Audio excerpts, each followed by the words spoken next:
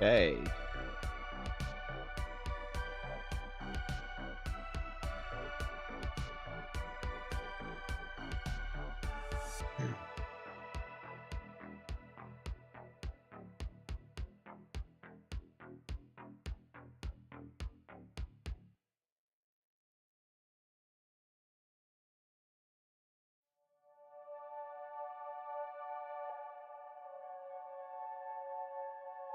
Da-da-da-da-da.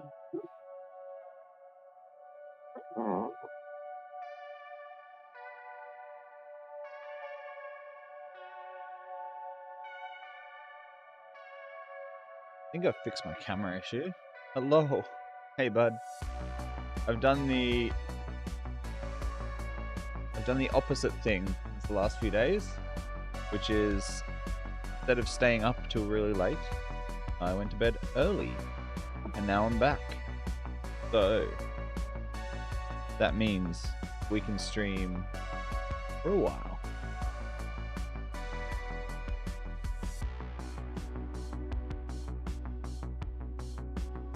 How was your day?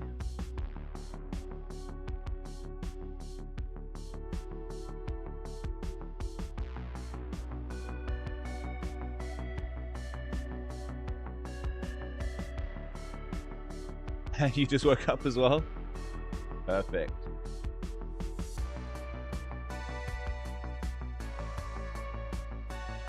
So, game works great. Really happy with that. CSS, not so great. I've seen that iPhone users, the game is too small to touch when you've got like a small iPhone. We're gonna have to work on.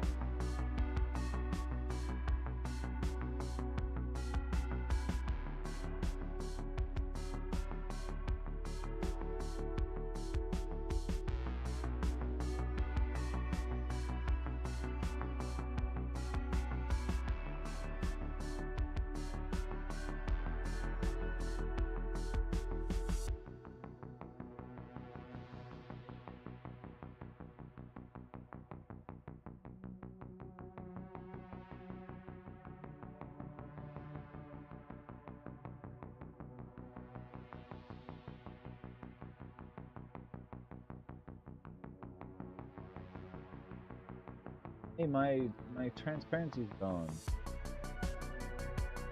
Here we go.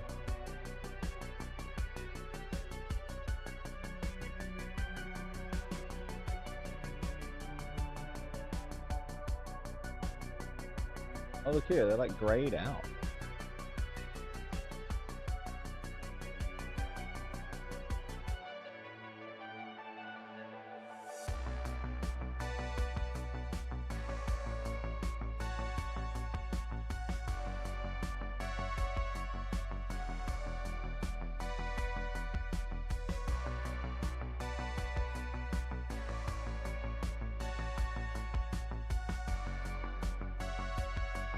Weird.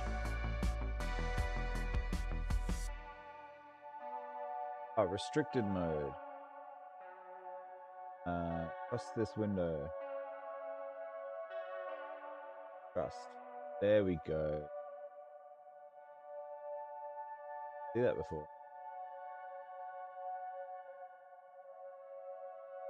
Workspace trap.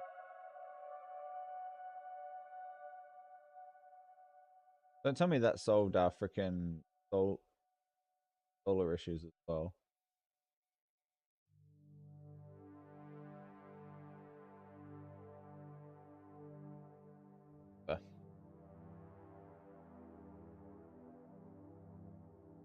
I open in restricted mode. How did I do that? Did I click on restricted mode? Is that me? No. Okay. And then we've got X. So the issue is definitely not within our CSS, because our game moves nicely. But with itch,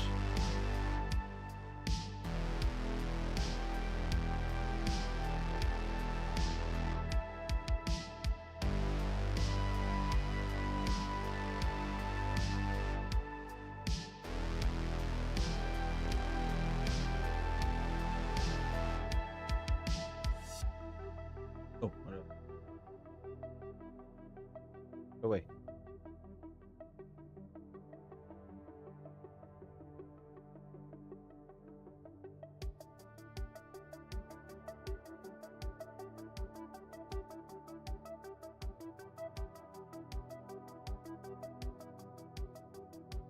Here is my game. B with gameplay, but I think we change CSS as does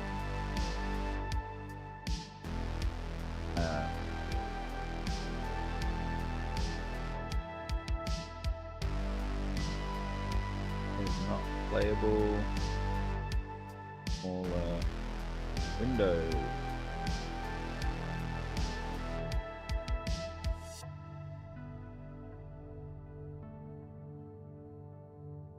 Phone.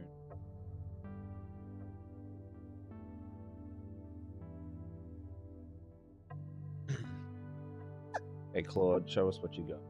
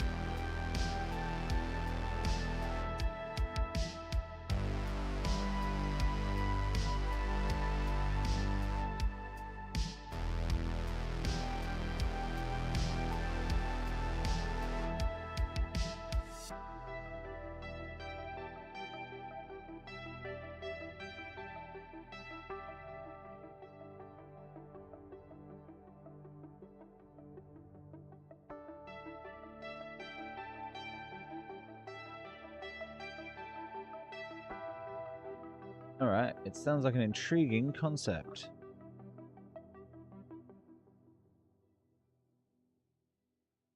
Yeah.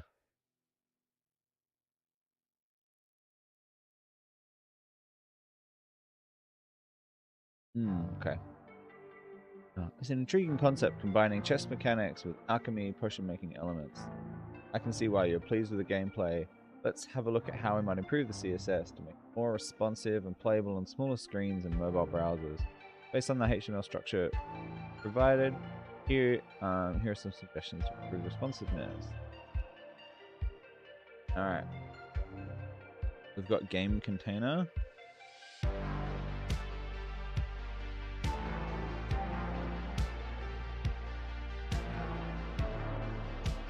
Game container.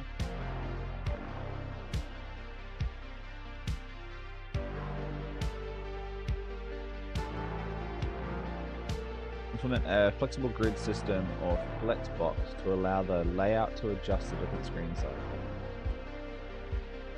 Play flex.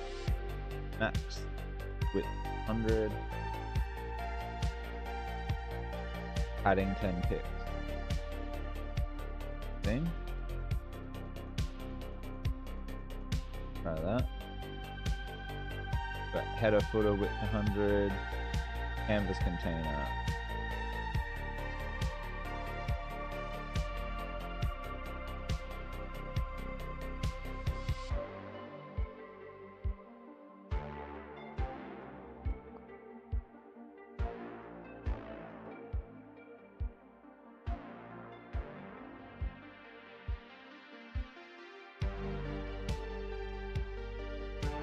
Ooh. That changes things.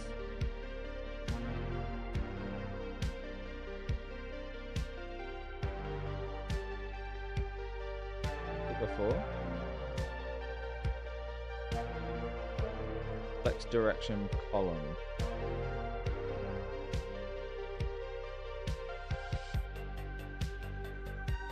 Well, let's just add what we like.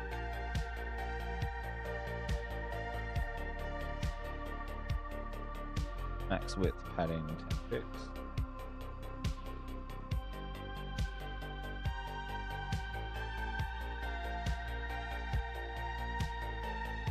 You know, I'm going to go with the AR for now.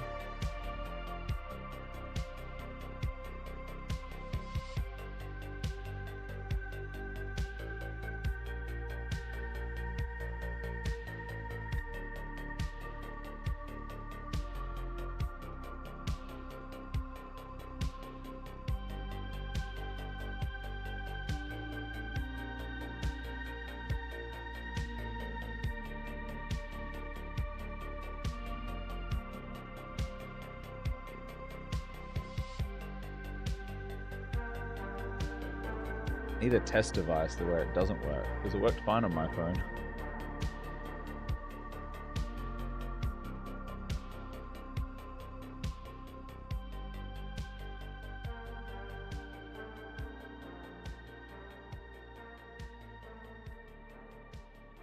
Make text and buttons responsive, use relative unit.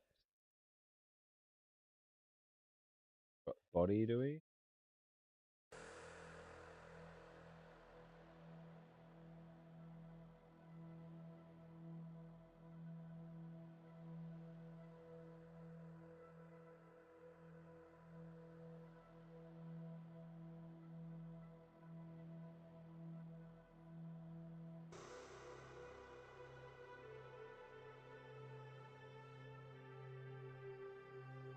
Body, header 1.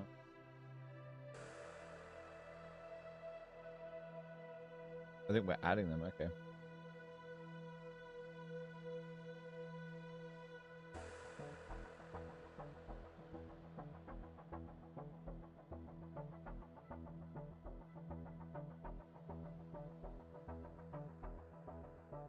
Here we go. Style body.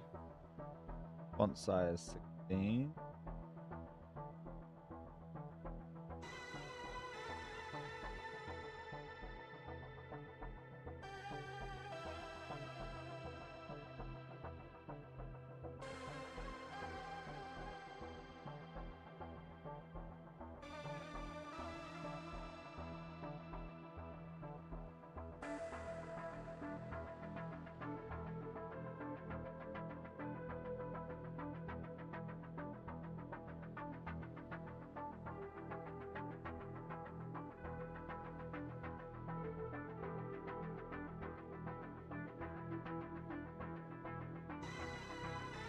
Scrolls.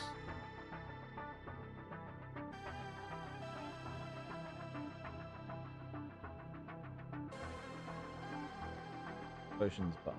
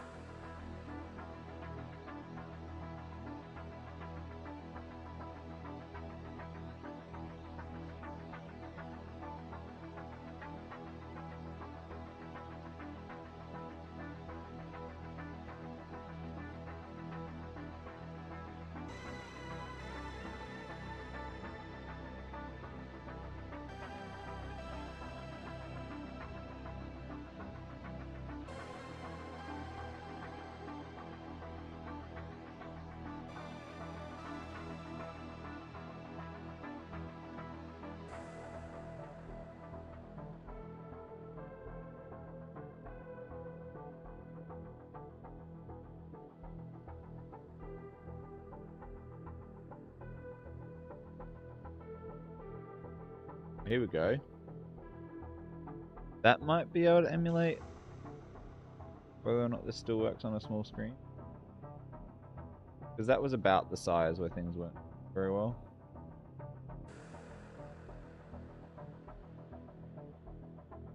That might work.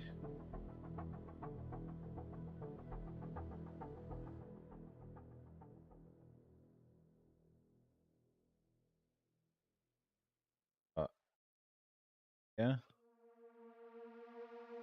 Doesn't look like it's in there at all.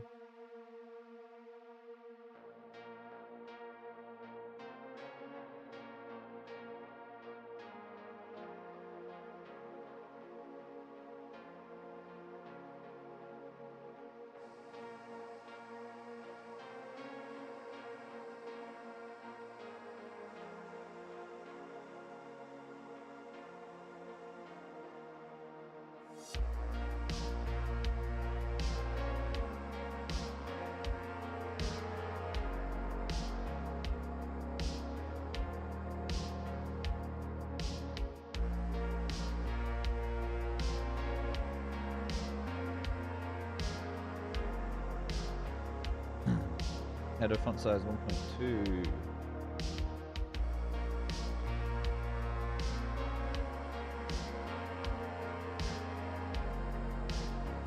Controls, button, pushing button.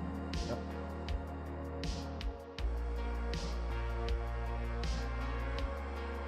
Got media.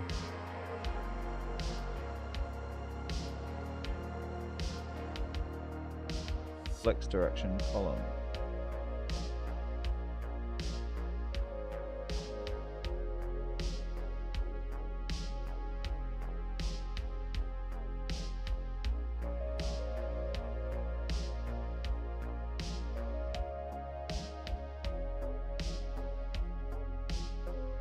Oh, whole thing is in a media.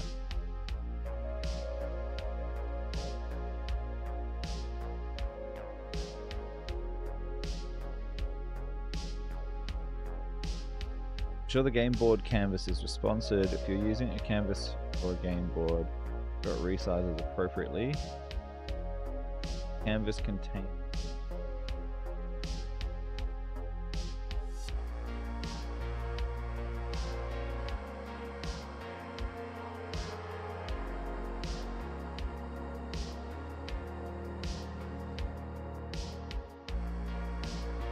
canvas container canvas.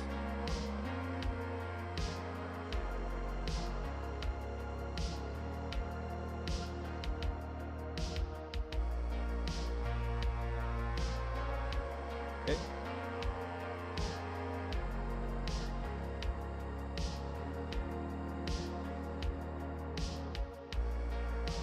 Okay, I'm just gonna do this. Show me the CSS board.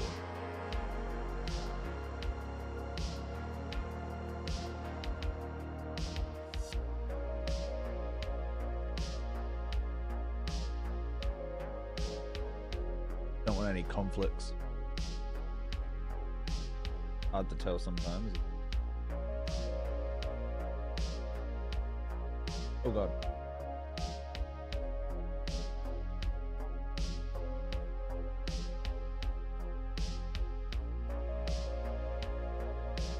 And that's gotta work if it works that small.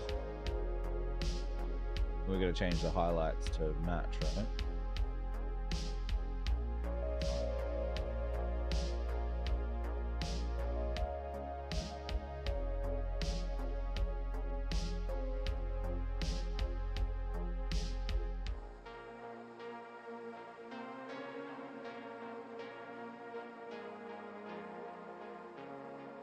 Base styles, responsive adjustments, additional styles.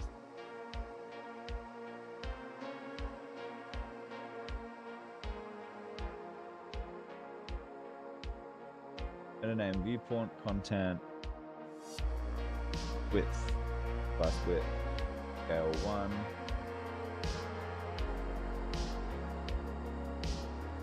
Scalable, no.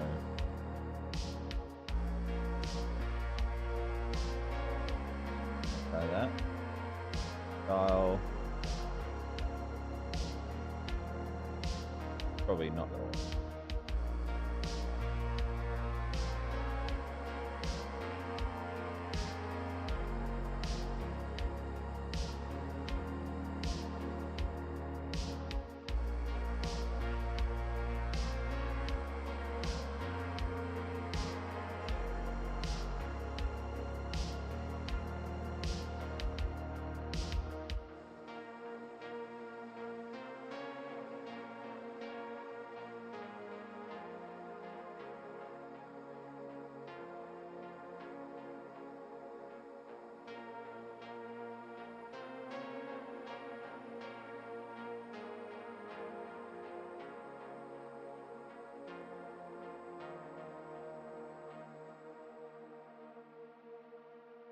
Scroll down. That was working better before, wasn't it?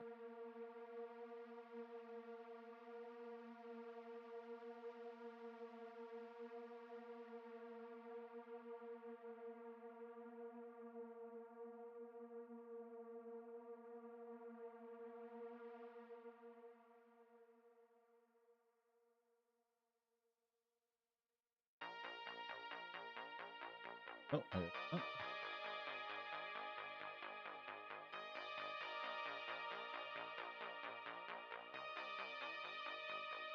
Is that what that line does?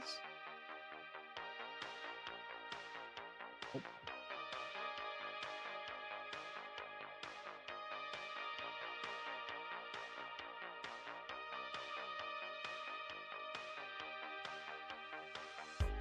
Oh, I gotta refresh it.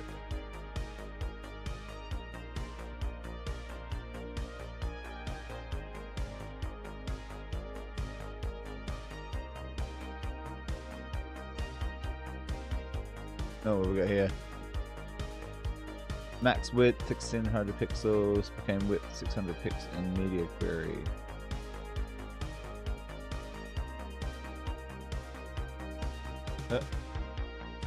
Tiny CSS.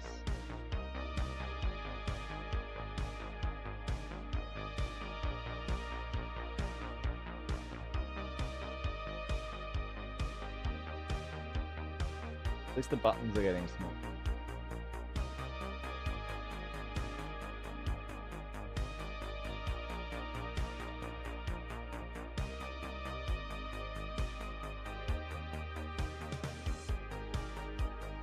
Targeting media feature.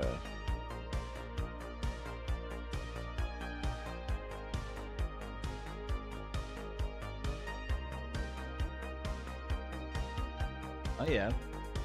Yeah, it'd be good to add a hover, right?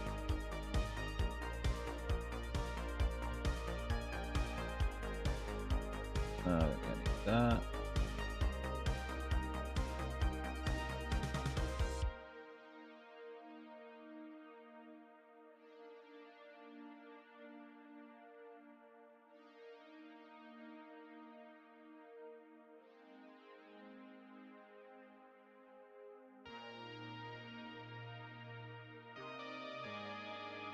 Pretty mouse hover.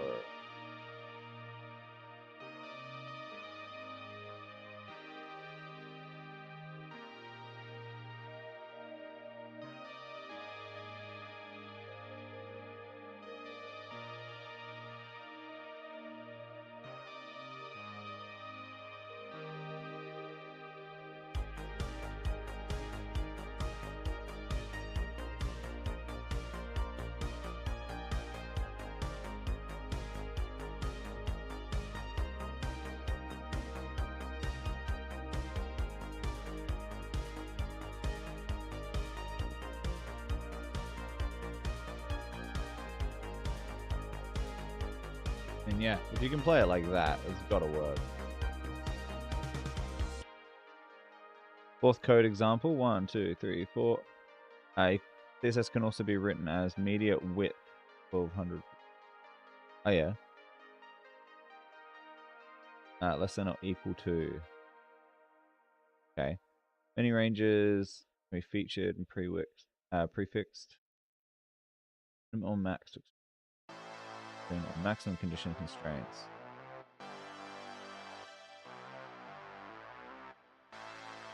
Okay, there you go. To do like actual testing with that.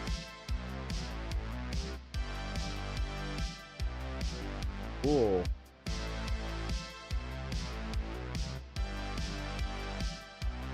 Alright, I like that so far.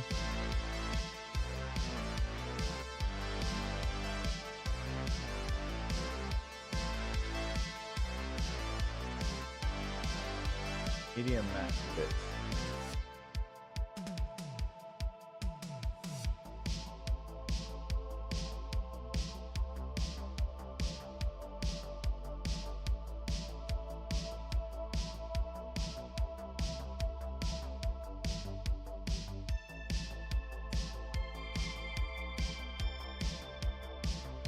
It's 600 pixels.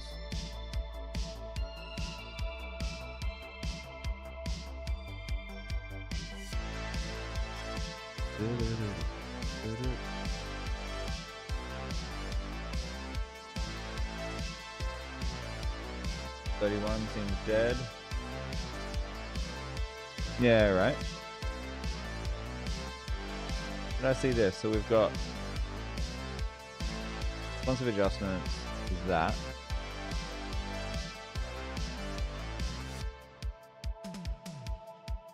Where did I see that other media tag?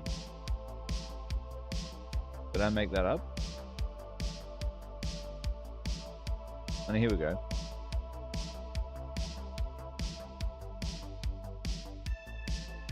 No. Oh yeah, here we go. Just for smaller screens, use media queries to reorganize elements on small screens. Flex direction column.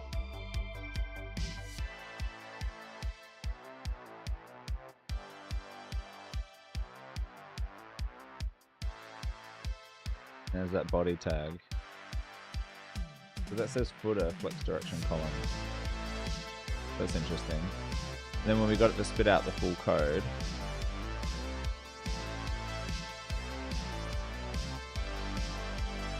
came back with that.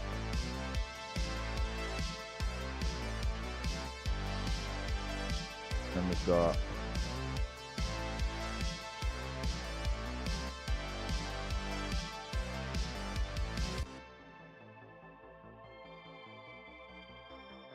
this is what I like worry about with CSS, is that like having multiple rules and whatever creates like these weird, you don't know which line is doing what. Like I said, I sort of had, if I don't change that top line, paste this in. What is that mess?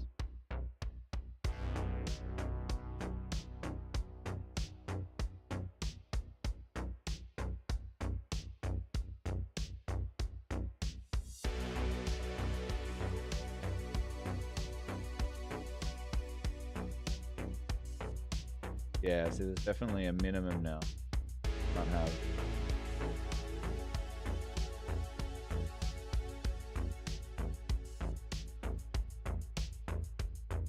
If I give it my CSS now,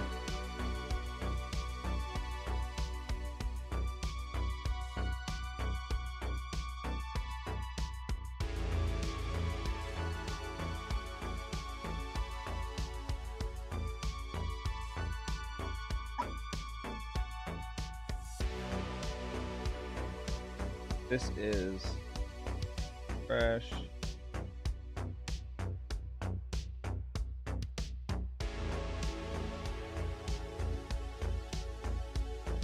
My CSS as it stands now.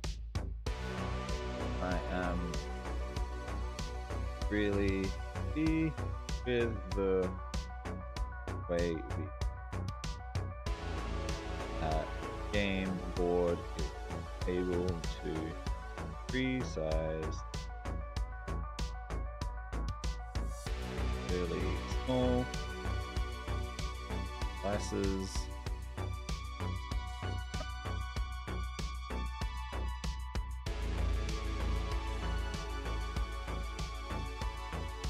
Are there any conflicts or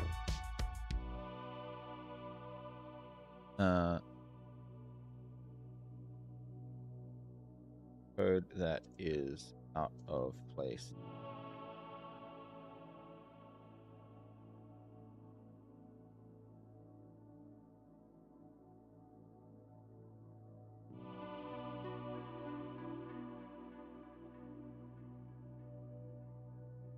Here we go. There is a thank you for sharing your CSS. It's great. You've made some progress on making the game board. Review the CSS for any conflicts. There's a nested media query that aren't closed properly. There is it corrected to this. Wait. Media like that.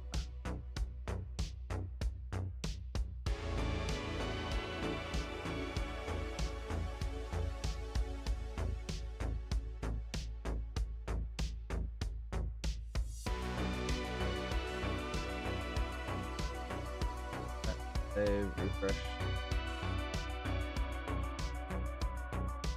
Okay. Didn't do much.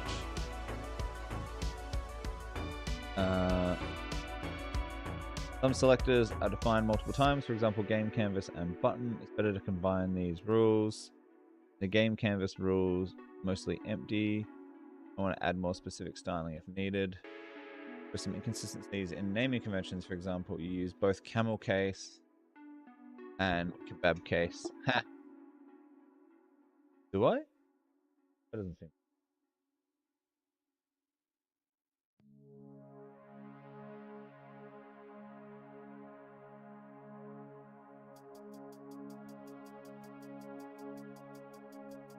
I believe that's an AI problem, right? We don't ever use that. Where's the kebab case? Love that name, by the way.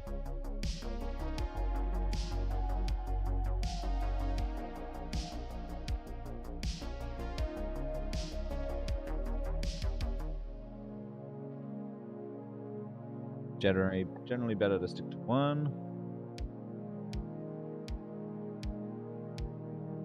Some of the media query adjustments for smaller screens could be more comprehensive. For example,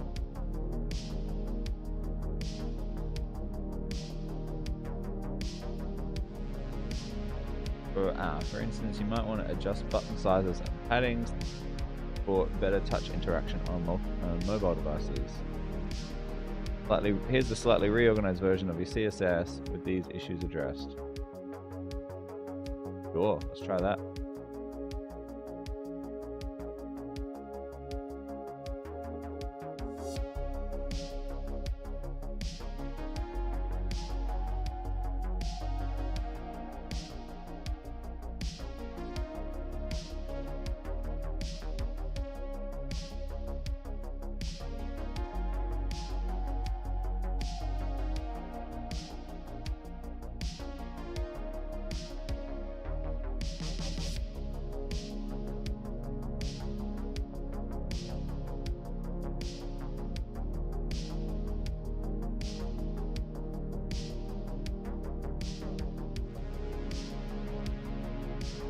Awesome.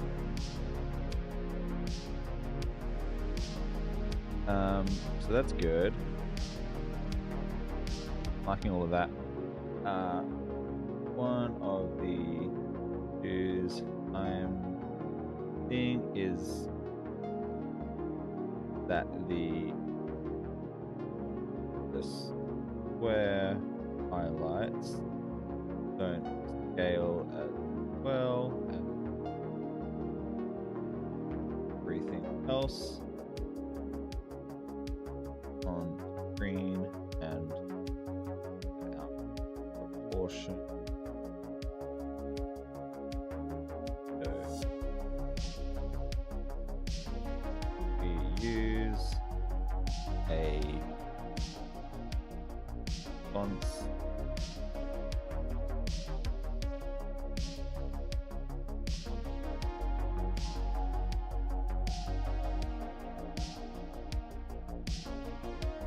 certainly or highlight.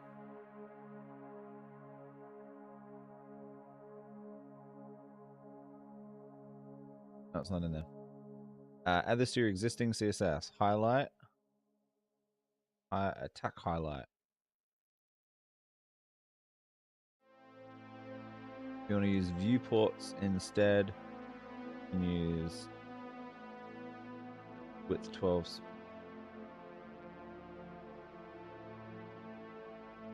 Sure. Look at that.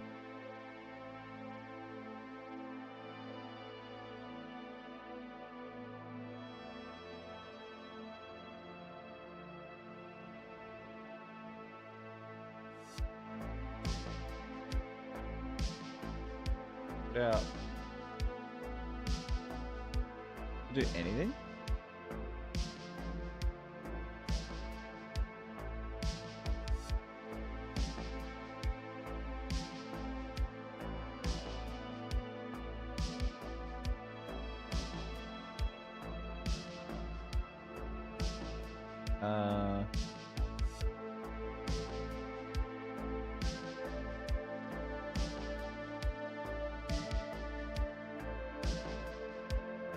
think that's done anything.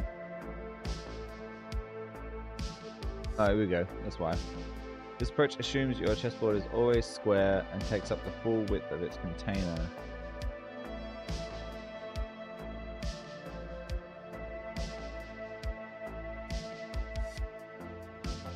The 12.5 width and height ensure that each highlight covers exactly one square of 8x8.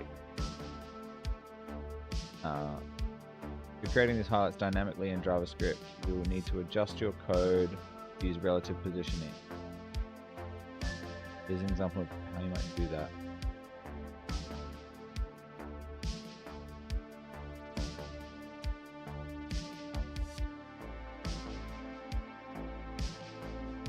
Oh, other highlights.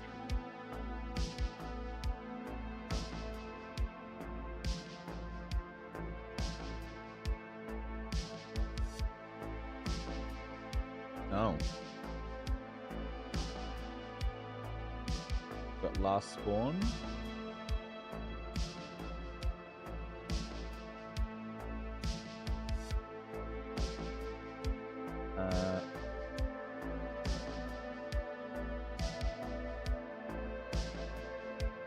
Got highlight player. Here we go.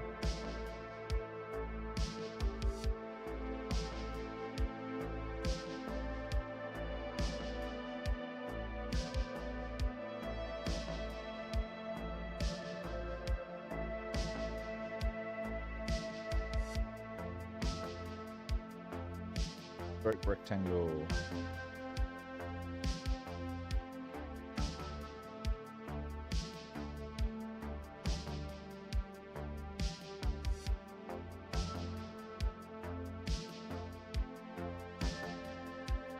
Here is how the file being created.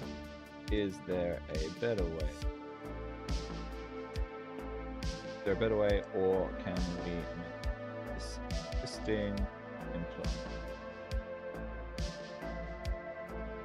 More fonts.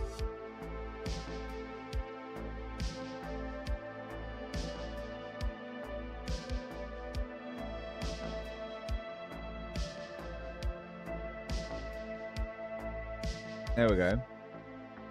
We make these implementations more responsive. Modify them to use relative sizing based on the canvas dimensions rather than square size. Here's how we can adapt your code.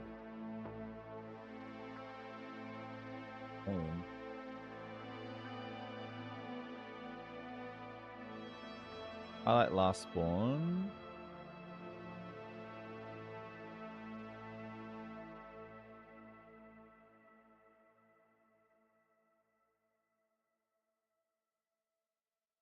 Highlight last move enemy.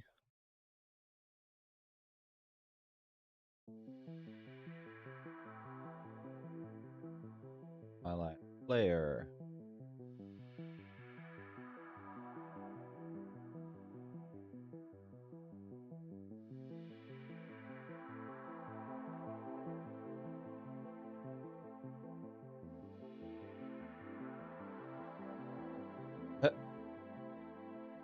Well, that's just it.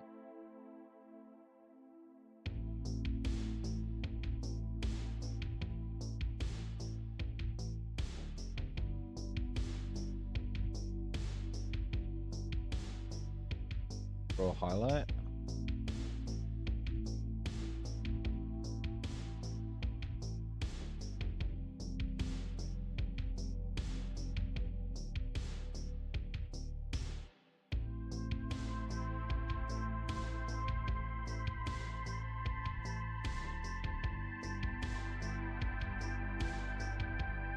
Go.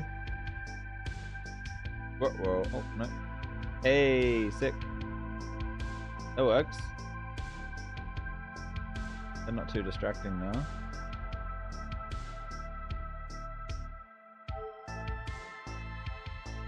Oh, okay. Now the pop-ups need to be dynamic as well. Key changes and implementations. We've introduced the draw highlight method. Instead of being a fixed square size, change that. Existing highlight methods now called draw highlight with appropriate parameters, reducing code duplication. To use this, you need to ensure that your canvas is sized appropriately when the window changes.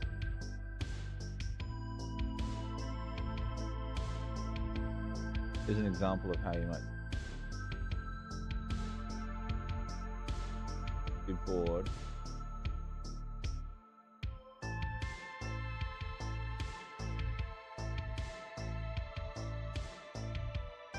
But,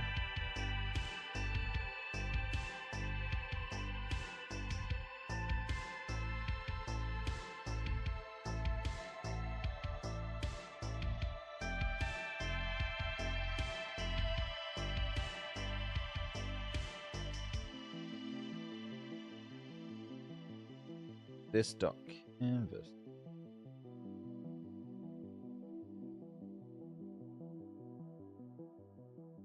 Get by ID.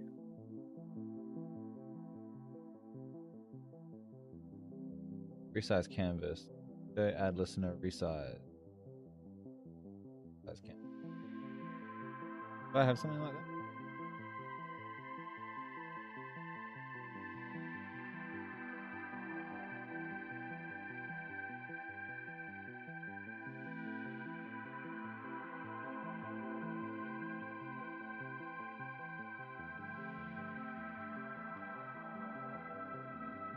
Game canvas.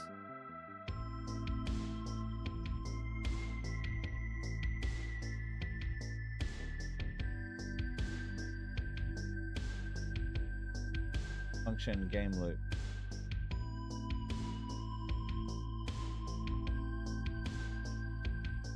Got a resized canvas. Did it look? Function.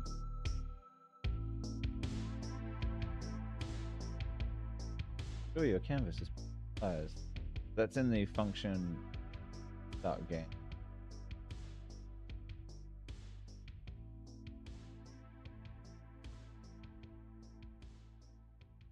Go function resize canvas.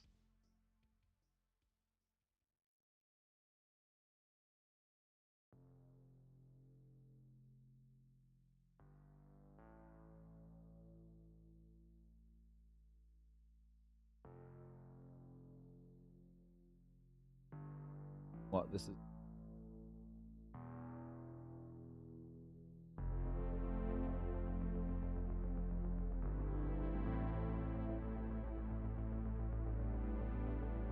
This is in the board class.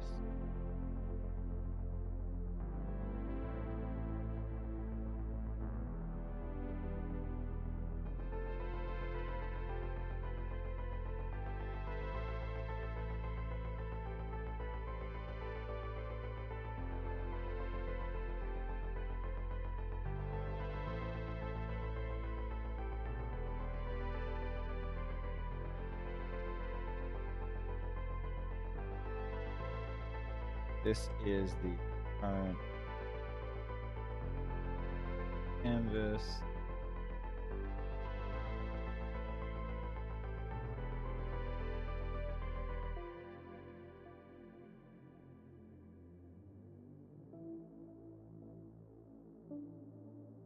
Anything to be improved?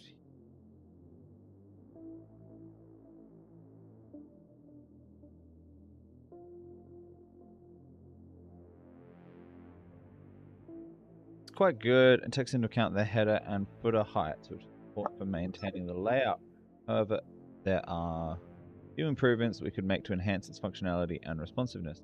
At a minimum size to prevent the canvas from being too small on very small screens. Request animation frame to debounce the resize event for better performance. Oh, okay. So the canvas size is always an integer to avoid blurring. Update the global game size and square size variables as you're already doing. Trigger a re-render of the game after resizing. Yeah, that's cool.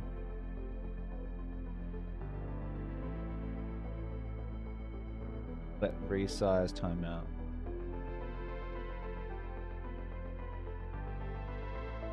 But we're just doing that.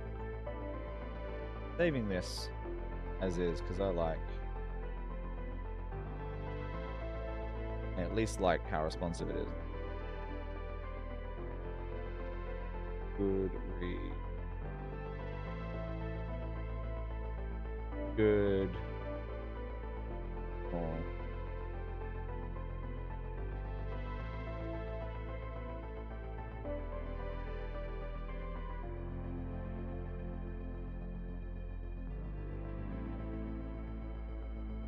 Improvement.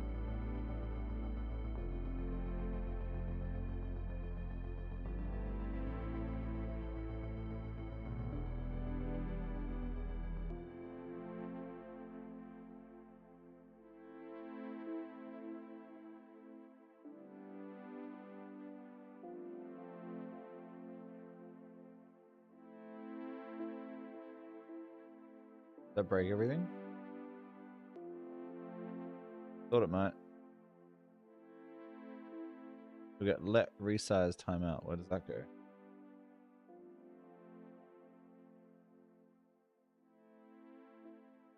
Yeah. Okay. Oh, it redraws it every time.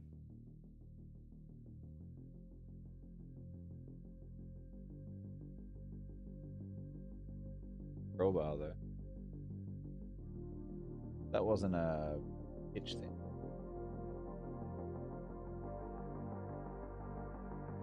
Still just raw.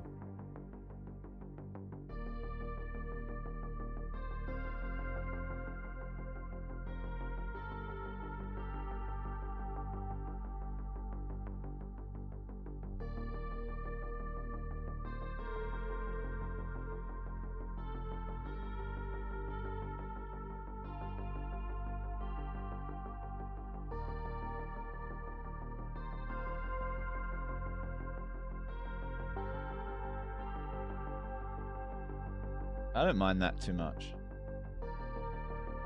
That seems fine to me.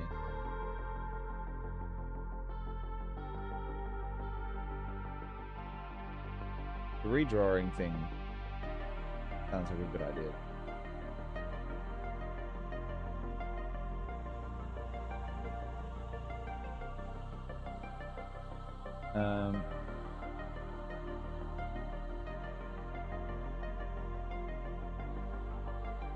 Currently, the game board is to the left of the window 13. Is there a way to hit the horizontally size?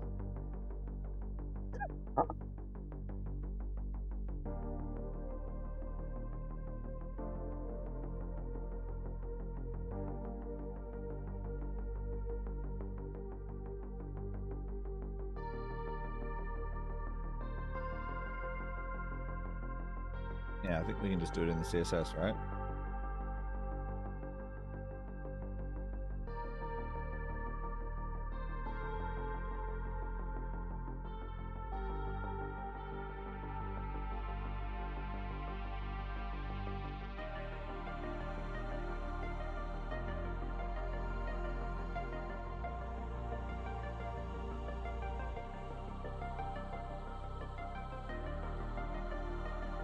Game canvas, play block.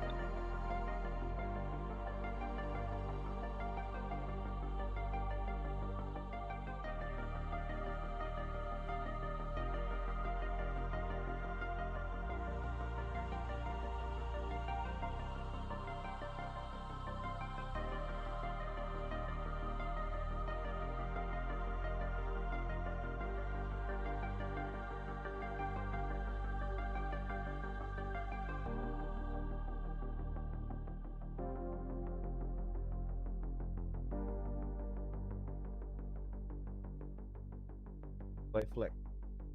Dana. Yep.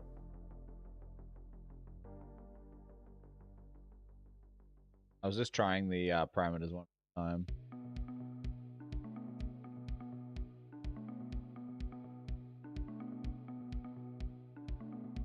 It was like it is in the center. It's just sort of running out, right? The weird thing is there's a maximum width until the maximum height comes down. So what is that behavior?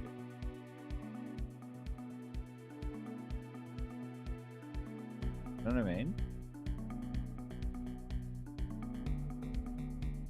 I've got margin 0 auto.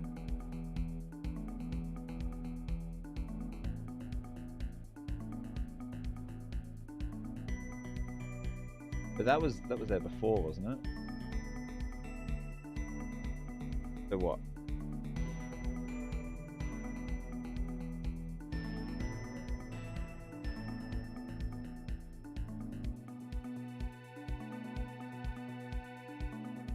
Oh.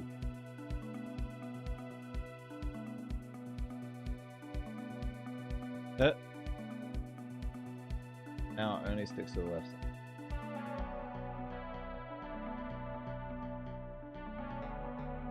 Oh yeah, true.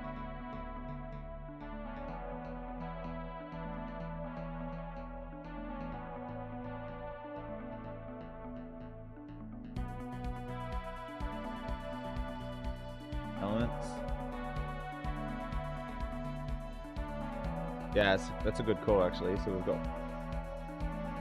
head, body.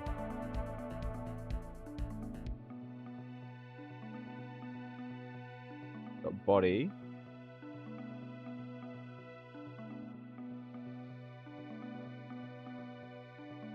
Go sit in right sidebar. Hey, how we doing? The pointer cursor. This one, yep. Here we go, sick. We're doing a bit of CSS today. Trying to get this to look nice. Ability 600 by 600. And as we get it smaller and smaller,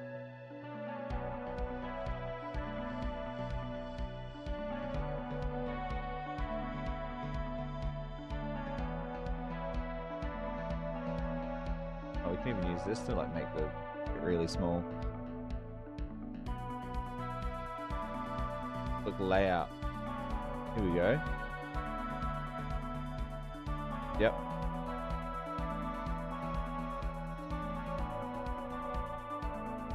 ID 6. So yeah, we've got the game container.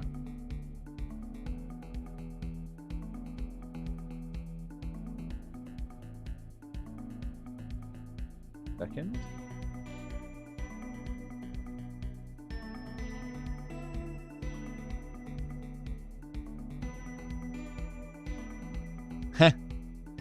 Computed. Oh, yep. Margin, border, padding, auto.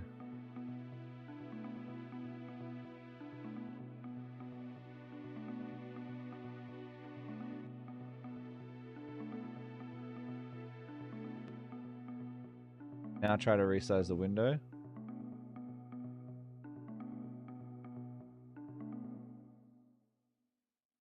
Maxes out at 600 by 600.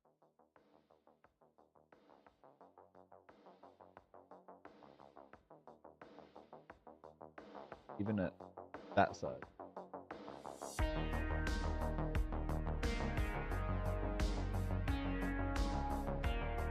Oop. Okay.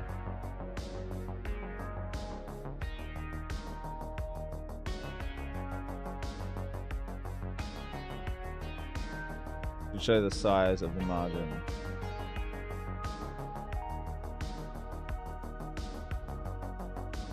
Oh, I see.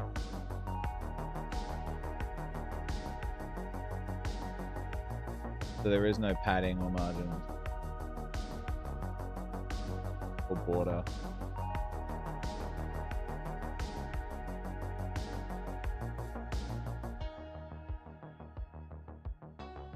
Here we go.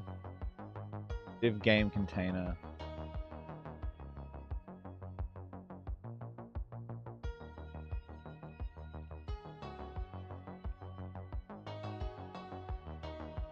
That's the footer.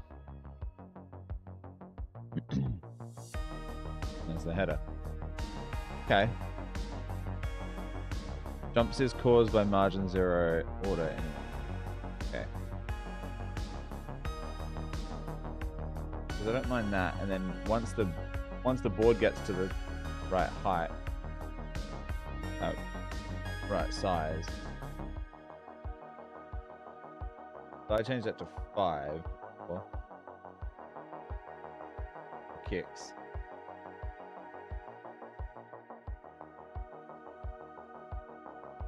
But now it's set to 2, not auto.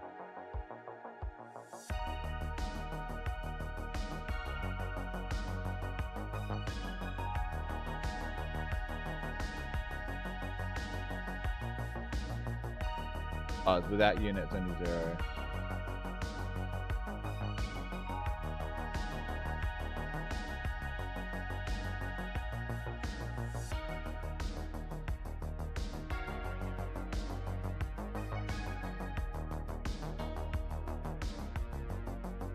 Yeah, like we definitely want a little bit of padding.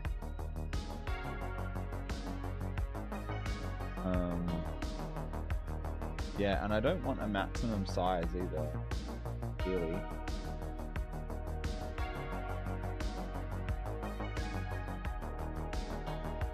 And now it's in the center.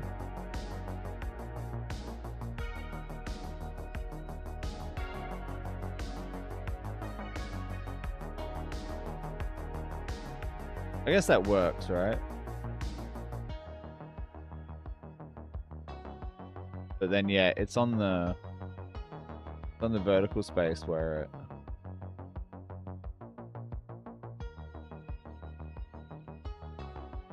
does that have anything to do with that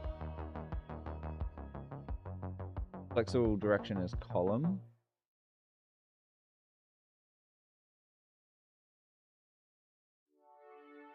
Like, is that what that means?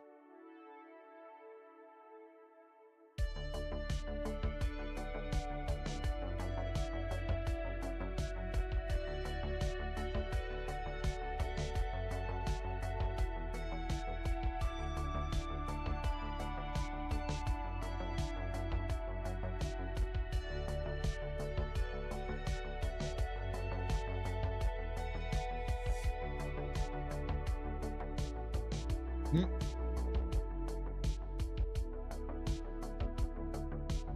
5 days.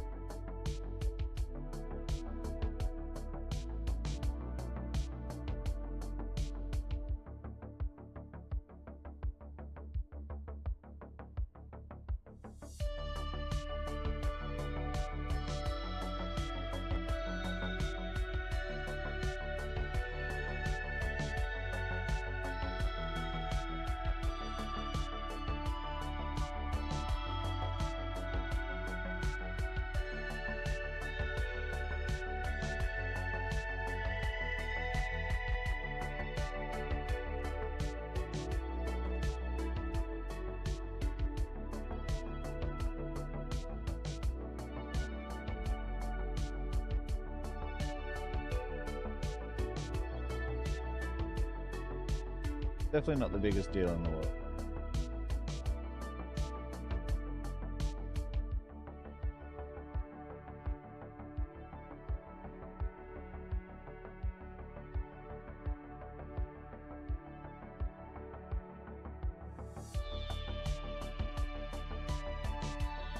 But we should push that because that means people can actually play it. Screens.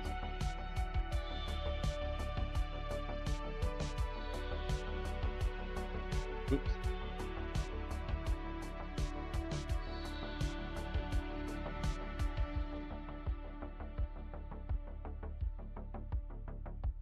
Is there a way we can do footer? background color.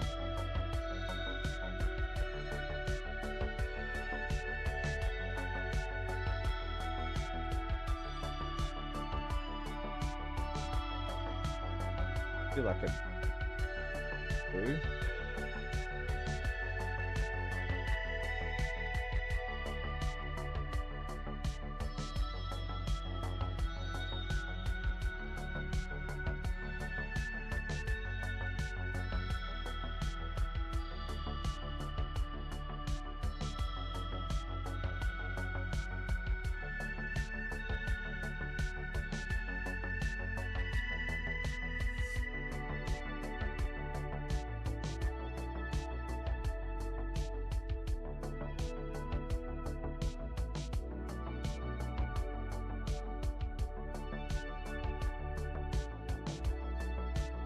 Can I just do white thing? Yeah.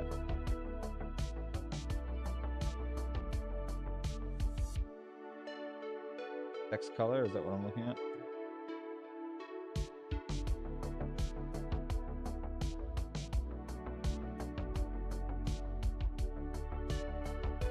Ugh.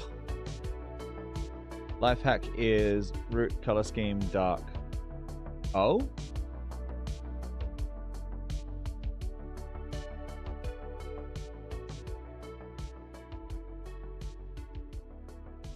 That just straight up like a dark mode tag.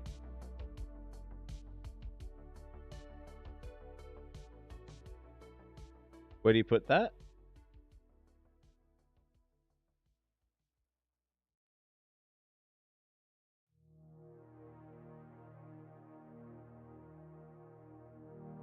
Sick. Color scheme normal.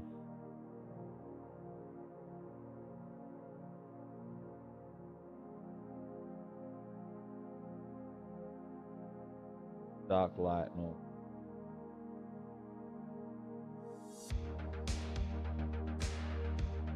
Sweet.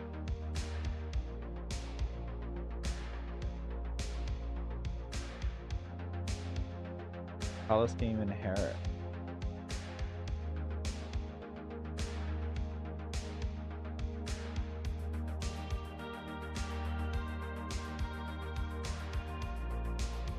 All right.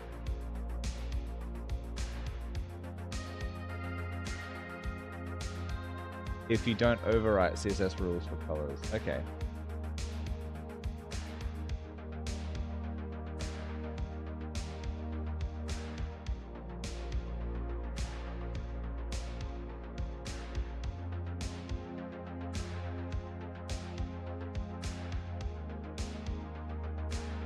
Well, like here? Goes here?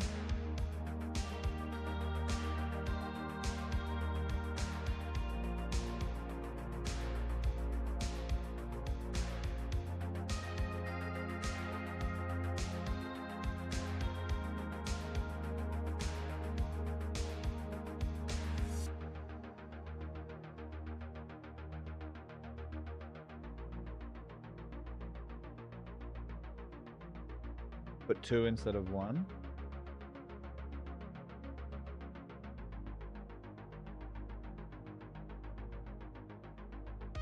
Oh, I see.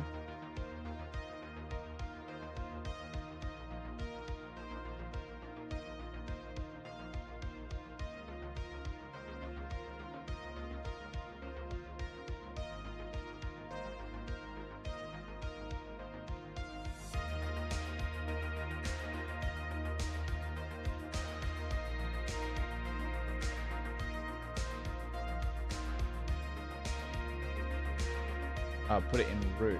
Okay. So is that similar to this body?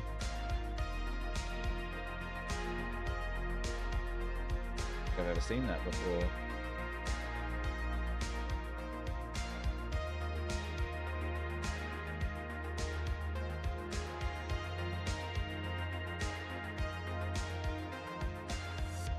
I bet this gets frustrating watching me do this.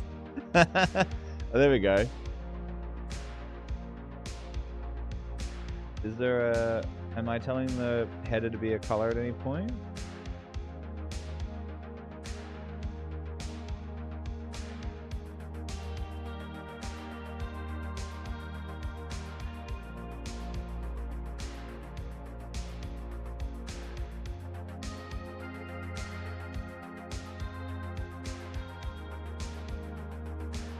direction column.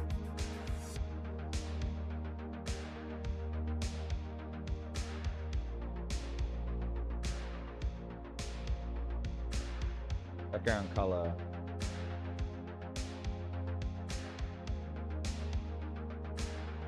There we go.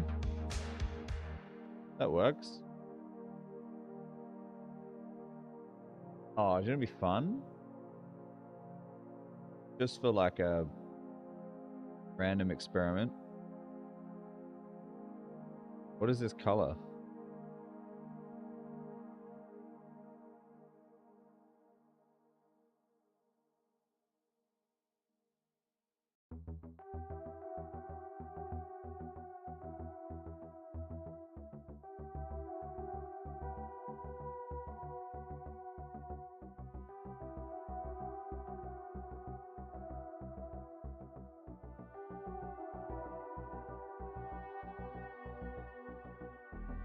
Yeah, no, that's cool. Because, yeah, like, I like websites that auto-detect dark mode. Background color is black, but it's not black, is it?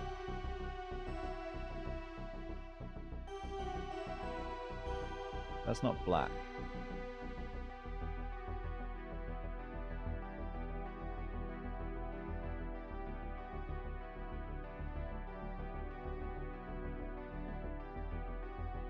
How do we find this color?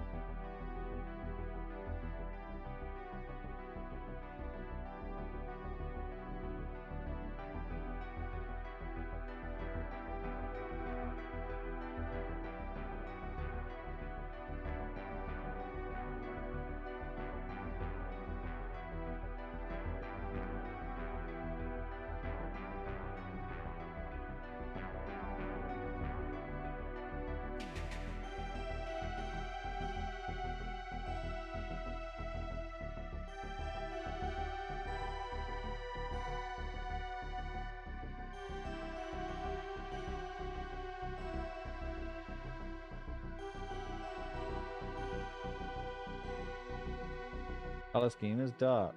Okay. Root, not light, not dark. Fun. Yeah, that's what I mean. I just wanted to find what color it actually was.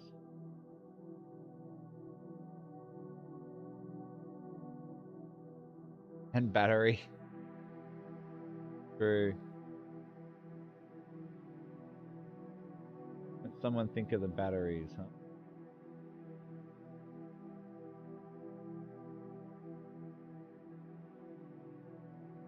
Oh, here we go. Here's a color.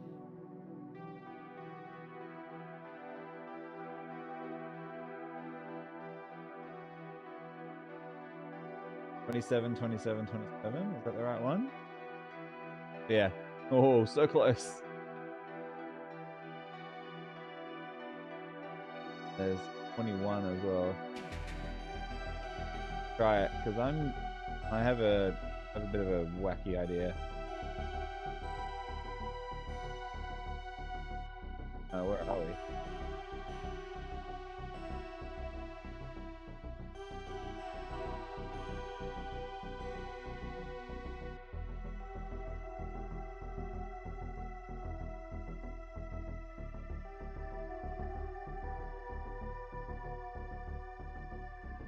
Oh, where are we dictating the color of the board? Board?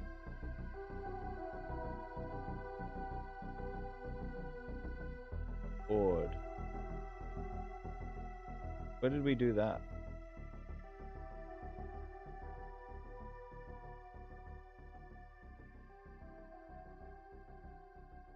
Guess it'd be called squares, right?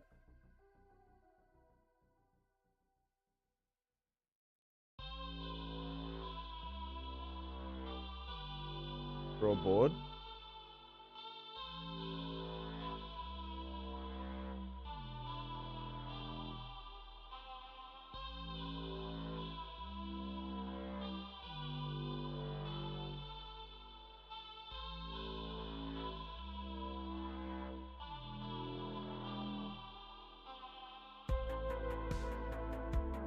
Draw board.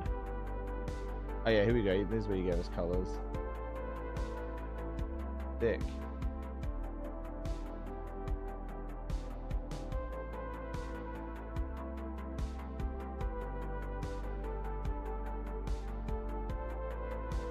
Oop, we lost it.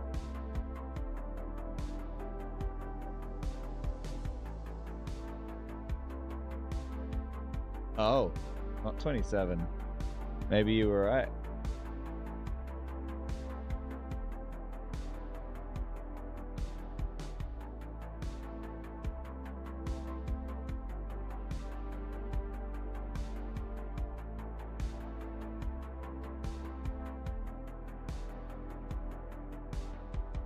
Oh god, something's happened.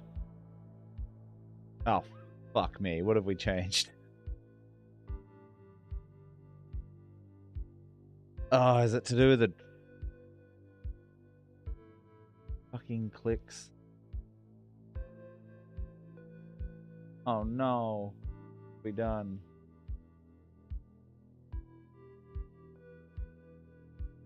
Yeah. When we F with the CSS, we're Fing with the event stuff. With the clicks. Done it again. We gotta fix whatever's going on. Let's ask the AI.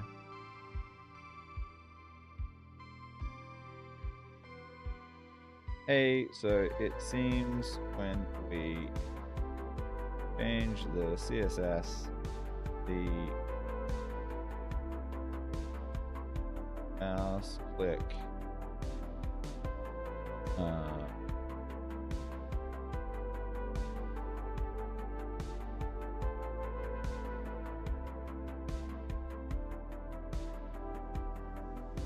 don't work.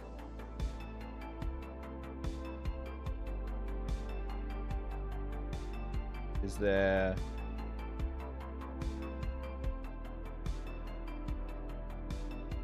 something different about the way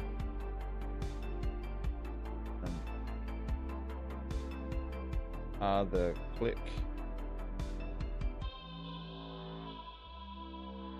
applications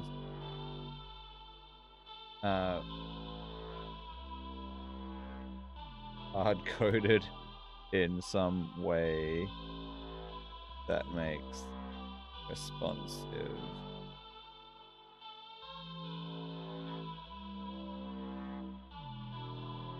that breaks when we use responsive CSS. Is there a way to make this work and look the way we want it to?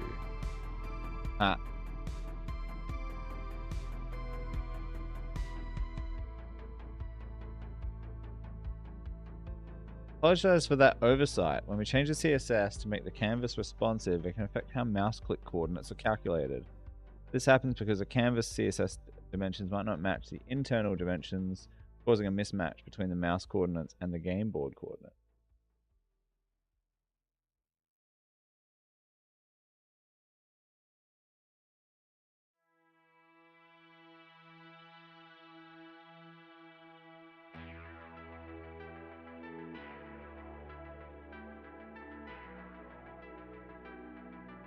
So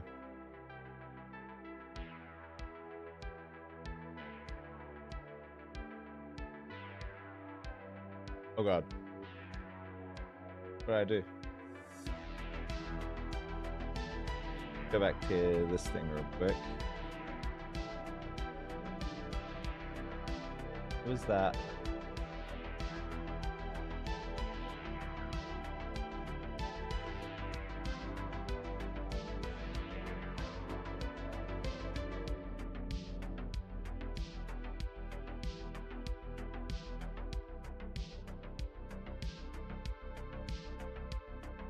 CSS color.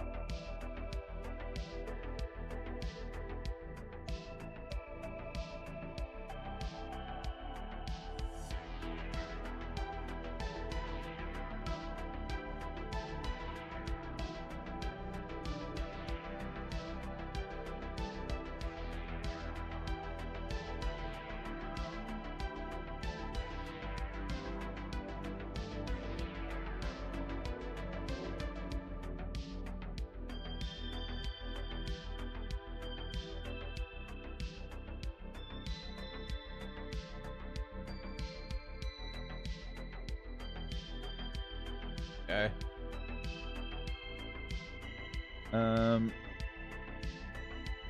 First, let's update the CSS to ensure the canvas is responsive but remains in its aspect ratio. Well, of course it does. Now let's modify a function that handles mouse clicks. Writer modification. Oh, winter. Yeah. Well, because remember we're looking at those like kind of cinematic pictures of chessboards before. So I think, yeah. Because I kind of want the shadows to sell, right? Now let's modify the function that handles mouse clicks. We need to scale the click coordinates based on the canvas's displayed size versus internal size. God, okay. Let's modify the function that handles click. Handle, is that even a thing? Handle board click, there we go.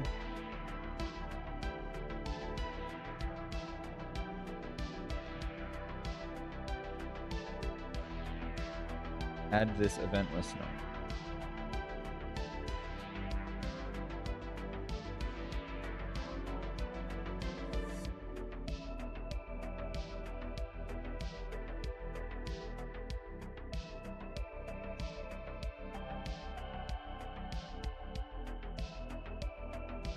Oh, lovely. We broke it. They're temporarily broken. Alright, in your resize canvas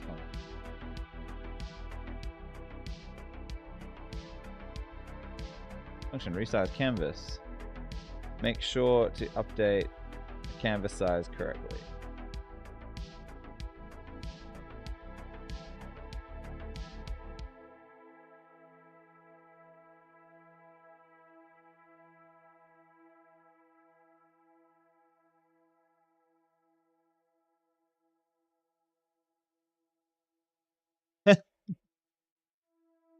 Okay, bud.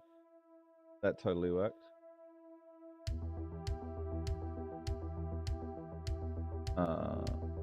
Resize canvas.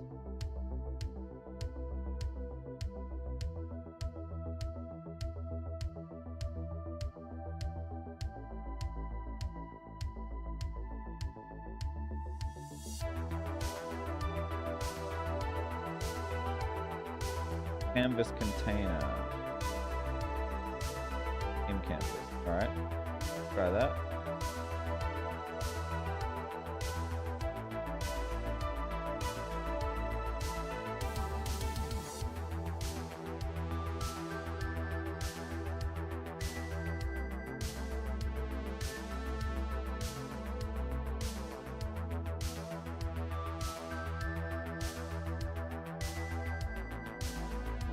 It's dead, Dave.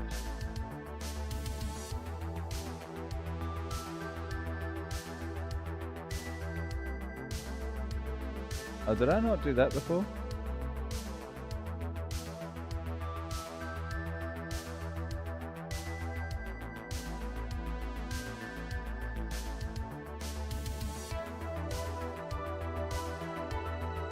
I am.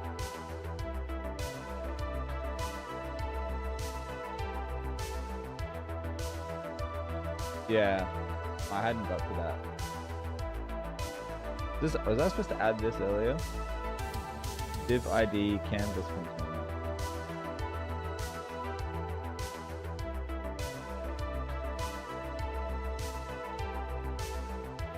I don't know. Div ID canvas container. Game canvas. That's already there. Okay, cool. You set the width of the canvas container to match the game size. Alright. So that broke everything.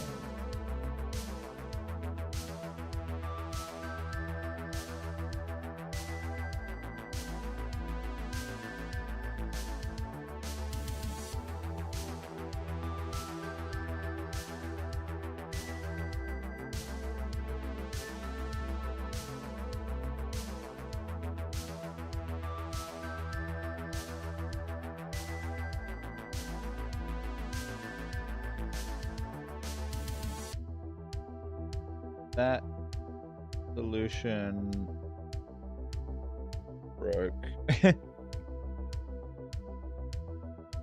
Broke the game and the board wouldn't draw. Here's my code as it.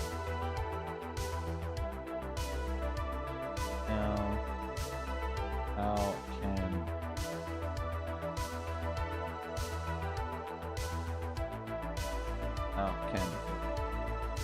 click issue?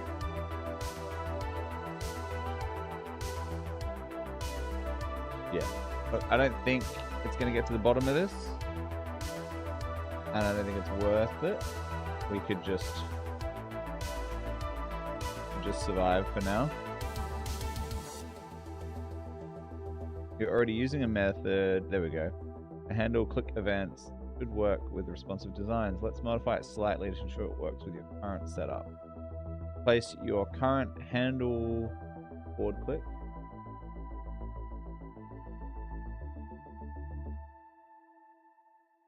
Handle board click. And handle board touch events.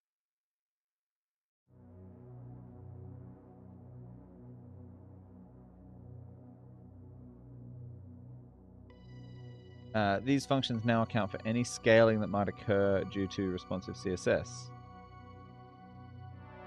Believe you.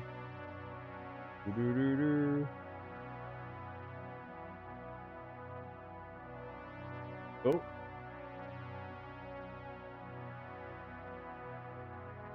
They calculate the correct position on the canvas regardless of displaying its size. Also make sure your make move function is using the correct method to get rolling. Make move. Oh, it's right there. Make sure the make move function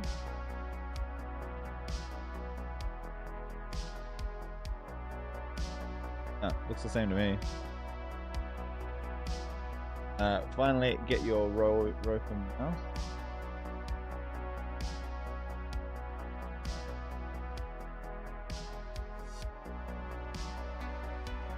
And ensure it's using the current square size.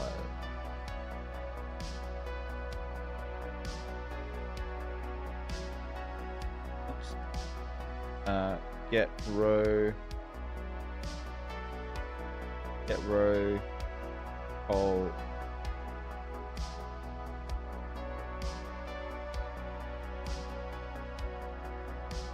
get row col from mouse. Square size. Cool. Alright, so those are the same. Looks like we've sort of got the best of both worlds.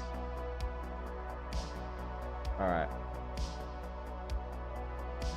Now it's pop-ups time. Awesome. That worked. Now, can we make our pop-ups? Now, can we make our pop-ups text scale to the board size as well? Let's actually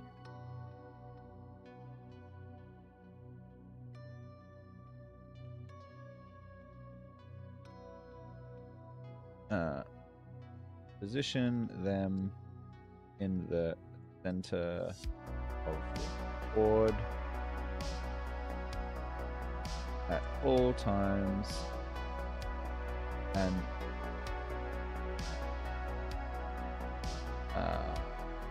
increase the animation duration for by 2 seconds.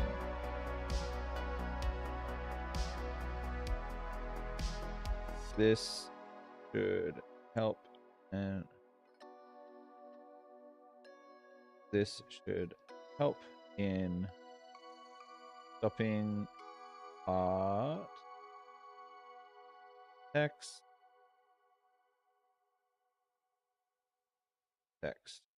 from being cut off.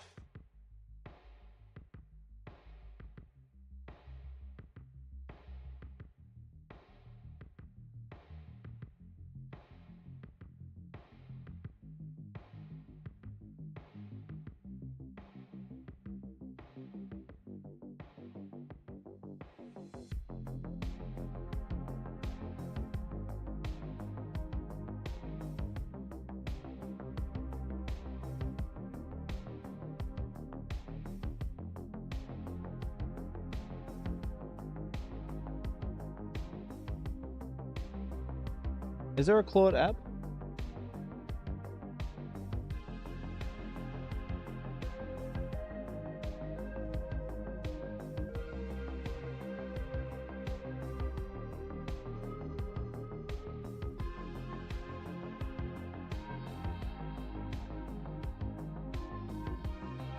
Claude by Anthropic.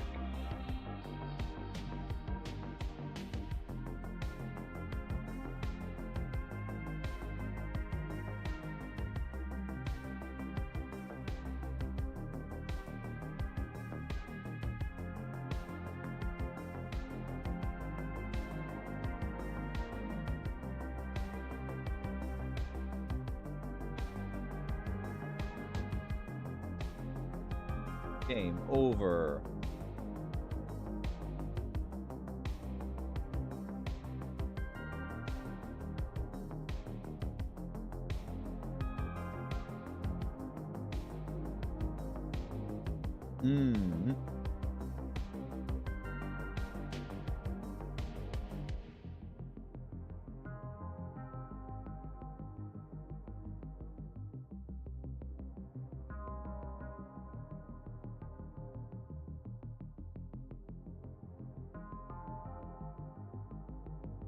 There we go.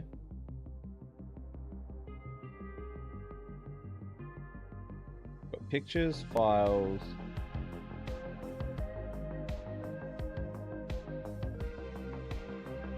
Attachment.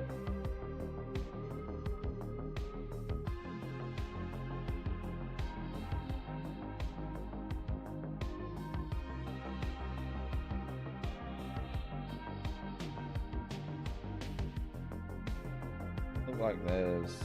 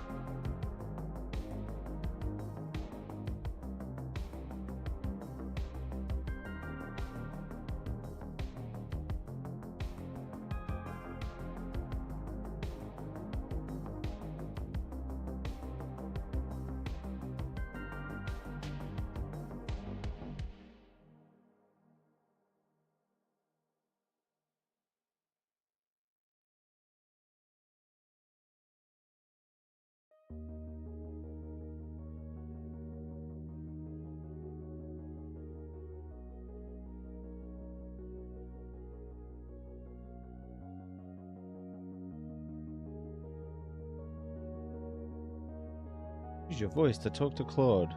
Right, so if you want to use your voice to talk to Claude, here's how you do it. Okay.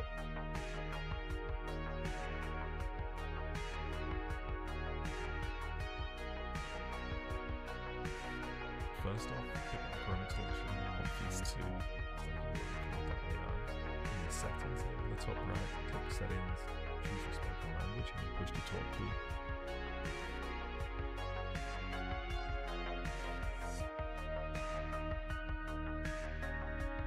3 weeks ago. And start talking. Hey Claude, how's it going? So, my friends are coming to visit me in Prague next week and I'm not sure where to take them. Whoa, that's cool.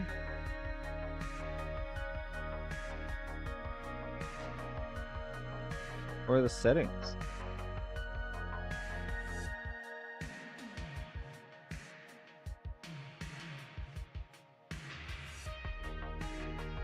No way.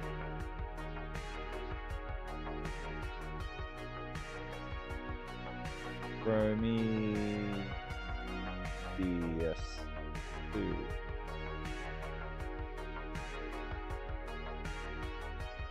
Oh, prompt.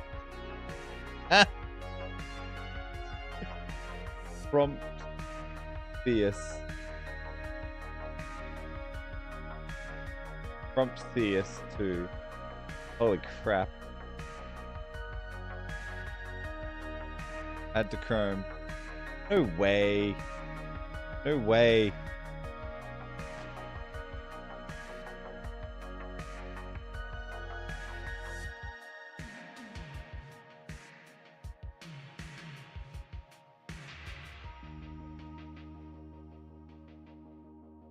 Oh, no way.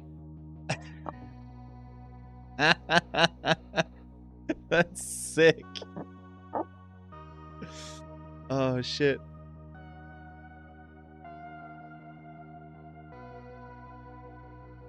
Oh, so where's my settings? Okay. Naval extension, American English. Oh, geez, doesn't matter. Australian English. Push to talk. Alt right. Wow. I can't support that. Holy crap. Auto send off. Definitely off.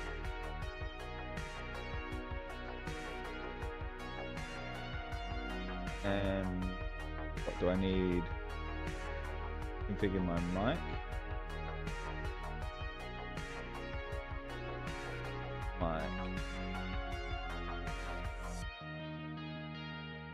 The phone.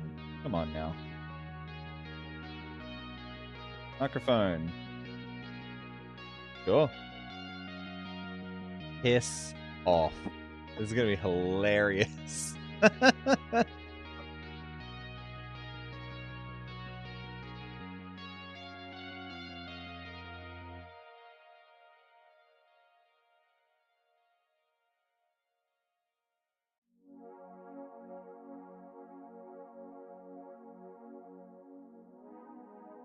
Alright, let's change the pop-up class.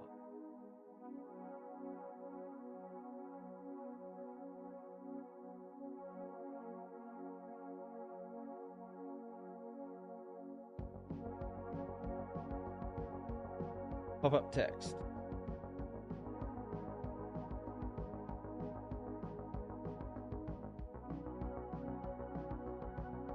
Pop-up text. Oh.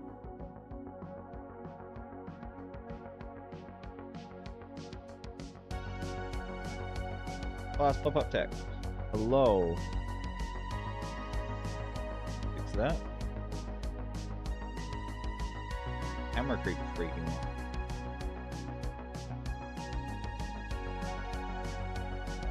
out.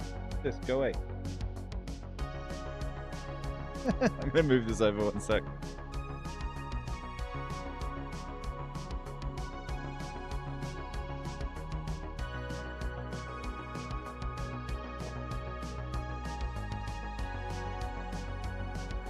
Alright, so we've got our pop-up tag. Oh, we've got to copy the whole thing, right? Yep. Okay.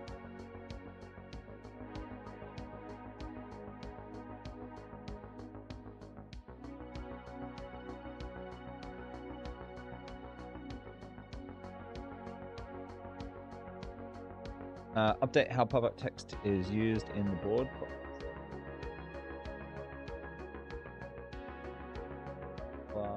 Board.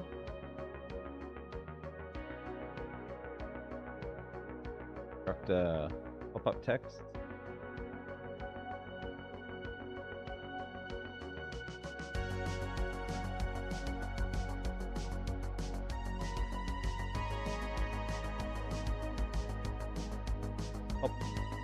Pop-up text is there, yes. And then this last update time. Okay.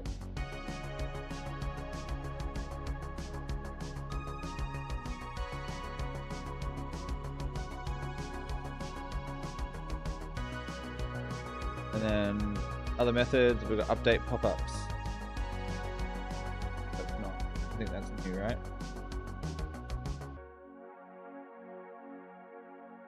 Oh, update pop-ups is not. Update pop-ups, draw pop-ups.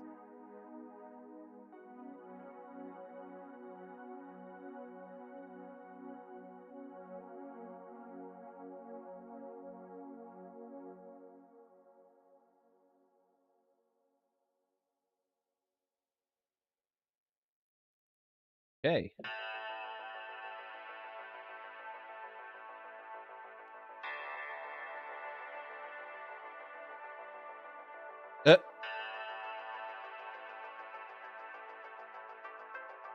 How long is that going to stay there?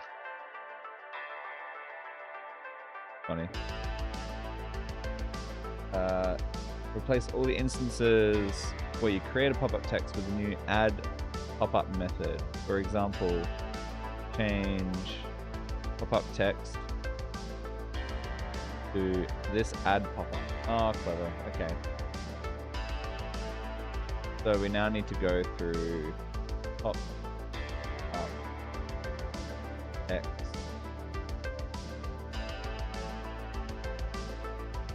Oh, that's up. Pop-up text. We now need to change that to so for every instance. This .popup text.push. Now we're just changing to add pop-up.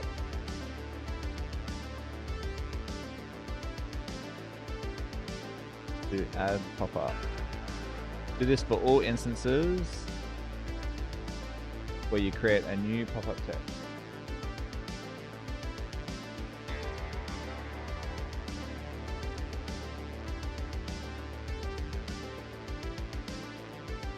Fun.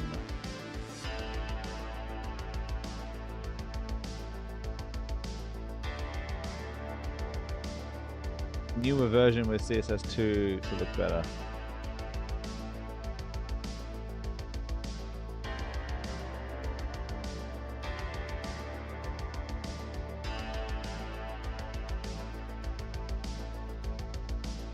What have you got? Oh, you've got a table.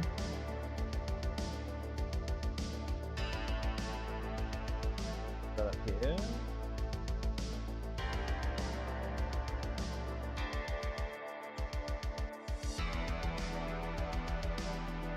So that's rather than this, right? Let's do table.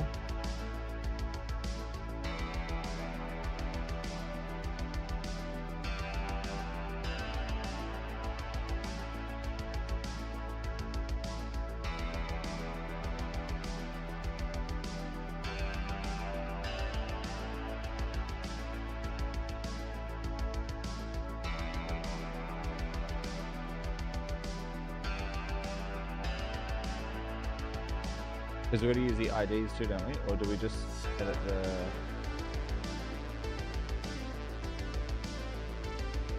Alright.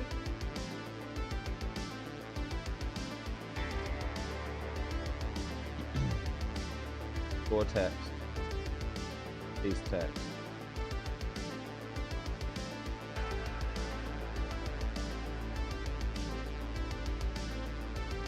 And put it inside the div.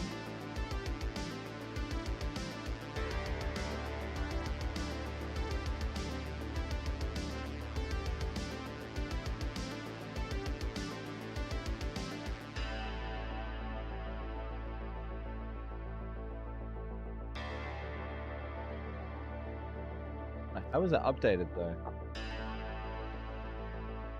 Because we're just changing the text wholesale, aren't we? It's alright, we'll ask the guy to do it. Vortex.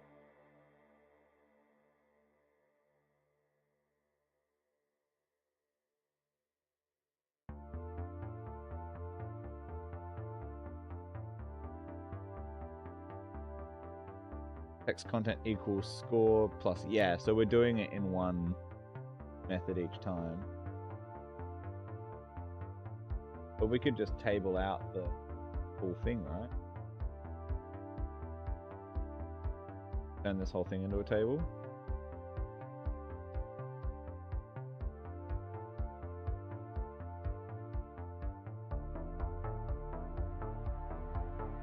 What is TD? I'm assuming that's table, row.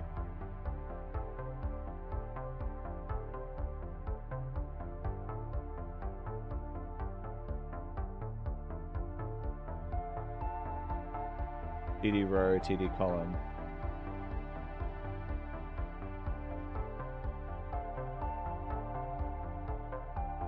If we did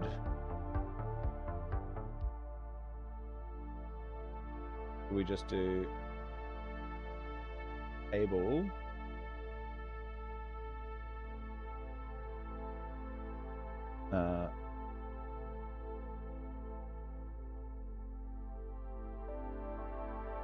PR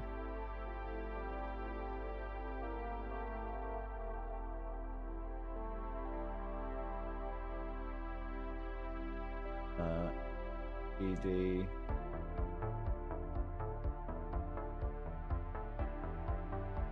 not TD. That's what sort of what you're saying.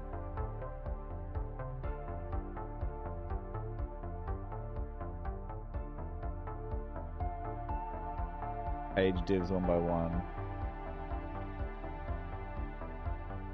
Ah, that's not a bad idea.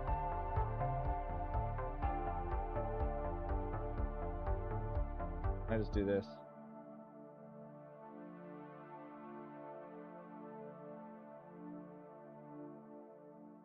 You can't really use the zeros, I don't think.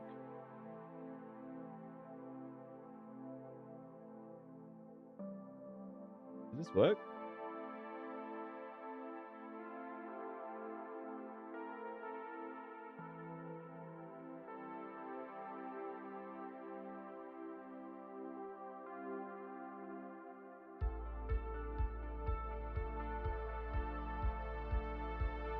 Funny for like a while, tables were the only way to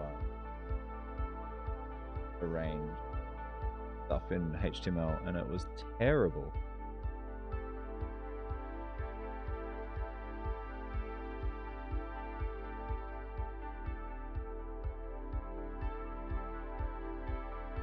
So now I should be able to copy the whole table, right?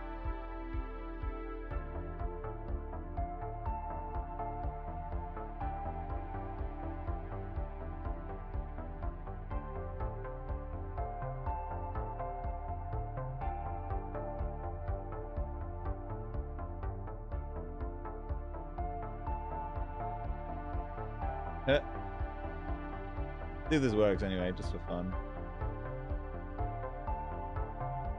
What? What was that?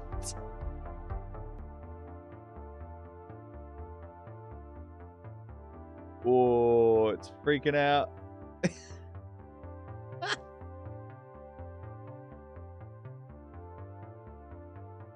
I'm assuming that's because there's no CSS, right?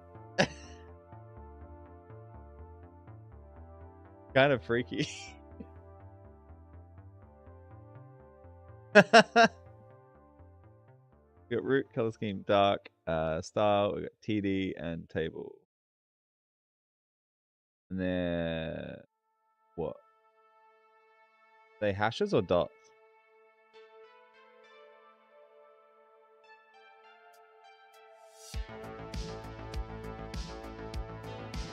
You have to put TD on digits.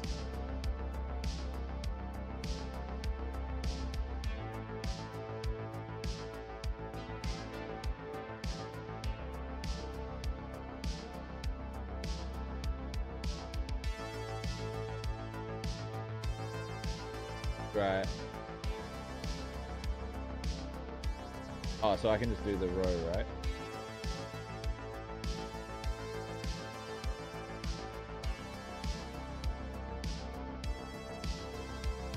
Because it's, yeah, row.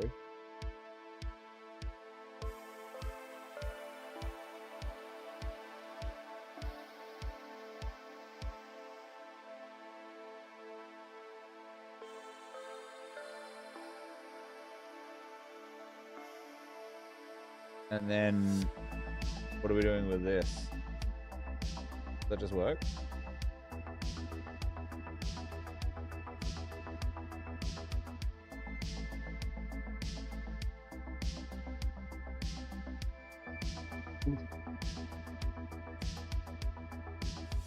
That's so funny.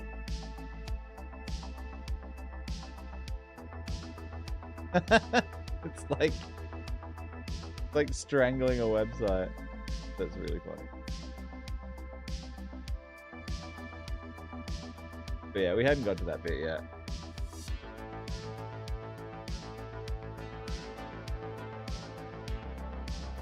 Update pop-ups.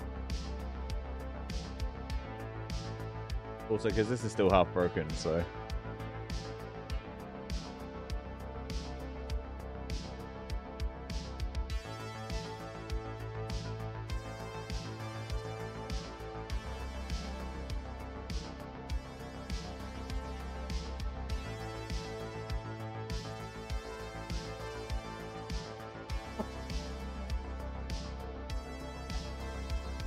Wrapped as a second column. Okay.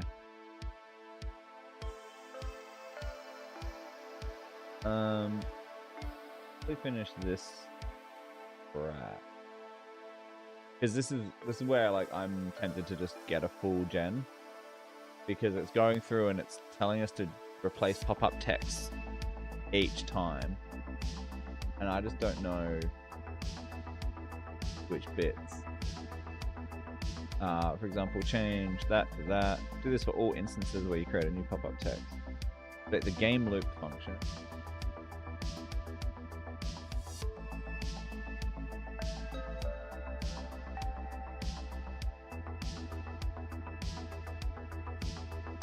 What?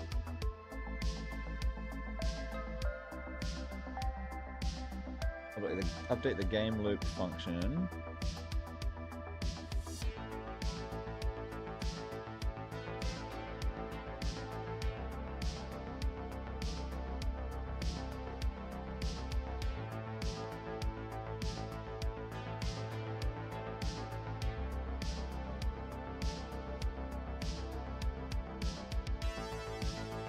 .05.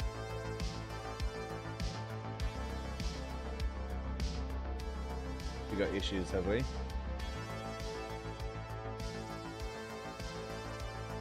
Yeah. So we've got pop-up text. But it's telling me I need to do every instance, right? If I change that to add pop-up.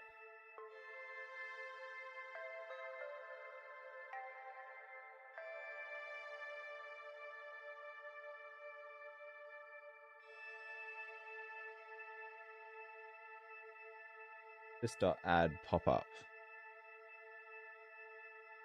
Wait, I can't do that. Update how pop-ups are added. Add pop-up. Okay. So, for example, yeah. So now we have to find every instance of it. So I'm gonna ask Claude how that works, and I can either ask it for every instance and what function they're in, or we can ask it to just redo the entire code. Hey Claude.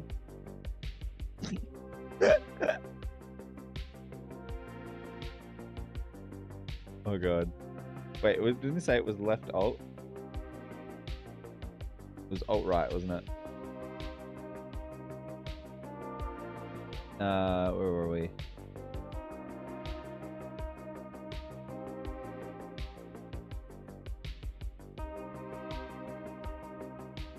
Do anything? Didn't do anything. Allow.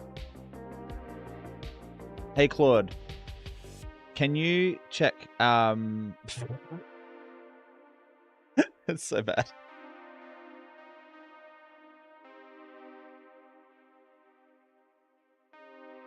It's so funny.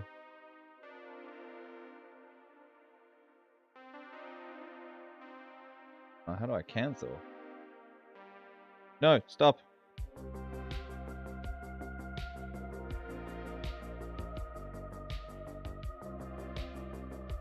Hi.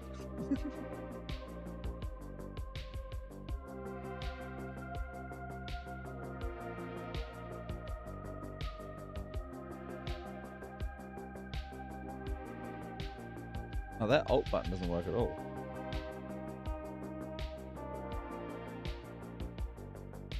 Hey Claude, can you show me every instance where we use pop-up text in the code so that I can find where to change them to add pop-up?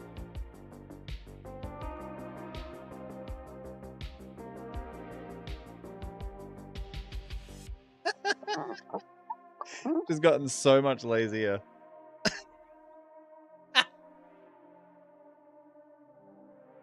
Oh, geez. Now I just need to get it to, like, copy and paste for me. Certainly. I'll go through the code and show you every instance where pop-up text is used. You want to change these new...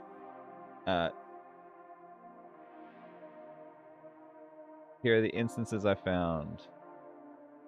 So in the example it gave, we took pop-up text.push and we changed it to just this.add pop-up.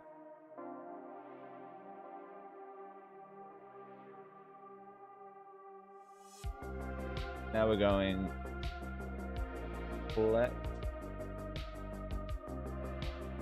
ingredient. Got collect ingredient, and we've got pop-up text.push. We're just going to change that to add pop up. Right?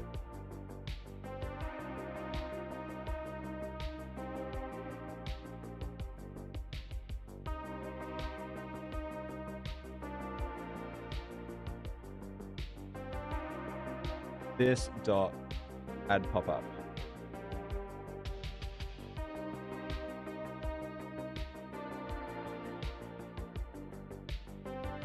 Oh crap, no, we have to change.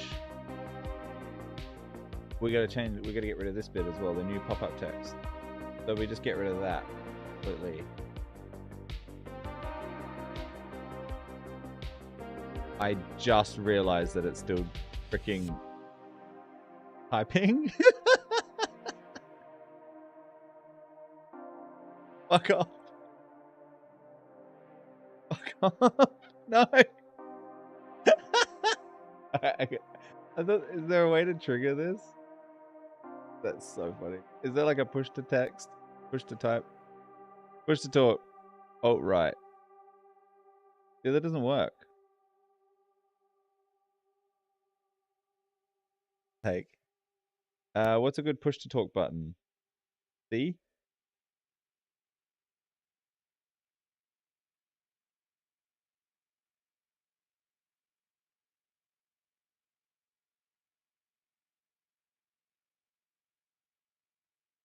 Wait, which is which? Okay. Far out. What did I say?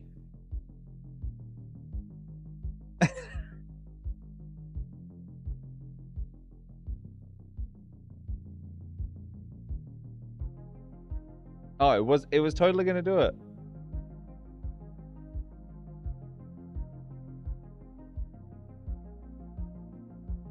That's funny. I think I worked it out though. We're going add pop-up collected. So we're getting rid of that whole line. Alright, so now we go to the next. Check potion. Check potion unlocks.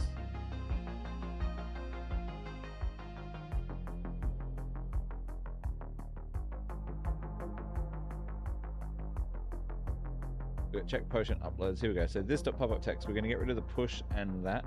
Just change this to add pop-up. I believe that's what we're doing. And then we take use potion. Oh god, what did I do? What did I do?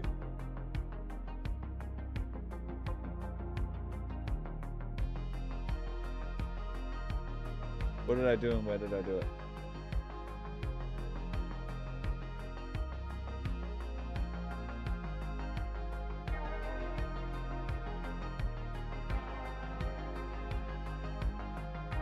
Oh, there's an extra bracket. That makes sense. Okay, use potion.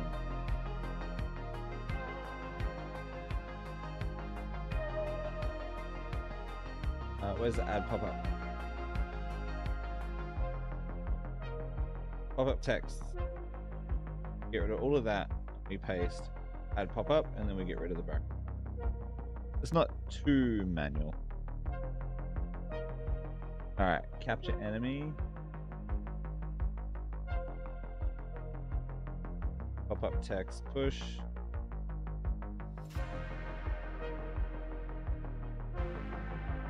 We're gonna have to clip that. That was so funny.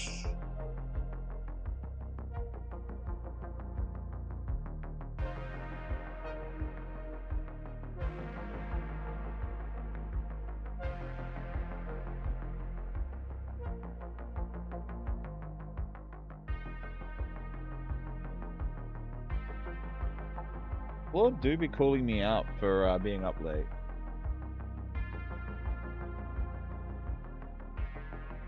Alright, so we've done capture enemy of present. To give ingredient for capture. There it is.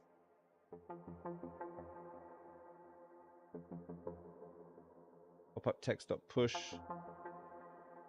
What? That's different, right? That's a different one. Oh no, pop-up text.push. Still.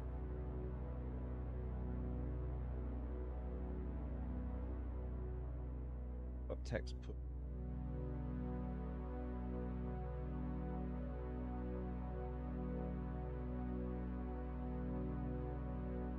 That can't be the give ingredient. Here we go. Then we give ingredient for capture method. Const.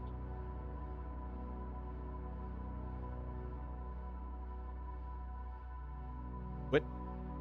Const pop-up text push equals new pop-up text. Oh, here we go. Pop-up text push equals new pop-up text. So we got to get rid of that. Change that to add. Okay, I'm gonna ask for that one. Executive move. Execute move.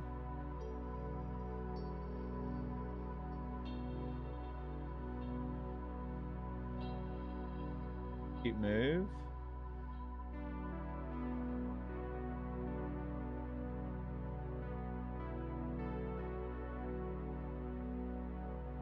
The enemy move. Nope.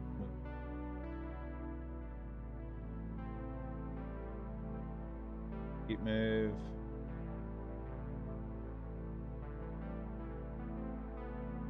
Pop-up text.push. Where?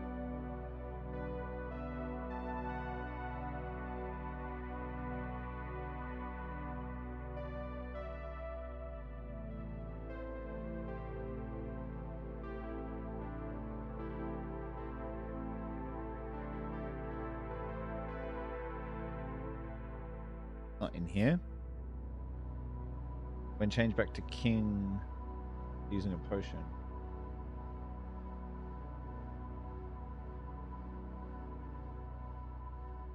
That's not.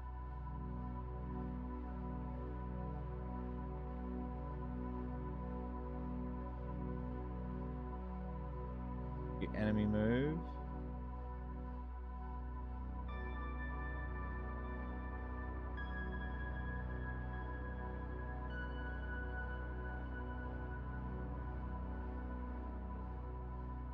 Is valid move. Oh, here we go. Pop-up text. Add pop-up. Doing that.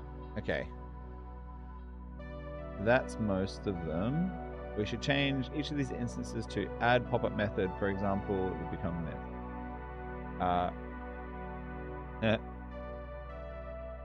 Show me the full. You gotta be so confident, and then for it to just screw up is hilarious. Maybe C is not a good hotkey for for microphones. What do I want? Hey Claude, show me the give ingredient for capture method in full. Whoop. I gotta hold it for longer than that, I think. Certainly. Wow. Dude. This is cutting edge.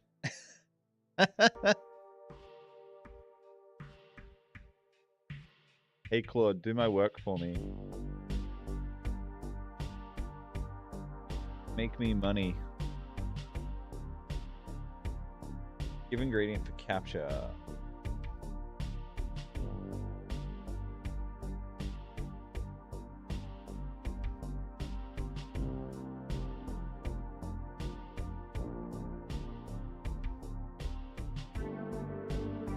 God, who needs friends? We've got Claude. Add pop-up. And just to... Oh wait, did I do it?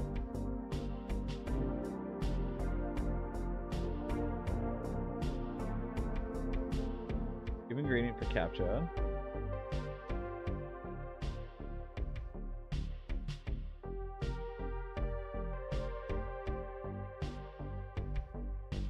You would replace the last few lines, so...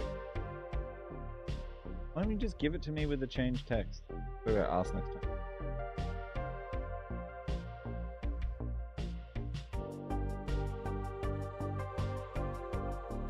Alright, add pop-up. Got. Let's see if this works for all that calamity. Ooh. Okay. We fixed the broken CSS. Okay, so if we play the game.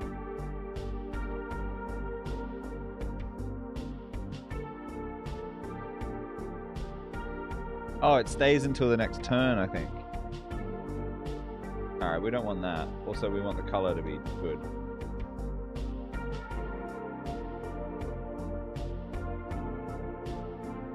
Pop up.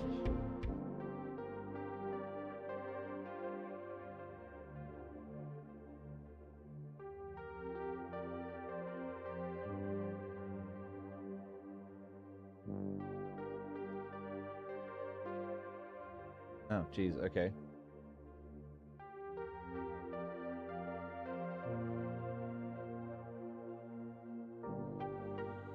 We don't have any CSS for this, do we?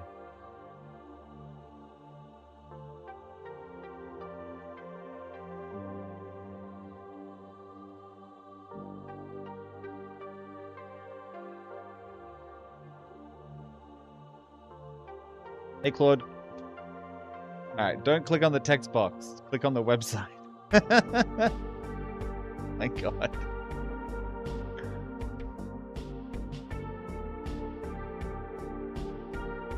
Hey, Claude, can we create some CSS for the pop-up text so we can control their color?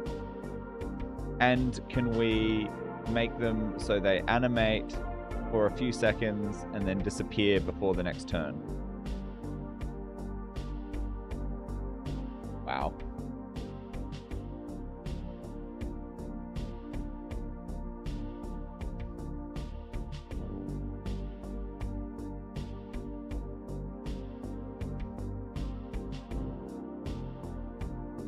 Green, gold, text blue. Cool.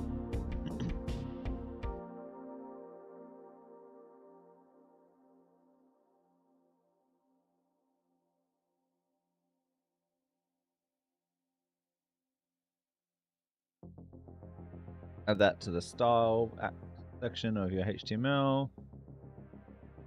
Let's modify the pop-up text. Pop-up text.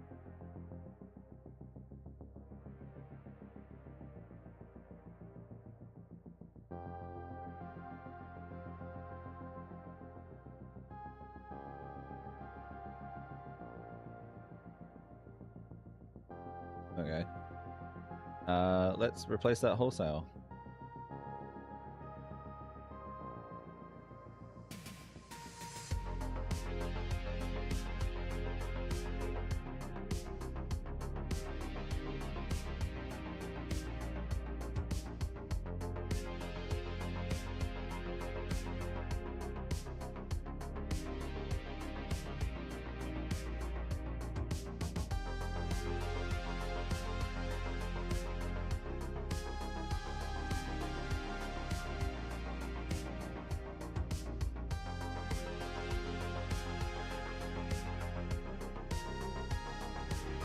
Hello, Rayo Mayo. What's up? We're demanding computers do our work for us. That's what we're doing.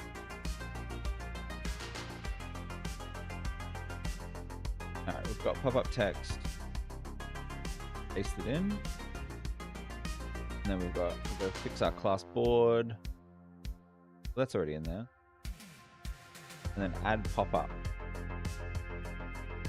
as a method in class board. Well, we're there, right? So we can just do it here.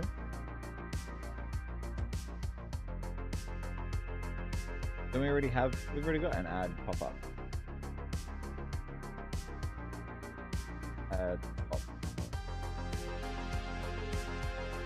Up. Oops. Add pop-up.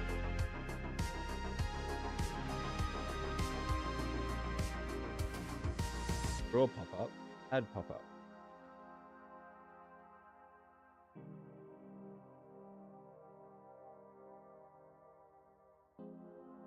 Yes. Text and color. Duration. There we go. Sick. Like that. Now update all instances where you call add pop-up. Oh, for God's sake.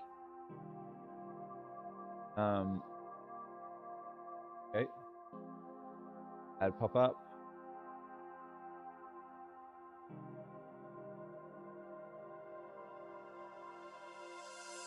Remove the update pop-ups and draw pop-up calls from your game loop, because they're no longer needed. Okay. Do that first.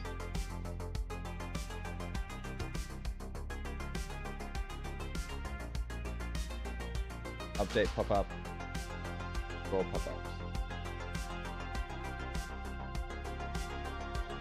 Don't need that anymore.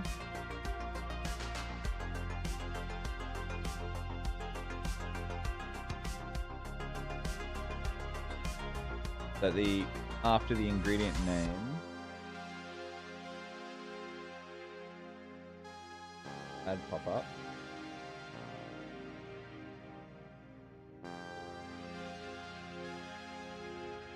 Change back to king. We've got like change back to king thing. Game size. How do I find the desire to coding? I don't really have a desire to code, really. I have a desire to make things.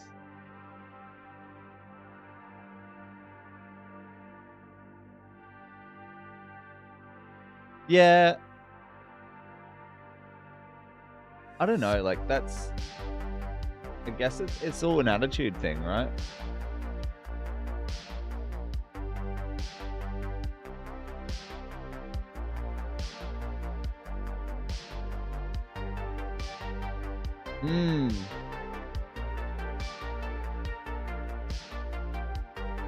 Yeah, I don't know. It's interesting, right? Like, I guess it depends on whether you see...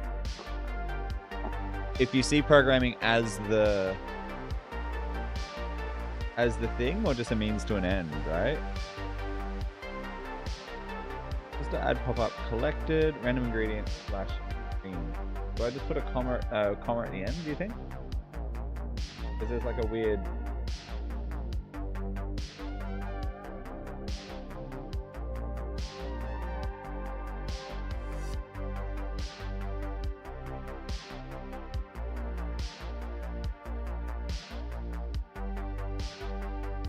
Because before it was here, 255, 4000. So that's green anyway. 255 is already green. Let's just have a look, because if it's gonna like complain that I haven't written the color instead of it being the color, that's kind of annoying.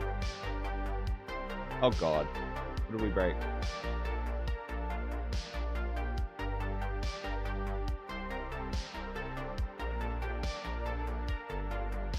What a burnout. I code fine. Or was it? Oh, there's some red. I did a bad Where's my bad? It'd have to be the... Oh, what's this? The bad.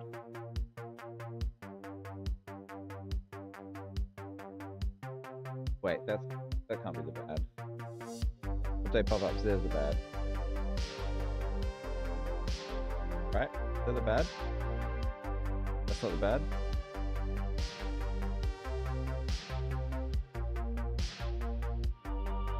Last pop-up text, so that's new.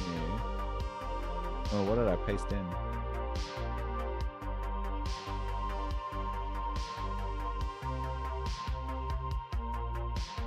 Did pop-up text. Add pop-up.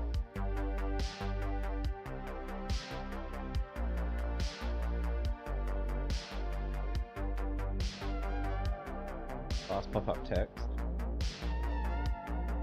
Oh, that one's not supposed to be there?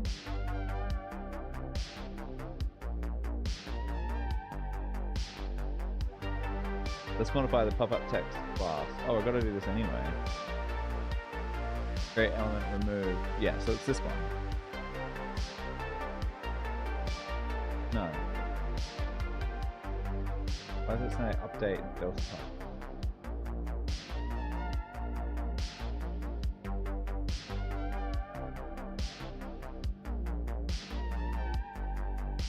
I'm sort of confused. That's a function.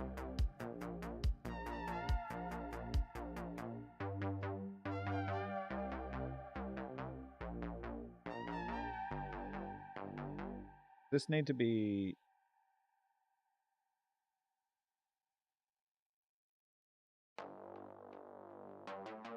Do some undos.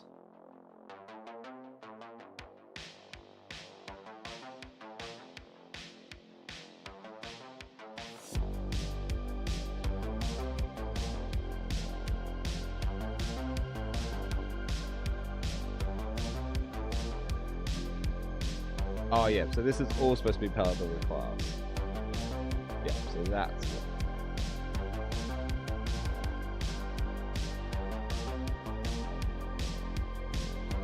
Alright, done that.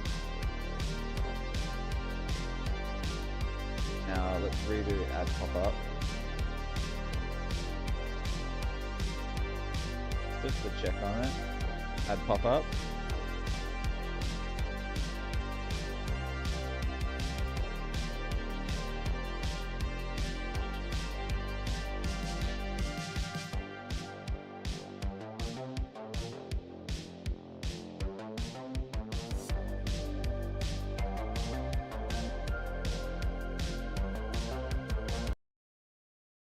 What did we have last time?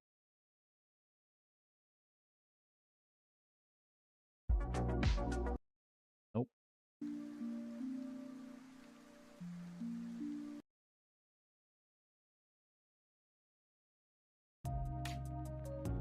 There we go.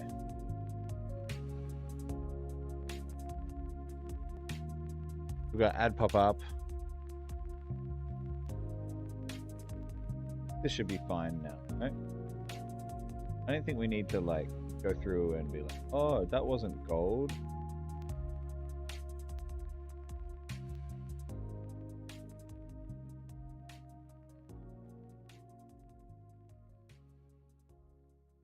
Oh, whoa, that was cool animation. Look at this. Whoa. Oh, did we break it? Game over.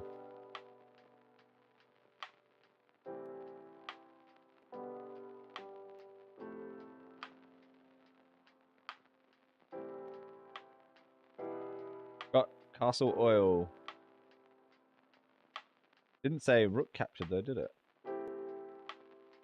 Oh no, we don't. No, that's not.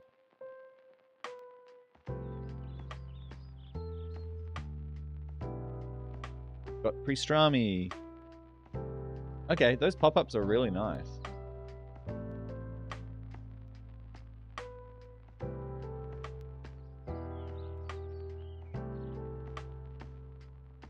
I'm a fan.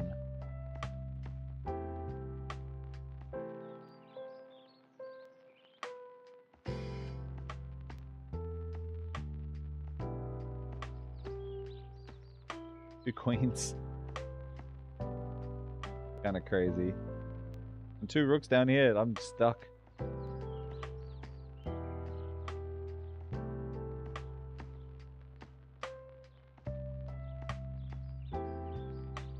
Oh, now I'm stuck in this column. Oh my god, I'm completely stuck. Right?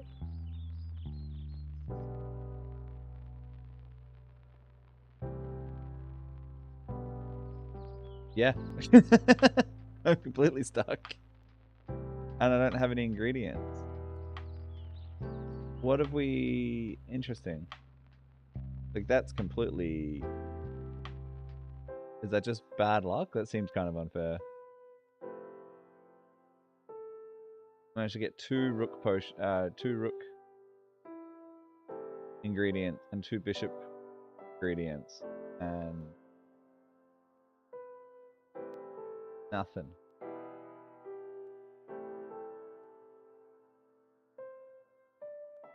Yeah, I'm screwed. Yeah, that's very unlucky.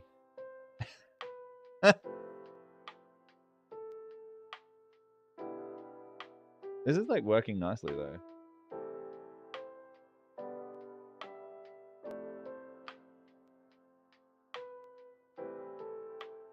I like the pop-ups. They currently don't have a color.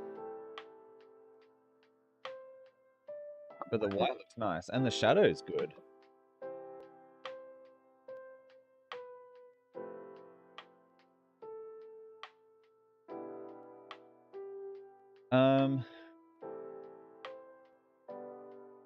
Then is there a pop-up?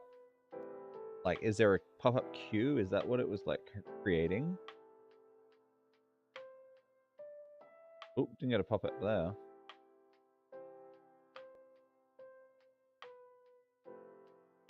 Got broccoli. The animation is really cool.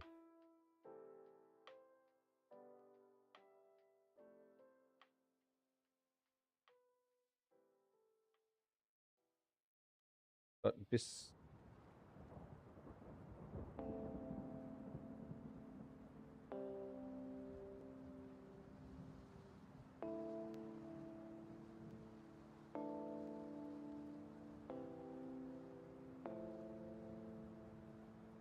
Got rookie dough.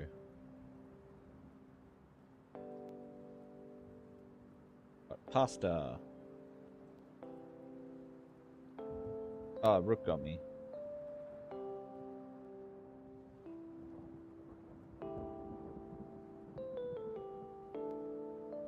Priestry. Oh, there we go. So... Oop.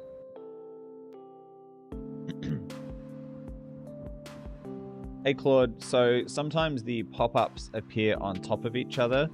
There's a way we can put them in some kind of queue so that one happens after the other.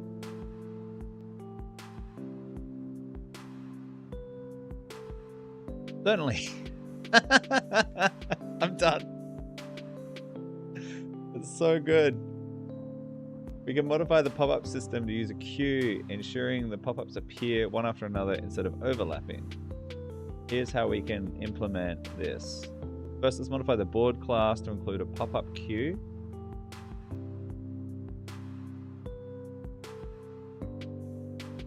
Class board. I don't think I'm learning anything, but I'm making something, so who cares?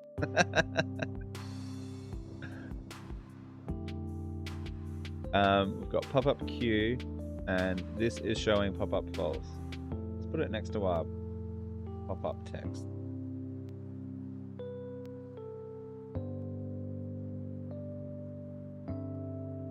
And then we've got add pop-up.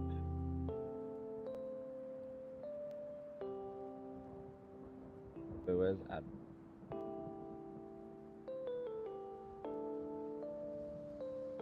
Add pop-up.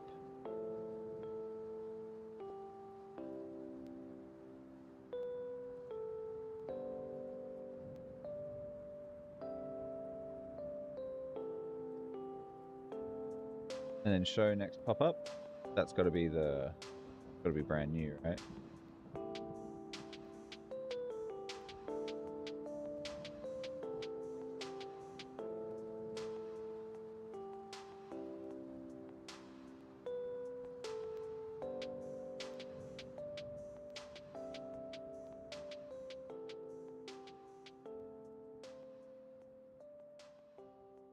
Now let's update the pop-up text class to work with this. So we've got pop-up text, pretty on. Pop-up text. Class pop-up text.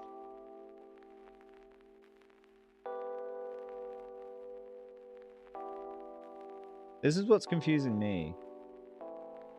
This is a class.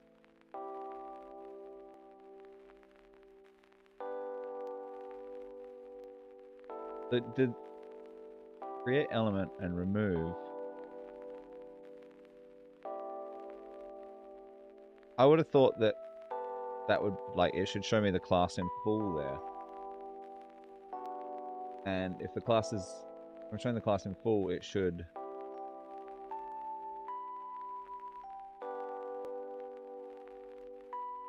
end here.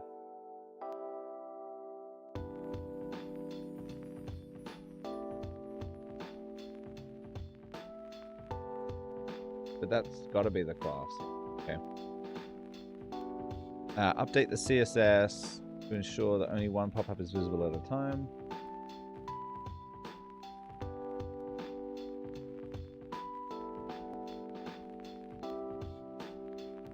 Pop-up dash text.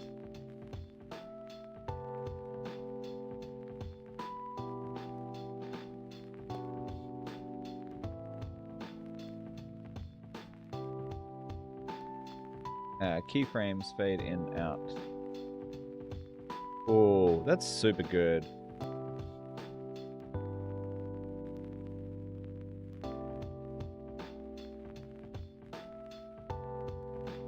Pop up green. Yeah, we've got all that. With these changes, you can call add pop-up. It will add the pop-up into the queue. No pop-up is currently being shown. It will immediately display the first pop-up in the queue. After each pop-up finishes its duration, it will automatically show the next one in the queue. This system ensures that pop-ups are shown one at a time. They don't overlap or appear on top of each other. All pop-ups will be shown eventually in the order they were added. You can continue to add a pop-up exactly as before. Code. All right. These will now be queued and displayed sequentially, solving the overlapping issue. Thank you, Claude. That sounds amazing. Let's see it in action.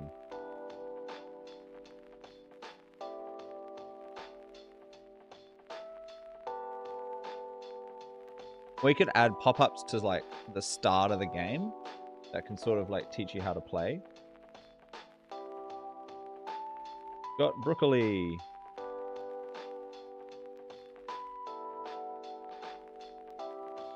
Got pastrami.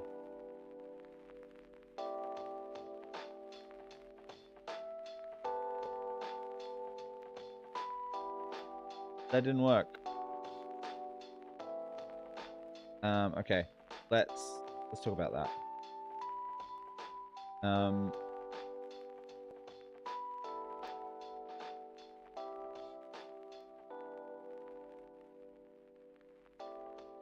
Hey, so when the player collects an ingredient and captures a enemy piece in the same turn, the pop-ups are still overlapping. Is there a way we can prioritize the pop-ups so they show in order even if they occurred at the same time?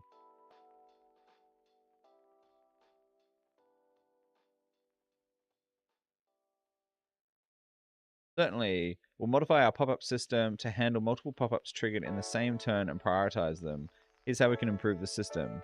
First, let's modify the board class to include a method that processes all pop-ups for a turn. Alright. Board construct.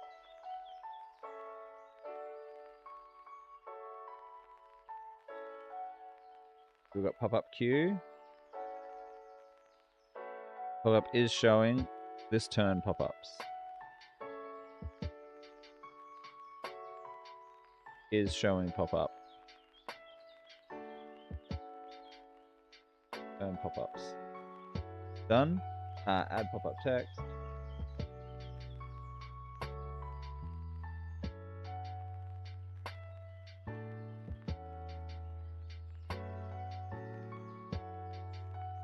So we've got the add pop-up method,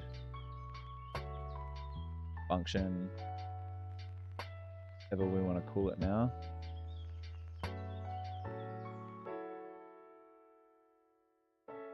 Right.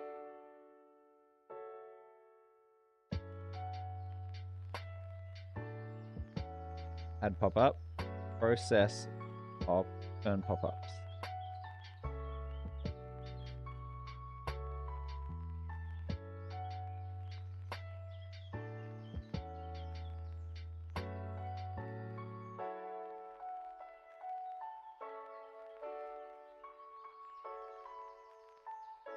Then we'll go next pop-up.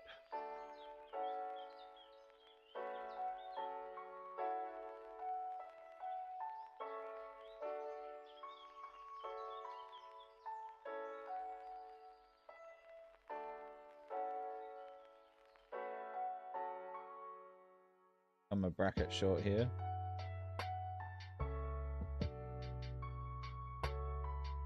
Yeah.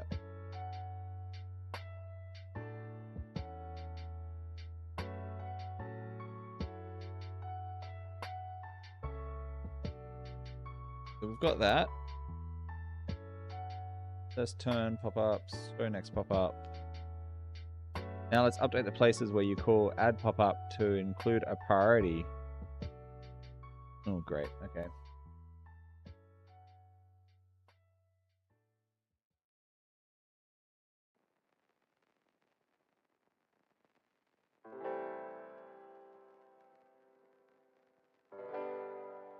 Collect ingredient. Select ingredient. Add pop-up. We're going to grant random ingredient name. Then instead of this crap, I don't even know what that is. Why does it need that? I'm gonna comment that underneath. Paste the one that it's intending.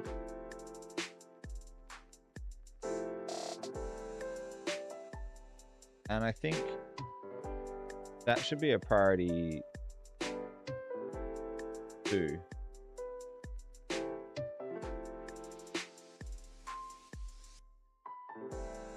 And then capture enemy present. Capture enemy if present.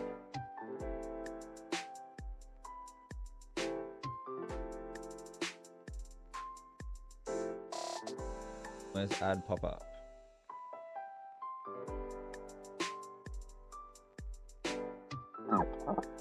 There we go. Constant pop-up text.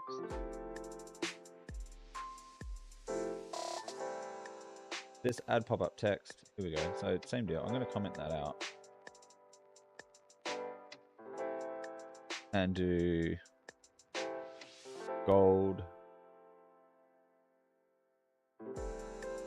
priority 1.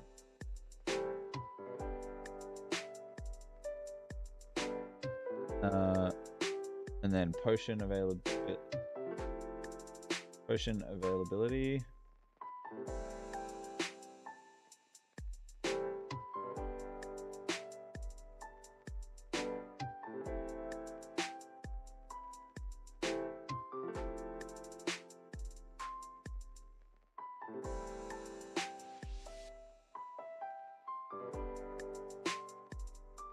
Piece availability. Potion unlocks. Pop-up text push.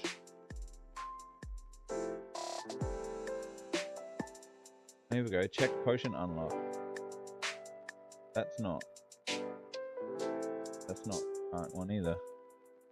Check potion unlocks. Is that in here? Are we still using that?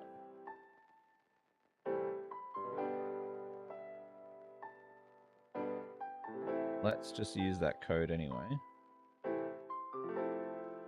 Oh, priority 0. Okay, maybe it's in reverse. For potion availability, so that's just unlocks. And then peace changes. Right, changed to. Console log changed to. Do we need a pop-up for that? I guess we do.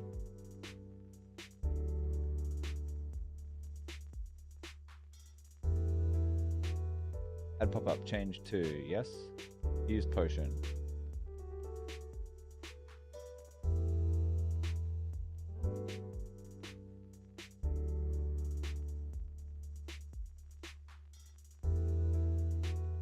Finally call process turn pop-ups.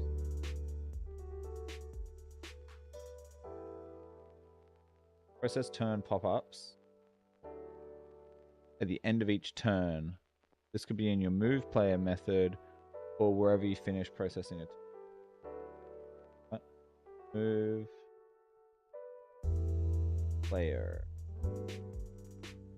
Move player.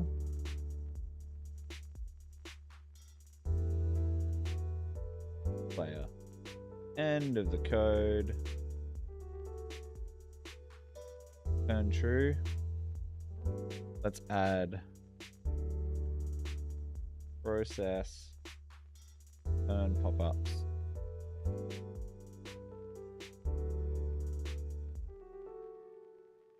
In that.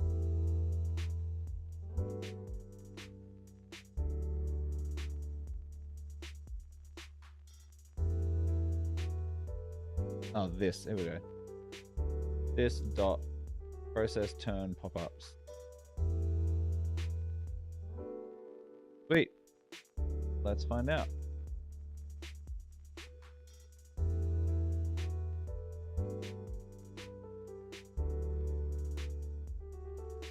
That didn't do anything. Oh, priest tree. But getting ingredients isn't.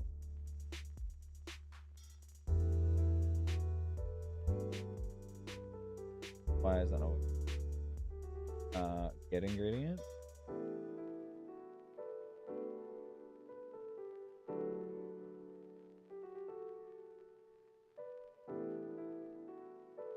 Draw ingredients.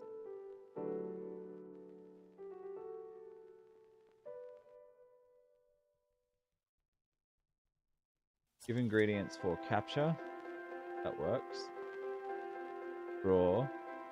Get available potion count. Collect ingredient. Have we just not done this one? Ingredient collected. There should be a pop-up here, right? Add pop-up collected.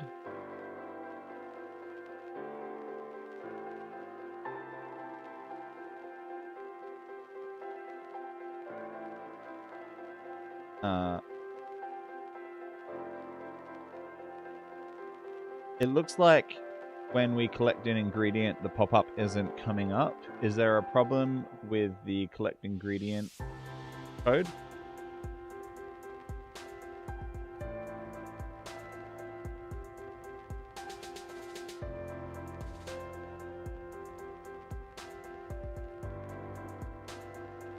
Can you show it to me?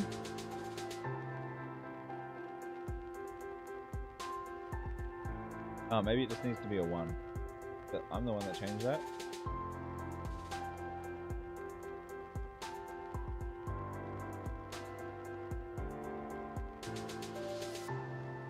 I mean, yeah, that is what it looks like.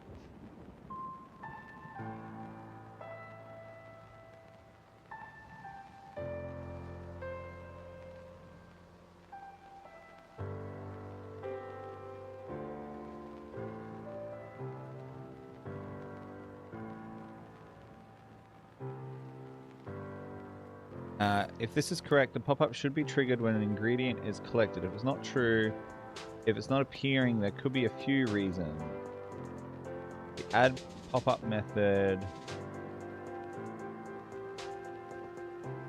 If index.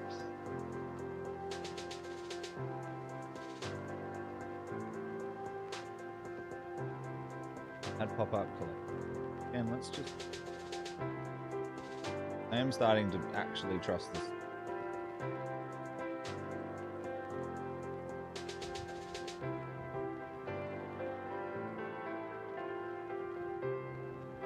I am, however...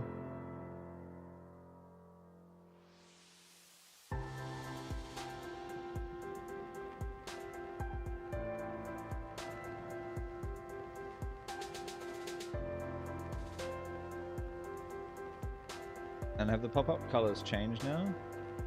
No, they're still white.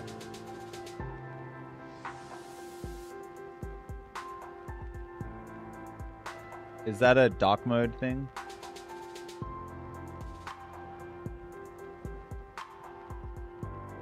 Yeah, dark mode. And yeah, the change to night is...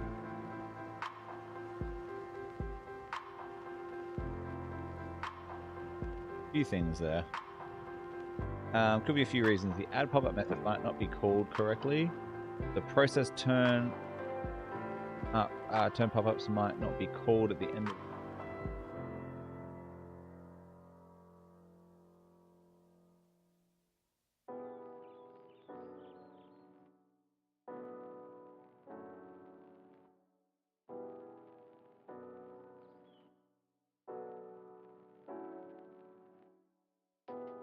move, player, get out the way.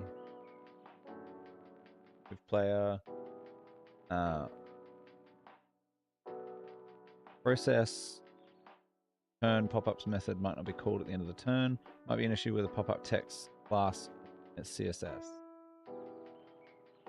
Add a console log right before the add pop-up call in collect ingredient.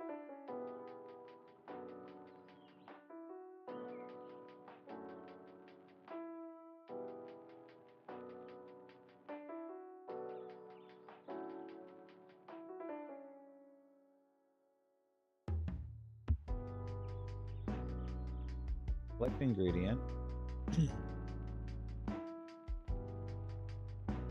Add a console log.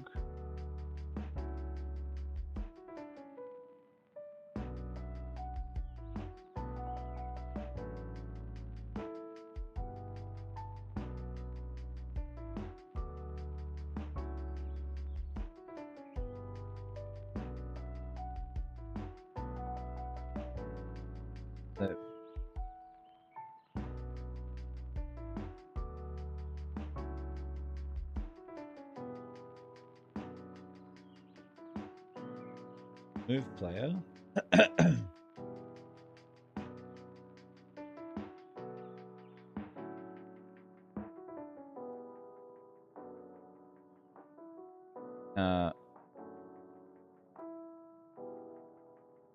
Show me the move player code in full.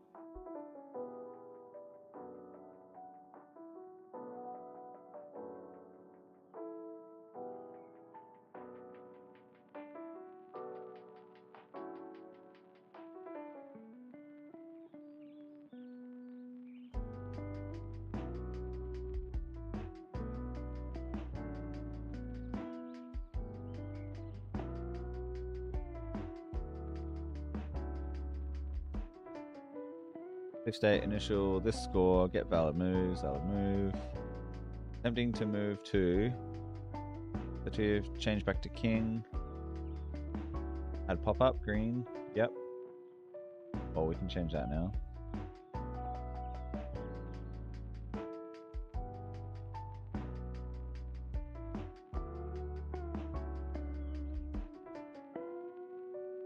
And then return true, catch error, error during move, blah blah blah. Else console log true. I'll show you the full method from the board class. Here's what it typically looks like. Execute move.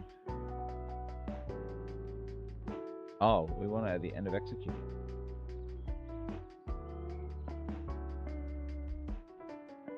Execute move. Update UI, initial score. Process all pop-ups. Alright, that might have been the issue.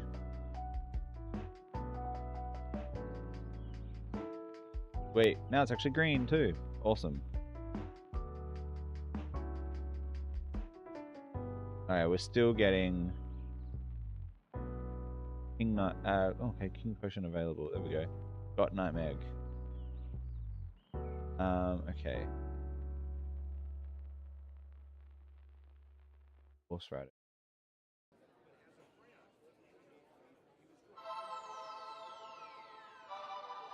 Working really well.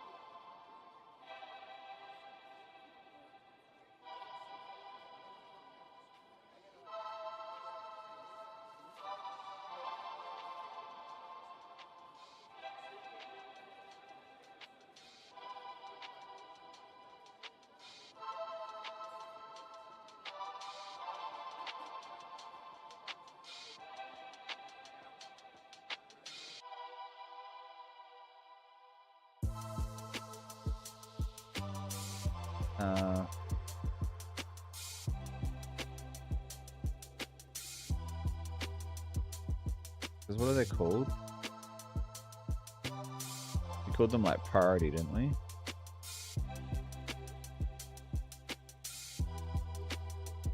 Alright. Piece changes have the highest priority of 3. Capturing enemy piece is next to 2. Collecting ingredients is after that.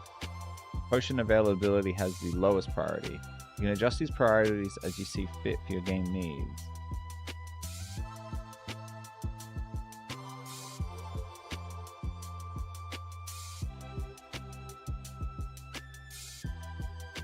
But still the piece captured is happening.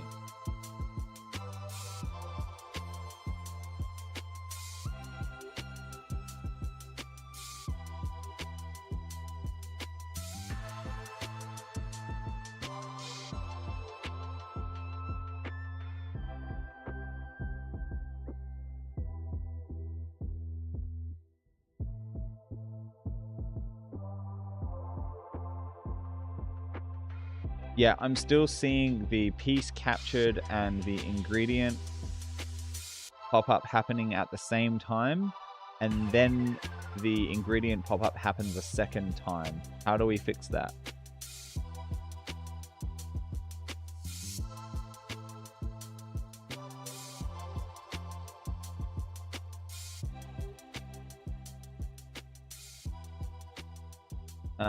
Sounds like there might be a couple issues here. Let's modify the code to address these problems. Pop-ups happening at the same time. The ingredient pop-up occurring twice. Here's how we can modify the move, player, and related methods to fix these. Already at the move player.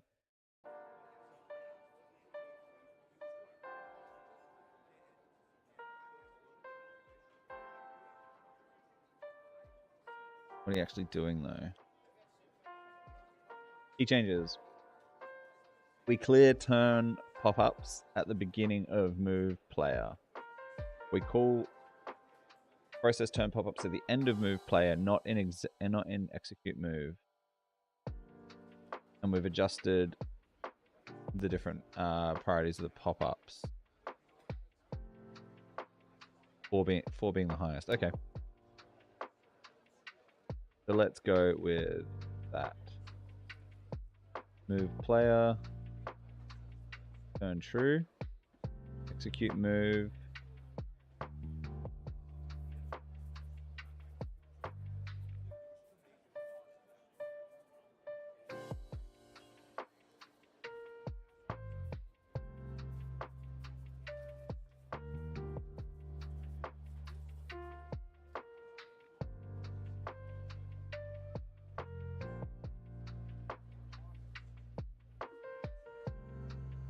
Move player.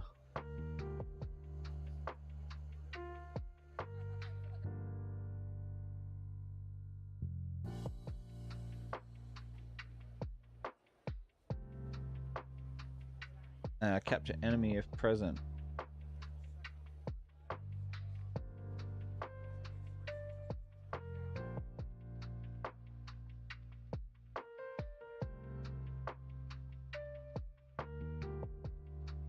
Capture enemy if present.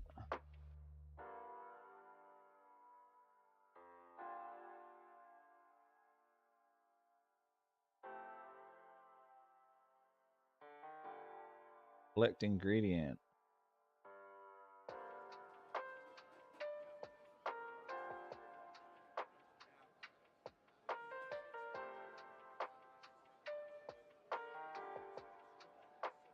Select ingredient is here.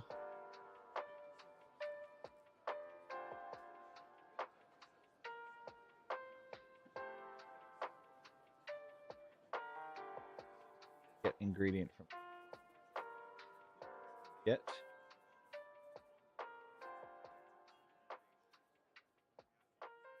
Oh, okay. A lot of gets.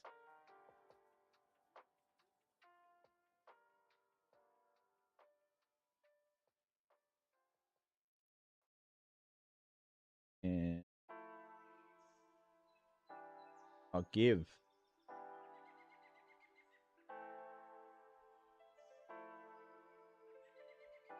Give ingredient for capture.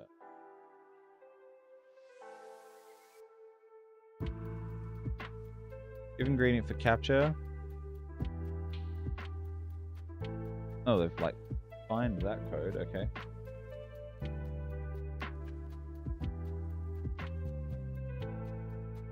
Give ingredient for capture. Get random ingredient of piece type. Yeah, that is bad code. Is it?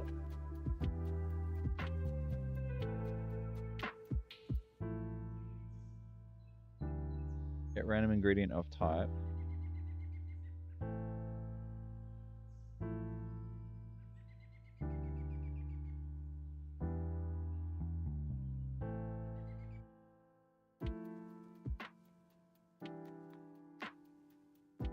The game info and then process turn. Process turn.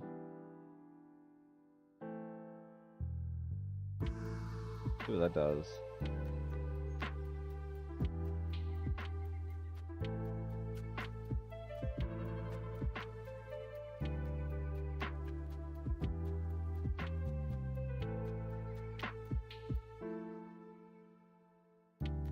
Selected bish chops. Hey, we fixed it. Oh, what was that? Game over. Get random ingredient for piece type is not a function. God damn it.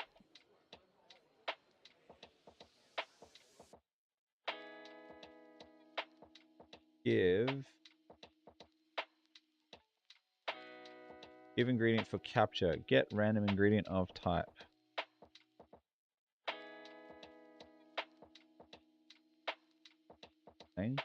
Get random ingredient of for piece type is a function. Written right? Oh, it's written wrong. Give random ingredient of type. So close. Makes sense.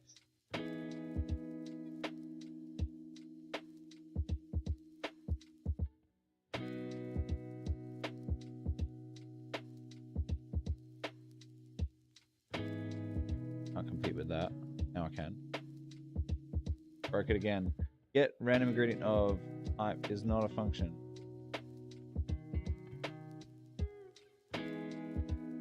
Get random ingredient of type. Piece type.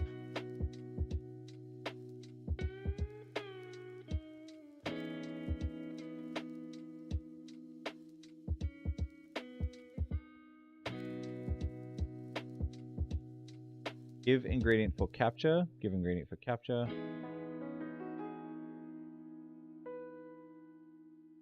Get. Okay. Get random. Get random ingredient. Get random ingredient. Get random ingredient of piece of type. Yeah, we don't need a random. Oh no, we do need a random ingredient of type. Ingredients of type. Get random ingredient of type. Get random ingredient. Get random ingredient. Saying it's not a function. Get random ingredient of type.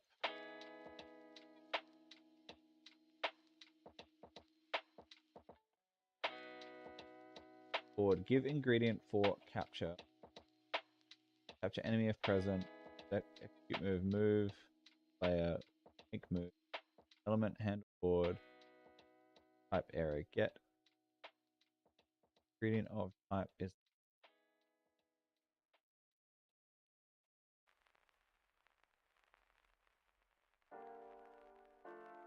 get random ingredient. Oh, did I put a capital?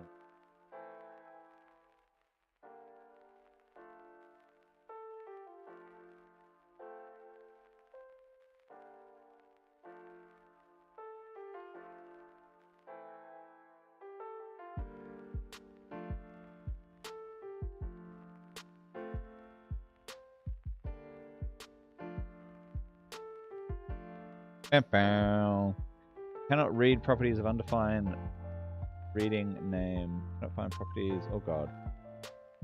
What is that? Game over.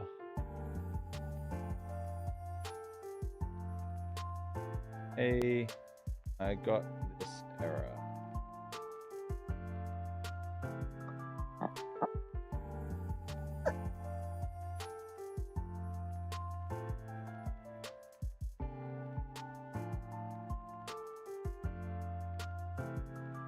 Yes, the code is trying to access the name property of an ingredient, finding that the ingredient is undefined. This is likely happening in the update potion progress method.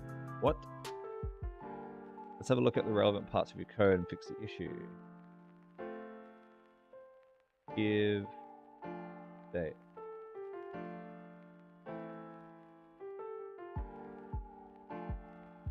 Ooh.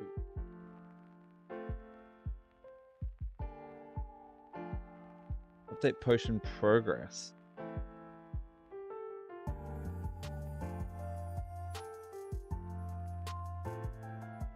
These changes should prevent the error. Checking if an ingredient was actually found before trying to use it. Adding more error checking in the update potion progress method. Ensuring, okay, cool. Sounds good to me. Update potion progress.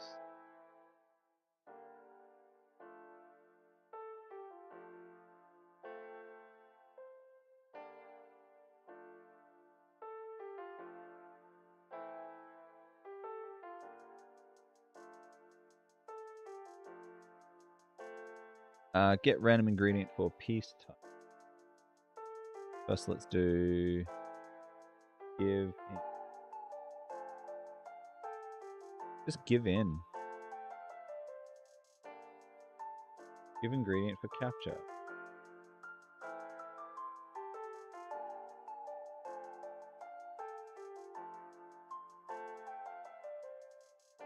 Give ingredient for capture. Update. Update. No, we've done update potion. Get random. Get random ingredient or piece type.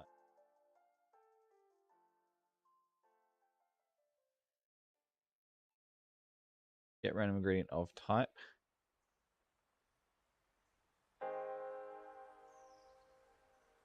Like that should be the same function, really. Give ingredient for capture. Oh, it's get give. Tell me. Get random ingredient for piece type. Give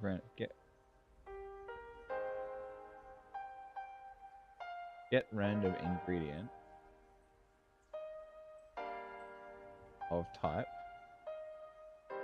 Oh, it fucked me again, didn't it? Did I just paste that? Yep. So it's just of type. Of. Yep. Get random ingredient of type.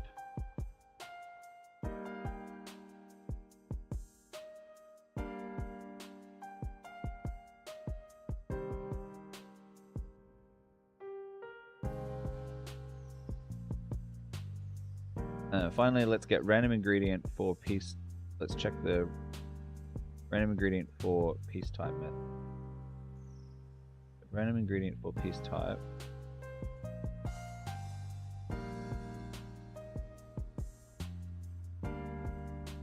Get random ingredient of.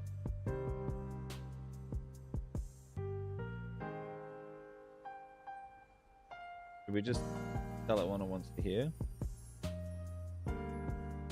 Get random ingredient for the get random ingredient random ingredient for piece type.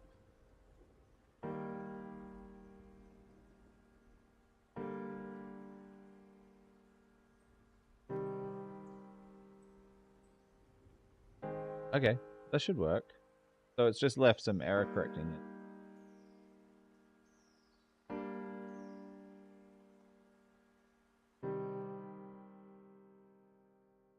Got an interesting prompt I want to try. Bishop taken. Got bis. Cool. That should also be green, maybe? Wait, we fixed the pop-up system.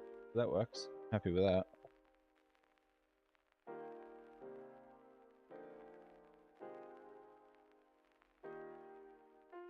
Jeez. Yeah, let's push an update. I want to do that.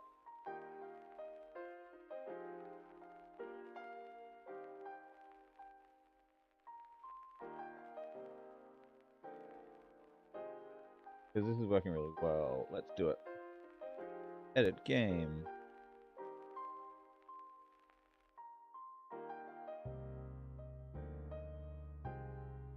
Pop up really good.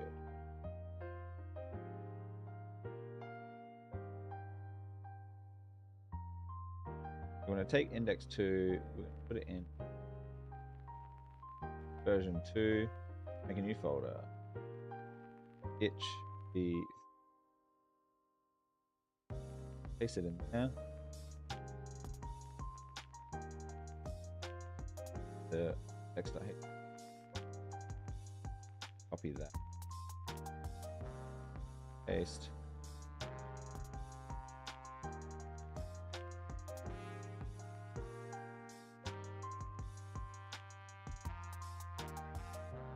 Zip it. Call it Al Chess.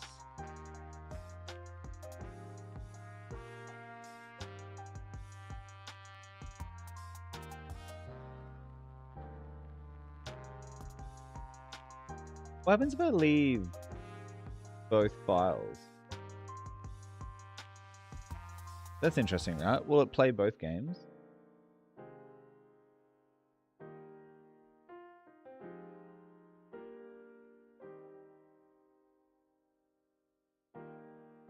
Any additional files you upload will be made available for download. You can apply them. Yeah, I want to see what this does.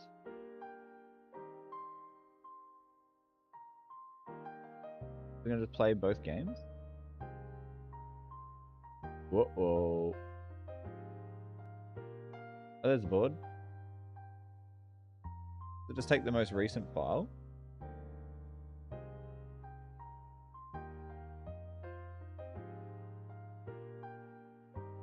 Pawn taken. Oh, that's in the center of the window, not the center of the board.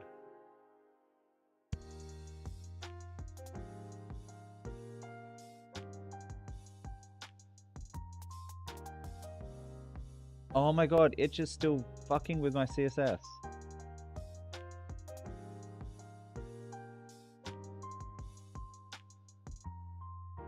Oh, here. Okay. I've got an idea, yeah?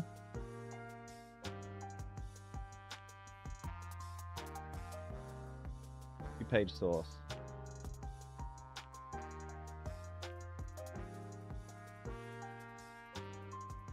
Hey, so the CSS made looks works great. Great. in the browser. But when I upload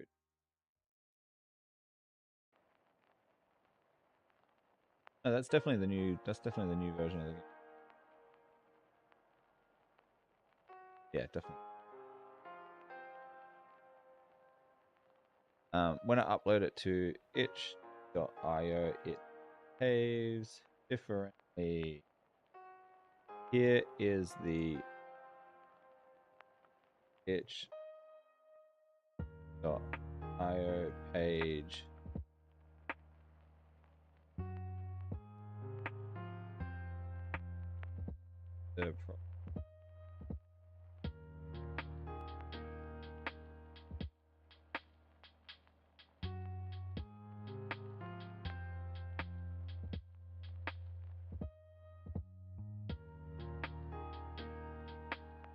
And you can. After reviewing the itch page source, I can see why the CSS behaves differently. The issue is that itch uses its own CSS framework and applies styles to the game embedded, which can overwrite or conflict with custom styles. Here are the main points to consider. Itch.io wraps the game in several divs with its own classes, particularly this one. The game frame has inline styles setting a fixed width and height. Itch.io applies its own responsive design may interfere with our custom responsive layout. To make our CSS work better on itch, we need to adjust our approach. Use more specific selectors to ensure our styles take precedent. Consider the fixed width and height set by itch.io. Adjust our responsive design to work within itch.io's framework. Here's a modified version of CSS that should work better on itch.io.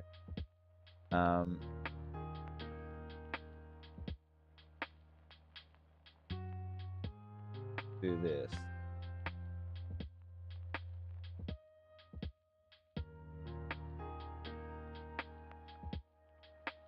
Here's my current CSS in full.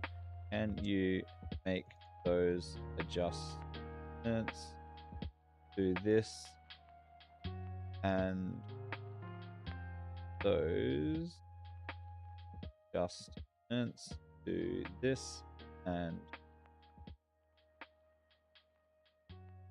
back full? And then we're gonna probably start a new Claude soon. This is working really well.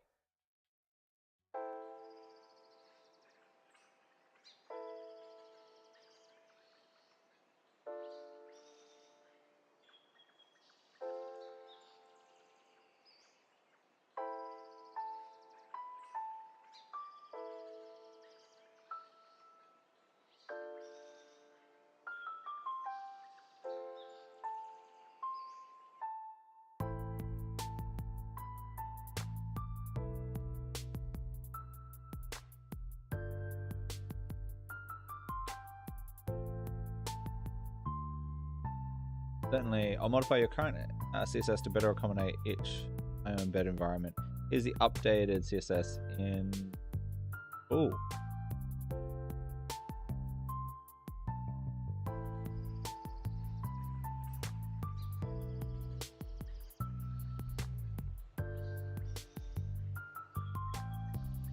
Is it all of it though?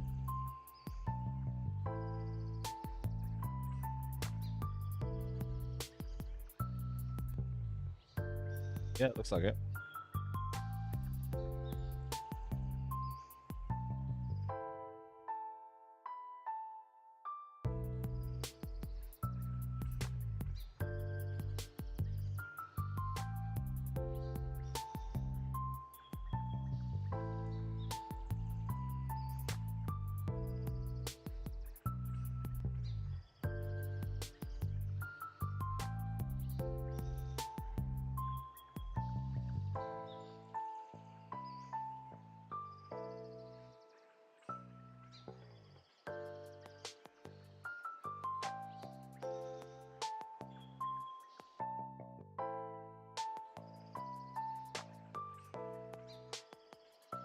Oh, interesting.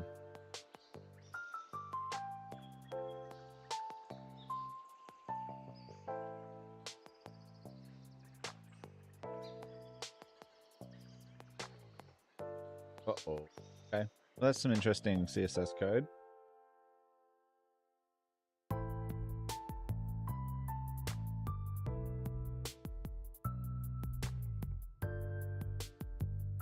Happens here.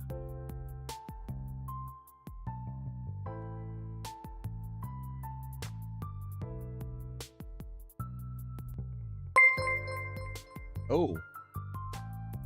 Notification. Hello, fluffy head. What's going on? Is there anything you want to ask Claude? The AI. We're pasting that in there. Delete that. Delete that. To rename that. Highlight. Dip. Al Jess 2. Hello. Welcome, welcome, welcome. As you can tell, we are doing the game jam. We have 5 days left. And we have made a pretty cool little chess game. I think it's cool. We're just trying to get it to work well on itch.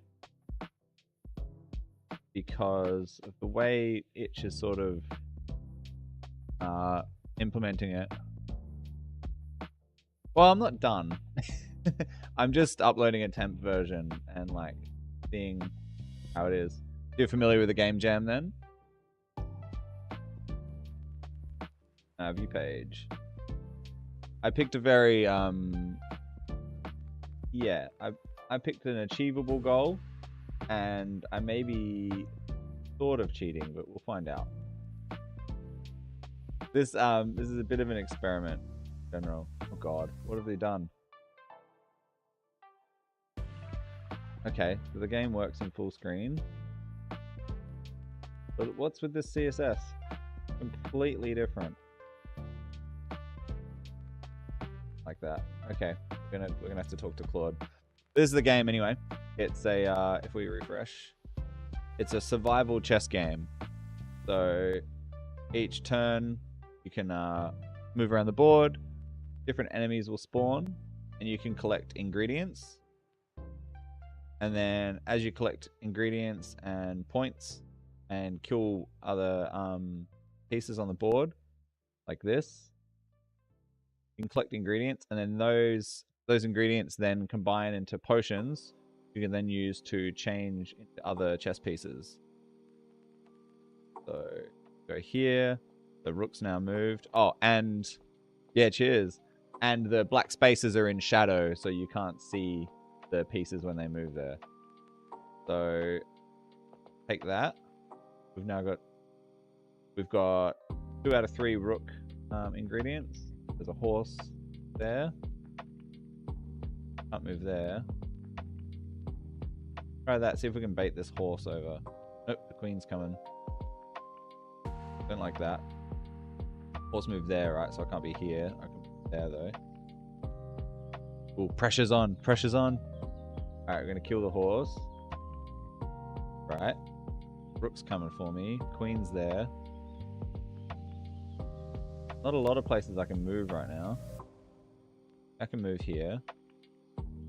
Alright, so now I have no spaces that I can actually move. Yeah, so it's like survive as long as possible. So technically I'm not in check right now, but I can't move. My next turn is impossible, right? So I've given the player an emergency move, which means that they can move twice. So if I move here and then move here, now we're all good. Queens come in quite aggressively there. Can't move this way, can't move this way, can't move that way. Oh, I might be screwed. Oh well, pawns. Okay, I haven't fixed pawns yet, so I'm not technically screwed. I'm theoretically screwed. Technically, I can take that, and the pawn won't take me. That's why it didn't go green again. That makes sense. And then the rook's moved. I got to fix the pawn still. They're almost currently just like blockers. So there we go. So now we've got a rook potion, which means I can use a rook potion, turn into a rook, take out the queen. Right? that's sort of the idea of the game. And then it's like survive for as long as you can, get as many points, how many turns, whatever. Yeah, and it's kind of fun. So we've been playing around with this. The chess game with a gun? No. No, I just like, I was thinking of something. I did have an experiment in mind, and I wanted to make something simple in 2D. And there was like, you know, everyone's gone wild for like games like Vampire Survivors and that. And I thought, you know, it's a cool game, but you're just moving around and like things are just happening. And you're selecting, you know, you're selecting upgrades and stuff like that. But I thought it might be more fun if there was still some strategy to it. And then, yeah, I don't know what point I went, oh, like, what about survival chess? Unfortunately, that name is already taken. And I started working on this, and then the game jam happened, and then I kind of tweaked the idea to fit in with the game jam. Now, here's the slightly spicy part of this build. No, the double move just happens when you're not in danger, but you have to move, and there's no place for you to move. I also believe that it's if you don't have any potions as well. Like if you have a potion, and that potion will allow you to get out of danger, then I think you have to use that first. But yeah, that's where the spiciness comes in for this. I didn't write any of this code. I didn't write any of this. Our buddy Claude did. So, as part of this experiment, what I've been doing is I've been programming in natural language. So, it's clearly not a world first, but this is definitely a me first. That I've just been asking Claude to make the changes that I want, and been pasting in the code that it writes.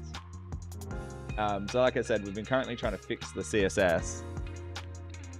Yeah, right. Yeah. So I've been doing the entire process on stream. It's on my YouTube channel as well. I haven't been able to like go through and edit it or anything yet. But I do have I've got a bit of an idea of like, because I met this kid at a gaming event recently, and he's a really keen chess player. Yeah, there's all the links are down below. But yeah, he's a really keen chess player, and I was chatting to him, and like showed him the game, and he really likes it, and he had some suggestions and stuff. And then he had this really cool idea that I thought, oh, like once I'm finished with this one, I think we should work on that one. But I'm thinking it might be really cool to bring him in on stream just as his voice, and see if he can make some games using the AI, knowing that like he is actually learning a little bit of code, but he is like young. So, but I'm thinking that, yeah, we could be looking at this as a new way, and also sort of probably how these kids are going to grow up, right? Is that the reason programming languages exist is because computers didn't speak English, but now they do. So it's pretty crazy. So in the live tab on my YouTube, you'll probably see all of the videos of this. They're long, so I haven't done a full cut down yet. But if you look at the first episode, you'll sort of see you'll see the start of it. And what was crazy at the start, because the code was so short back then, I was getting the full code in a single generation each time. So every time we made a change, I was literally Control A, delete, Control V, Control C, Control V, Control S, refresh, and I had a whole game working, right?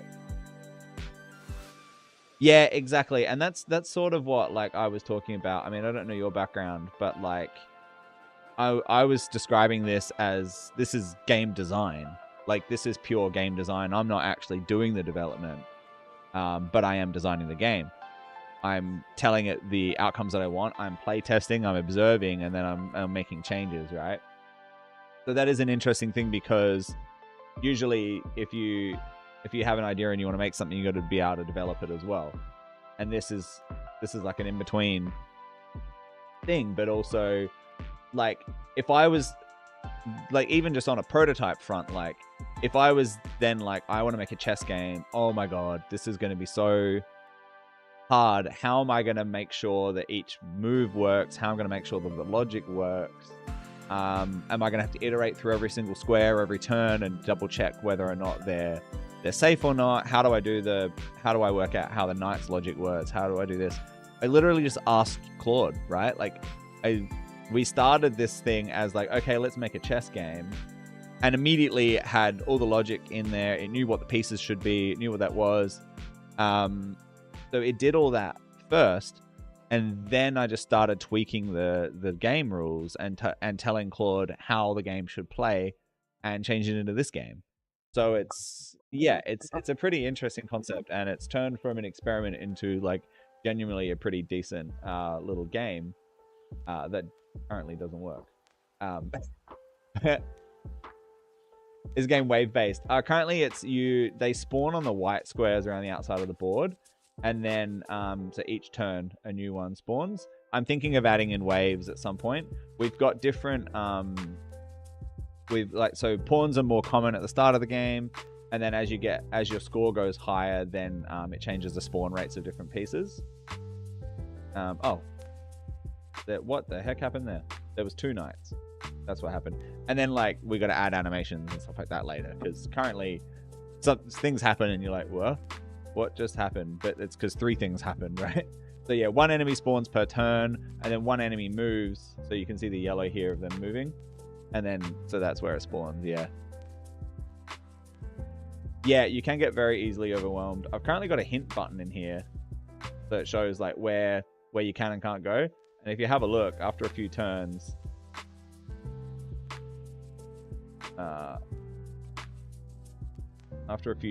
like if I just keep clicking, this will be like a cost, like it'll cost you to get hints later. Like immediately.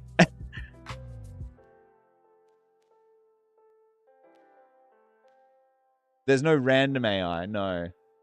But yeah, look how quickly the board fills up. It's ridiculous. And that's why like the potion system and stuff needs a little bit of rebalancing and stuff too. But also I guess that's the skill issue, right? Like you got to be able to move around enough to take enough pieces in order to get enough ingredients in time. But then yeah, there's still a few things we've got to rebalance with. Like once all the white spaces are filled up, then it doesn't spawn any more enemies. And I have played one game where every single space was a pawn, and then I was able to kill all the pieces and basically hang around with some useless pawns. So I got to fix the pawn code as well. But yeah, that's sort of where we're at. But I'd thought about maybe having a larger board or different things like that. So there's still a lot of places where this can go. But we've only got like 5 days, so I'm just going to polish it from here. Yeah, there's no actual AI in the game. They all just sort of follow a bit of a behavior thing. And like sort of what they try to do is they try to get close to the king.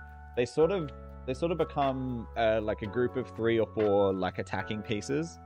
And they sort of help each other out a little bit. They try to keep each other covered. And they try to get close to the king without getting too close. But I also sort of still want you to be able to manipulate them by whichever piece you get close to is the one that's sort of going to attack. Yeah, exactly. Like it works. But yeah, so we've just been making this for what, like a week? And it's definitely been more interesting than I initially thought it might be. But that's like literally the whole thing, right? Is had I had to code this myself from scratch, it would have taken me forever. And I very well could have pieced in a couple of the mechanics and then went, oh, this doesn't work. like it's not fun, or the the balance is way off, or it just doesn't work, right? And I would have lost weeks of work. Whereas just prototyping it rapidly with Claude, and I think the original version was in Python, and we just iterated on it, and then I played it a bit and went, actually no, this is fine, like this totally works. We can continue. And then when we were doing itch, then it was like, okay, cool, now we need to refactor it into JavaScript. Literally was a single prompt. I said, here's my Python code, make it work in JavaScript, and just spit it back out again. It's crazy. How long in JavaScript? It's very long. But like, this is, yeah, we've been, when did we start this? It was like a week ago. I think there was like 11 days left of it. Yeah, no, it's literally just code. How many days? Yeah, I mean, you'll see it on, I'll check it on YouTube real quick. But yeah, like we haven't been streaming it. Like, I think there was 11 days left of the jam when we started. So yeah, 10 days ago. 10 days ago is when we started, and then here's literally every day. They're all just sitting on my YouTube channel because Twitch keeps deleting stuff, and I don't have time to like edit it in time. But so we've pretty much been doing this, yeah, every day. KR here has been helping out a little bit. He did a little bit of code cleanup for us as well. Pretty sick.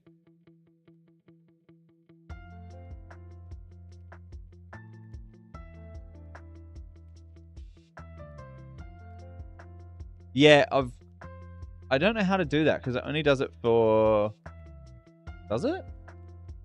I thought you can only save it for like 2 weeks or something on Twitch.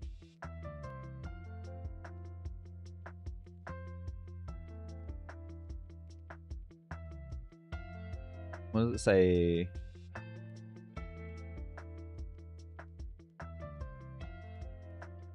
Channels and videos. Do they just get taken down off the channel, do they?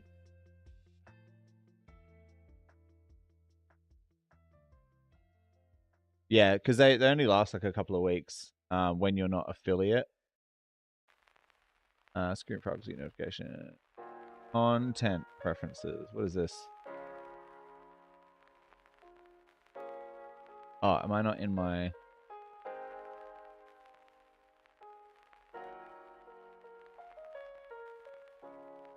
Yeah, I think you can only keep them for like 2 weeks because it doesn't let you just keep them indefinitely. So most people have like archive channels and stuff.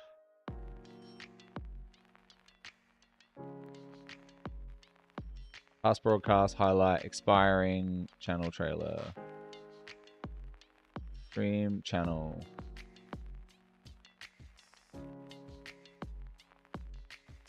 Yeah. I'm pretty sure you can't just keep stuff up indefinitely. I think I've looked it up. Yeah, so we're doing putting the archives up on YouTube, and then yeah, hopefully we'll cut some stuff together, make something. But yeah, but I think the experiment with the kid, that sounds weird. But I think yeah, like bringing in a kid who just has these ideas, and getting him to sort of see if we can implement them, and like just with a little bit of guidance and sort of explaining things. I think it could totally work. I think it'd be kind of cool.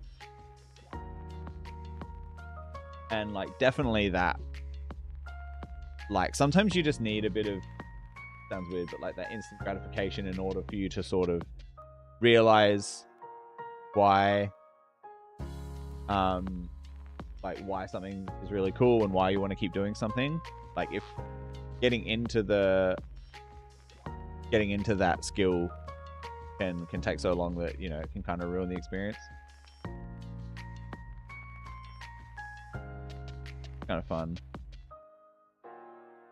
Yeah. Oh, totally, right? Like, and that's the thing. I keep saying this a bunch. Yeah. Yeah. Yeah, I keep saying this a bunch. Like recently it was funny that we were talking about like the future and like, is the future now and all this stuff. And it was funny that when we were growing up as kids, we were like, yeah, everything's going to be like flying cars and jetpacks, right? But the reality is that that's what we thought the future would look like.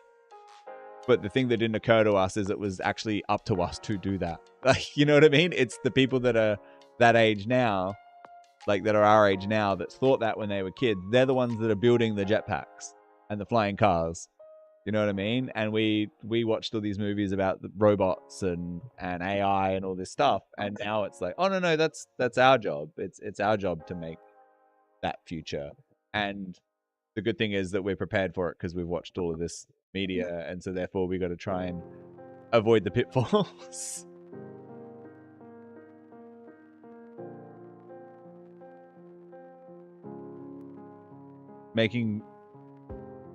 Making many scripts and just referencing. Interesting. Yeah, and so that's what I mean. Like, there's some things are way easier to explain in English than they are in code, right? Like there was a prompt here I did that it's just in plain English, but it is complex logic wise. Next thing in the game, or one, we got to get it like looking proper on itch, because currently it doesn't scale properly. And what's weird is the very first version of the game did and works really well, and now the subsequent versions don't work well. So let's try something. I'm keen to ask Claude what the difference are between original code now, right? If I open, and here's one of the other just like cool things is you can just give it your code. Let's quickly open that. I believe that's still the original version. Yeah, so here's the original version. But you can see that like it still scales quite well. But inside itch, it performed way better for some reason.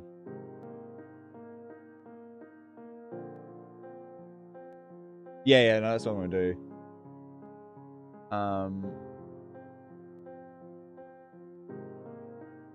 Oh bugger, I can't do it right. Well, we can attach something to it. We can attach the document. Do that. We'll go itch version here. So we're attaching this document. And then we're going to say, hey Claude. Oh god, no, that's not what we're going to say. We're going to say, hey Claude, this is the old version of the code, and this seemed to work a lot better on itch.io. Is there something about this CSS code that works better on the itch website than the CSS that we've recently written? I just got this plugin that allows me to talk directly to Claude, and it's really cool. Now I don't even have to type my own prompts.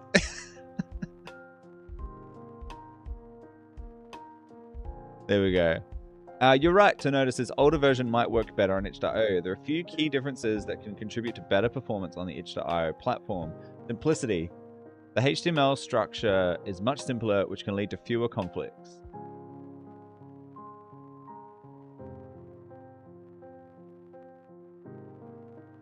Yeah, that's why I had to buy the Pro version. And honestly, it's kind of been worth it. It's like $20 a month.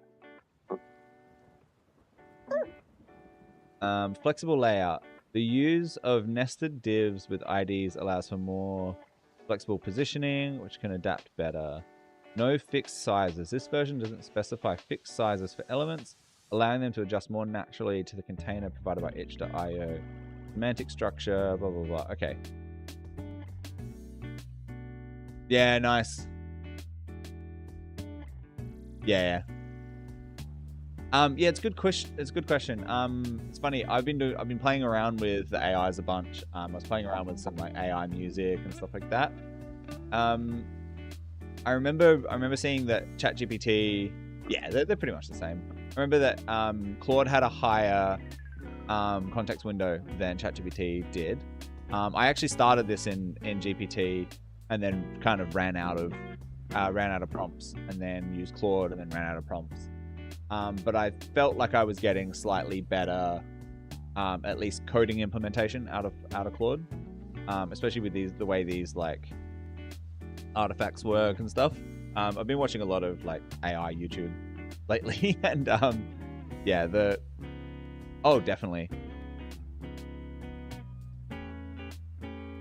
Yeah, the context is just crazy. But then the fact that you can send it your entire code base and then be like, cool, refer to this specifically. And when you're creating projects, you can also sort of pre-prompt Claude. It's written in the thing. You can sort of pre-prompt Claude and tell it how you sort of want it to behave. Oh, dude, it's nuts. And like, that's that weird thing, is that we're all going to start experiencing this kind of accelerated learning, and accelerated capability that it's legitimately going to be hard to keep up. Like it is genuinely going to be like, oh, that thing that I was doing last week, oh, there's a new way of doing that now, and it's completely different, and then it will happen again. To adapt our recent CSS to work better on itch, we could simplify the structure, matches older version more closely, removed fixed sizes, percents units, VW for sizing, use a simpler, more semantic layout similar to this one, reduce the amount of custom styling, focus on layout rather than appearance. All right. Yeah, there you go. That's how it works, right? But again, what's funny is that I'm not really coding, am I? It's turned into a conversation. Here's a modified version of our recent CSS that incorporates these principles. Cool. Show me the new version of the CSS with all the changes in full.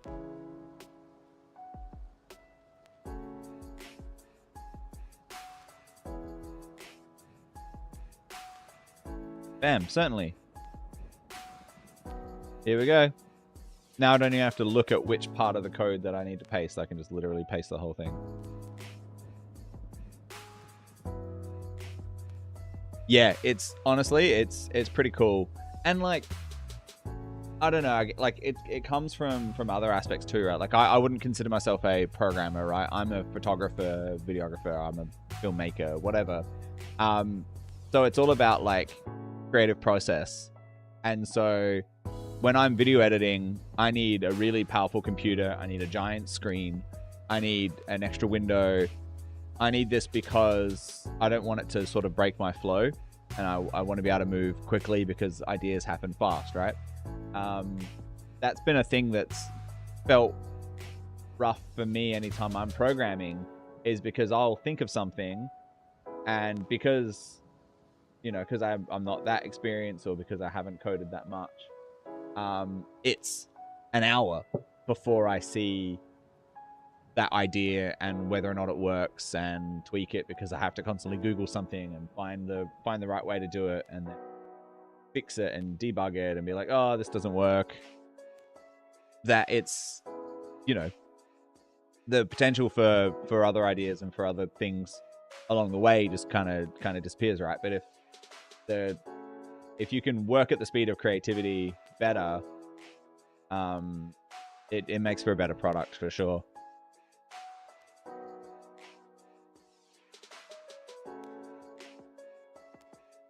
Yeah. Well, that's the thing. Like, I mean, the new Llama model just came out as well. Like, you think that's not going to be almost exactly the same?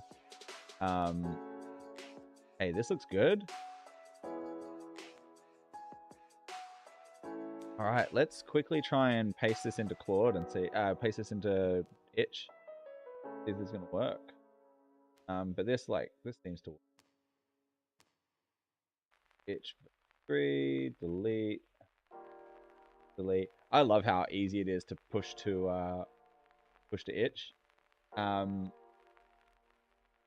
because when I made my actual video game in Unity, it's and put it starting to like get everything ready to put it on the Steam page, It is way freaking harder. And there's like a whole process you need to go to like compress make the, what is it? Is the distro or whatever it is for Steam? Just for. Now we want to just go to straight up itch. Edit game. But yeah, so this is my real game. This is just a game jam.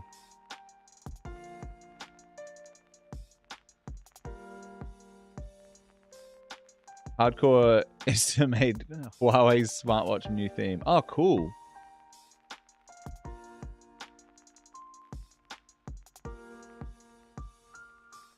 UX page. Yeah, right. Oh, dude. Yeah, that was something I really wanted to do. I had an old Pebble from years ago, and I wanted to make my watch faces for that.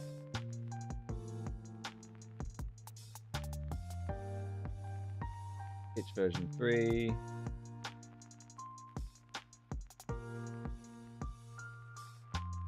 File will be played in the browser. Save.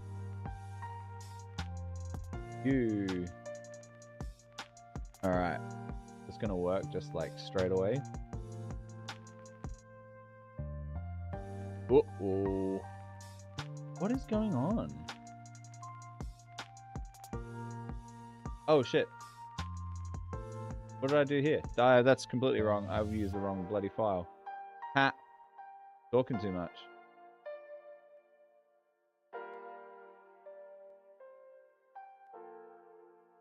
Whoopsie.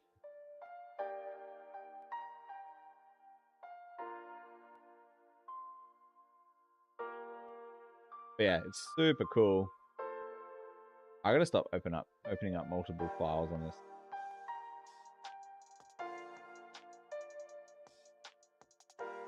Because that's where I keep stuffing it up. Do it. Delete. Delete. Boot.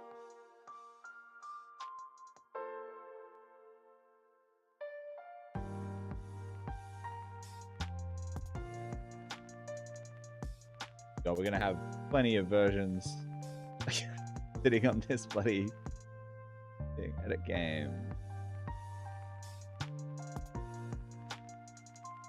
File. RHS 5. Yeah.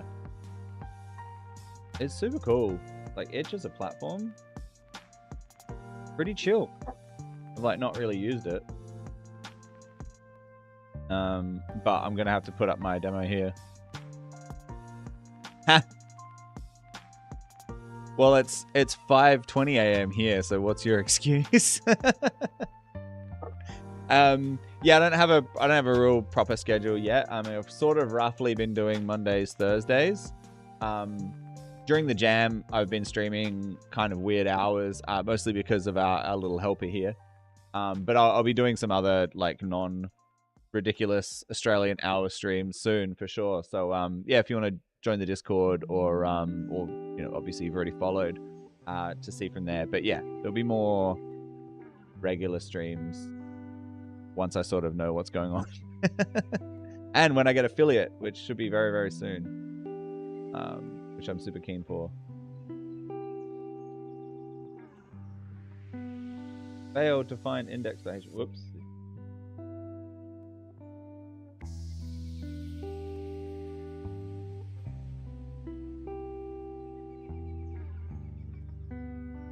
Yeah, I got all the links in the about page. I'm not sure if my commands work. Do they work?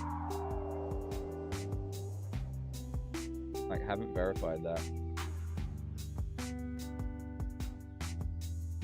Sick. There we go. I guess, yeah, because you just find your social pages, don't you? Oh, yeah.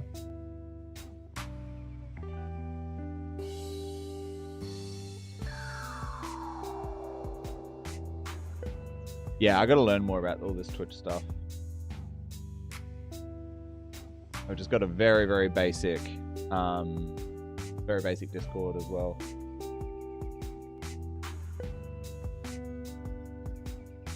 But we've got some peeps. We have fun there. Baby. Show me the money. I did it right.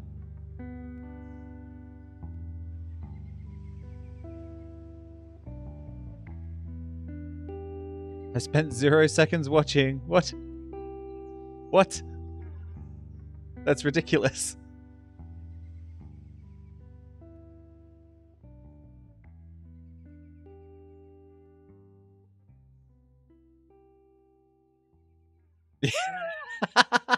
Wow. Okay. Why did that not work? Oh, oh, my bad. I see. So you can only have one file loaded at a time. That makes so much sense. That means I can roll back versions like really easily. That's sick. I should upload the original version. Okay.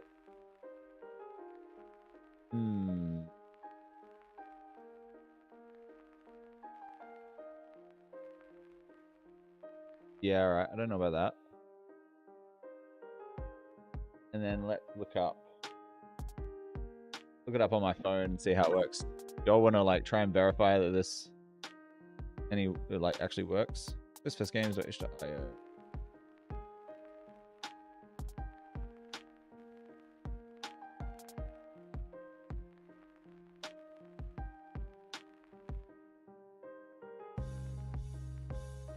Because every version seems to work on my phone fine.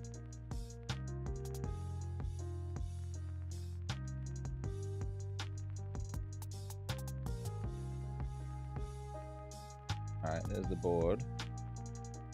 And I believe I've got the desktop version loaded. Yeah. And if we go run game. Yeah, see, it works fine on my phone. Damn, those pop-ups look good.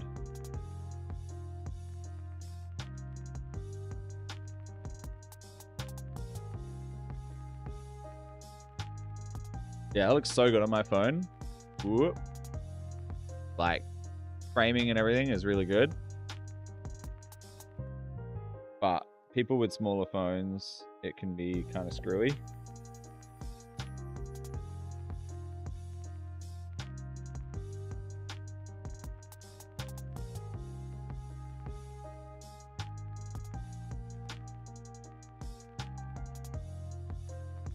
Yeah, I mean, hard to verify.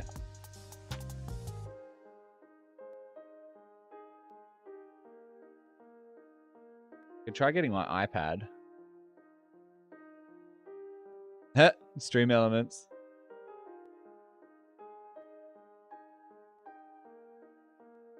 Yeah. I was gonna say how many bloody chats have you done? Jesus Christ.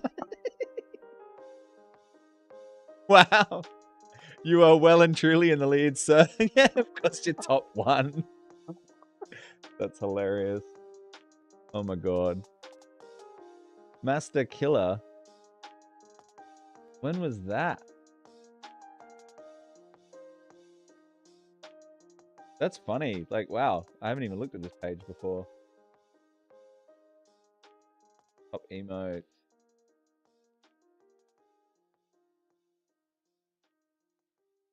We need some like Terminator AI emotes or something. Sick. Okay, how are we going to solve this freaking CSS problem? Because we're stuck with the window size that Itch is giving us. Like, should we analyze this website better? Because what is it doing? What can't we control? Can we control? Can we? Because there's ways of getting the size of the browser, right? And like the version of the phone. Like,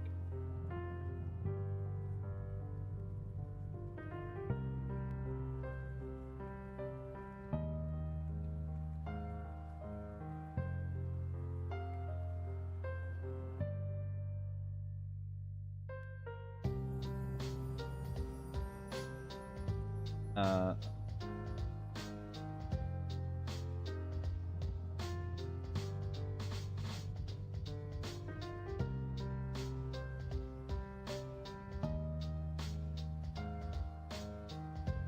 are we gonna say? Hey Claude, those changes seem to have improved a little, but I'm still not convinced that this game will work on all sizes of devices and smartphones. I really feel like we need to find a way to get the CSS to be as responsive as possible and allow for much smaller board sizes. How can we do that while still using the itch.io website?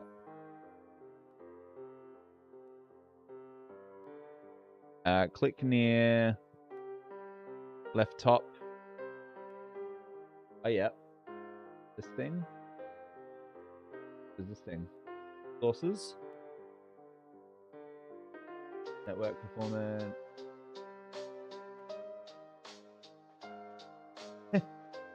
Oh, that thing. Right from the pointer thing. Oh yeah, the mobile device. Heck yeah, dude. You're a genius. Freaking genius. Hell yeah, we're in mobile mode.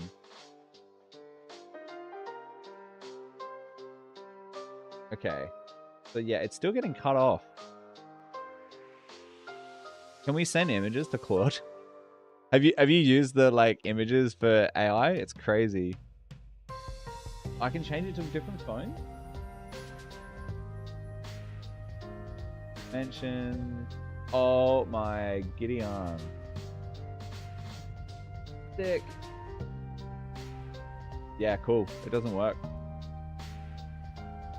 iPhone 12. Dude, Chrome is awesome. iPad Pro. Surface Pro. Why? Sick. Okay, iPad mini. No. Is that the worst iPhone? Needs to work on the worst iPhone. Yeah, sick. Oh, yeah, and we can test the freaking touch. That's sick. Okay, so...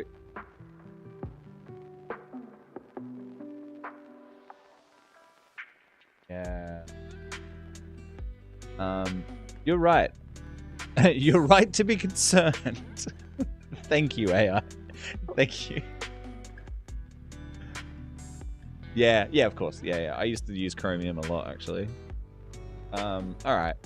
You're right to be concerned about responsiveness, especially for smaller devices and smartphones. Let's refine our approach to make the game more adaptable for various screen sizes, particularly focusing on allowing for much smaller board sizes. Here's an updated CSS. Should work better across a wide range of devices, including the itch.io website. All right. I'm gonna trust you on this one, Claude. Oh. Oh.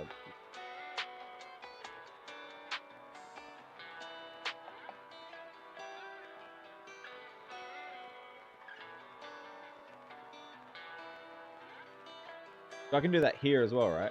I'll just do it in here. Whee! Oh. It works. Claude fixed it. You freaking genius. Hells yeah. Oops. That's actually really cool that we can just keep rolling it back.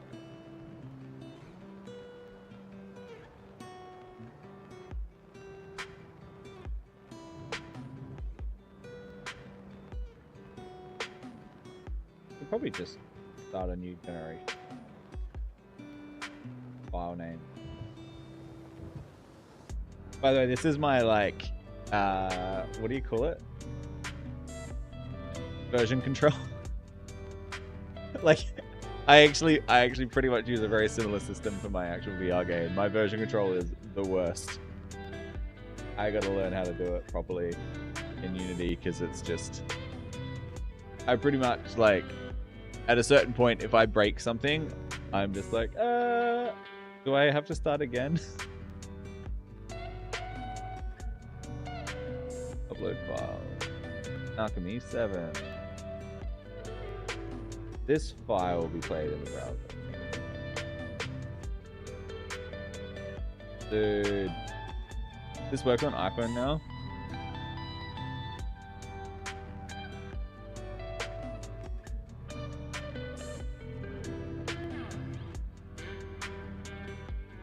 Uh-oh. That's the right version, right? I pushed the right version?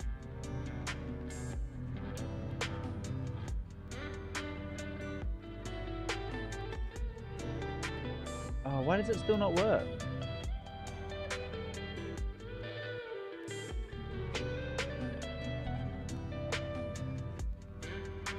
That's so weird.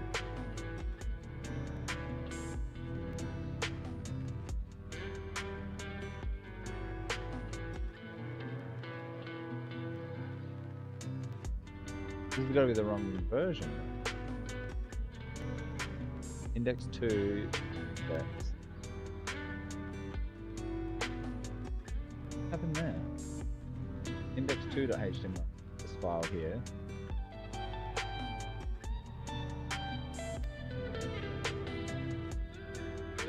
HV3.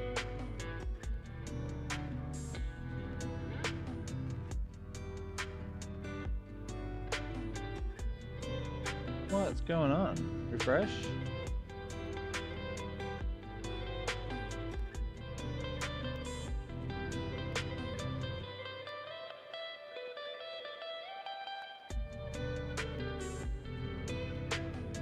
So it is still broken.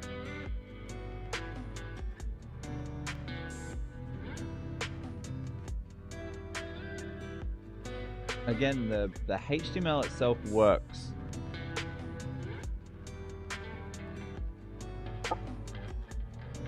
Yeah, no, I did that. I literally did that on this project.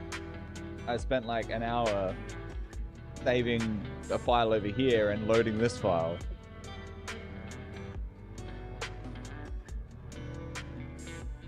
So, how do we make the... There's got to be a freaking thing on this. How to make itch game responsive. So that's really annoying.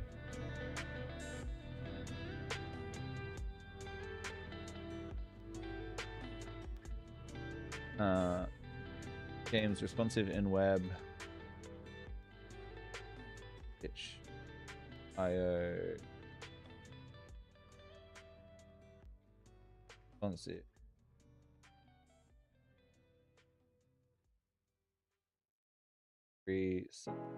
Properly. How do I set dimension? Oh wait, we've got this freaking thing, don't we? Dimension. Inside this.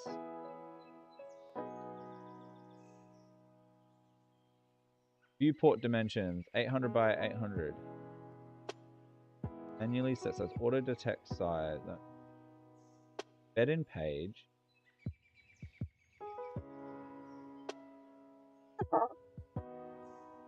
Click to launch in full screen. We could try that, I guess. Orientation portrait. Automatically start on page load. Add a full screen button to the right corner. Enable scroll bars.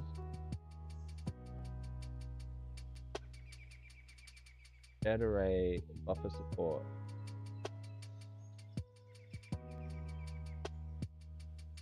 Your project can run on mobile phones, smaller resolution, and touch support. Orientation port. What about these viewport dimensions?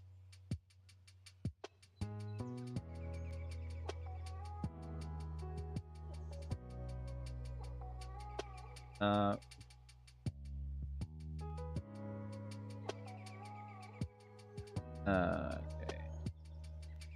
Would these settings on the itch page affect thing? Are there some ideal setting.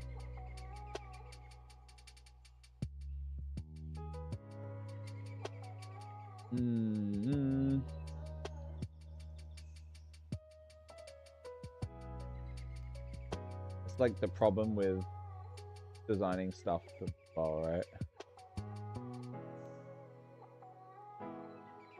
Yes, these settings on the itch page have significant effect on how your game is displayed and behaves when embedded. Here are some recommendations for ideal settings based on the CSS to be developed. Embed in page, yes. Viewport dimensions, set both width and height to 800. This gives a good starting point for larger screens, and our CSS will handle scaling for some. I don't believe you, and it's just quick enough for me to test being like 300 by 300. And view page.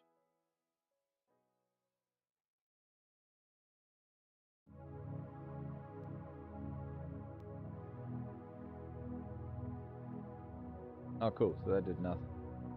Full screen.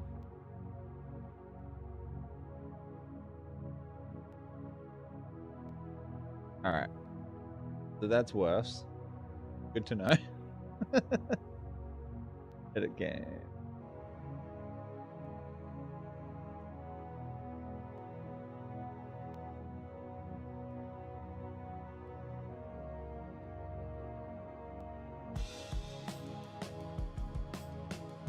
Yeah, the game iframe.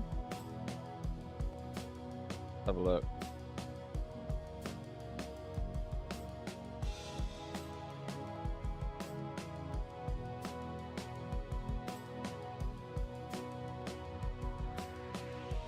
Load at all.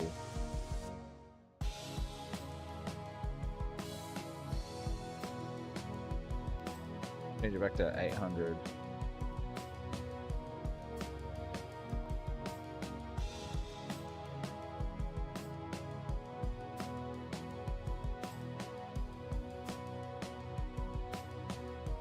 Due to units. Okay.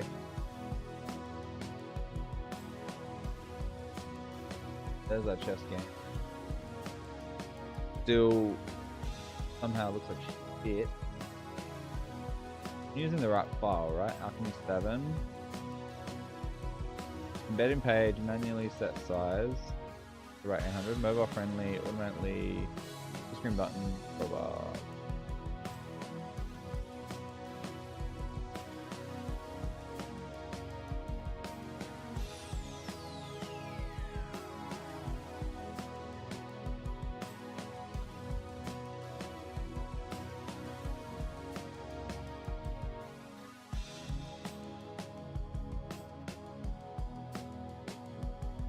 Okay.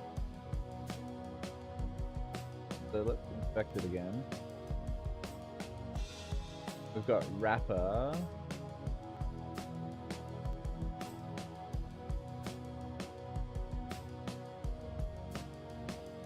A little icon. That's game canvas. Div header. View HTML game. Margin 20 pixels. View embed, widget base, widget embed. Go HTML embed.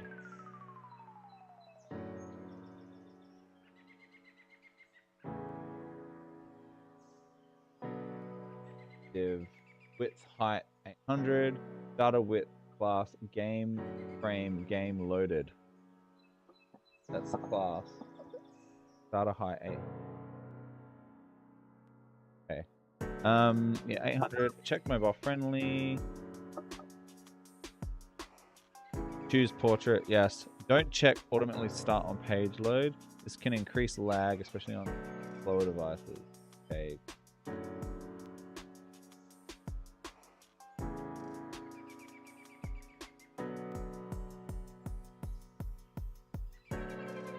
I don't think that was happening anyway. Leave shared array buffer or unchecked unless your game specifically requires it. It is in the iframe. these settings. Fun with ICSS should provide a good experience. Allowing the game to be embedded directly in the page. Okay, save those. What have you got for us?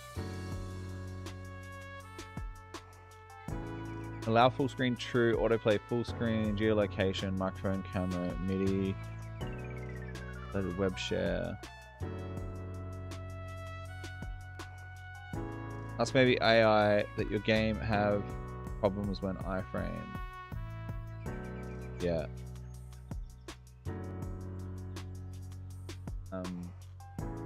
Hey, could this be an iframe issue? We are still having problems with displaying the game on a small iPhone style screen.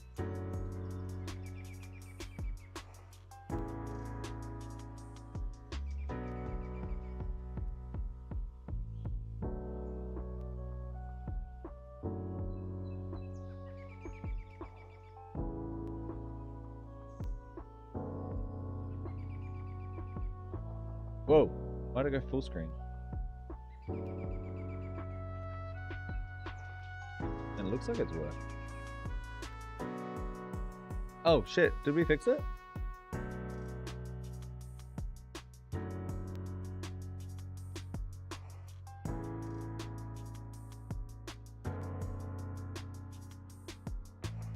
That's Alchemist Chess. That's the live file.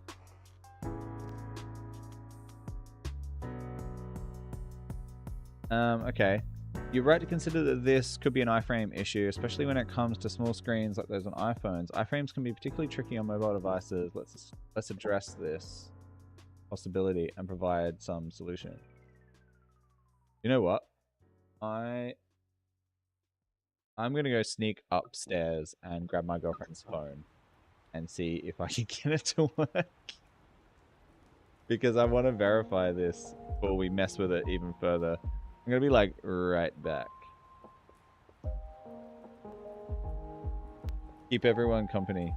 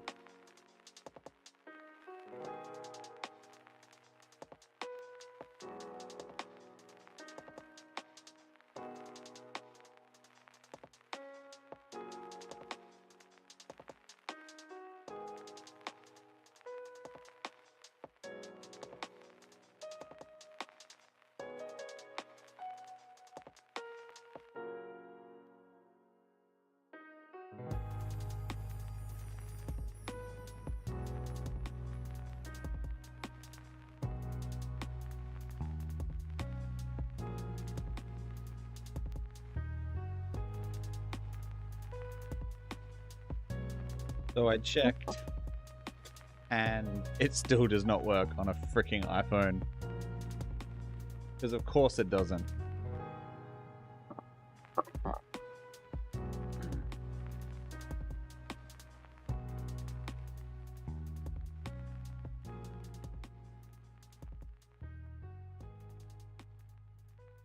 Before we make those changes, can we just check to see if this might be a Safari specific problem?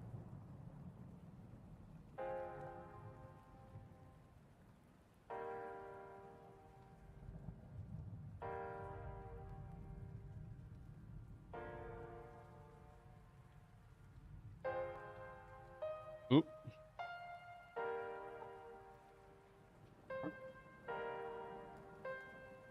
Certainly, it's a good idea to isolate whether this is a Safari specific problem. Safari, especially on iOS devices, can indeed handle web content differently from other browsers. Here's how we can investigate if this is Safari's specific problem. Cross-browser testing. If you haven't already, test your game on multiple browsers on the same device. For Chrome, Firefox, Safari on desktop. Shit, I should have grabbed mine. Never mind.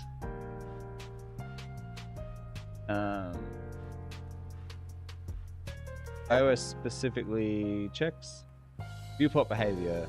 Viewport on Safari iOS has some unique behaviors with viewport sizing. Please check your current viewport meta tag is being respected. How do I check that?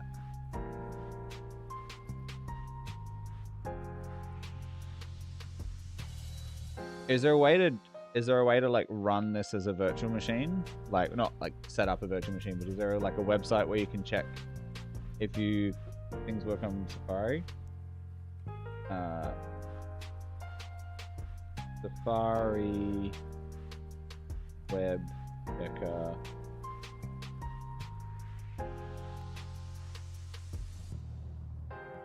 Browser stack. Browser link. What's this? Safari browsing. Oh, here we go. Sick. Yep.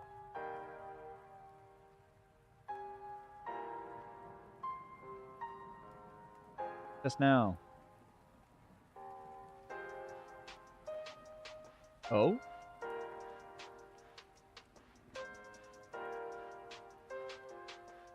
I've got 2 minutes of... Oh, this guy's just running a VM.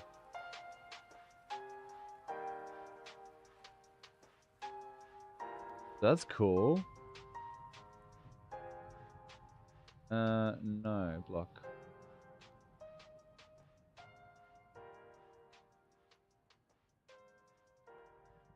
How?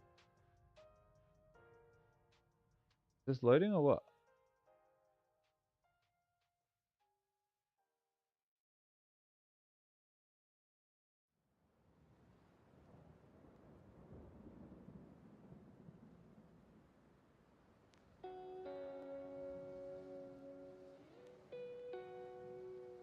Got 2 minutes remaining. Come on. What is this website?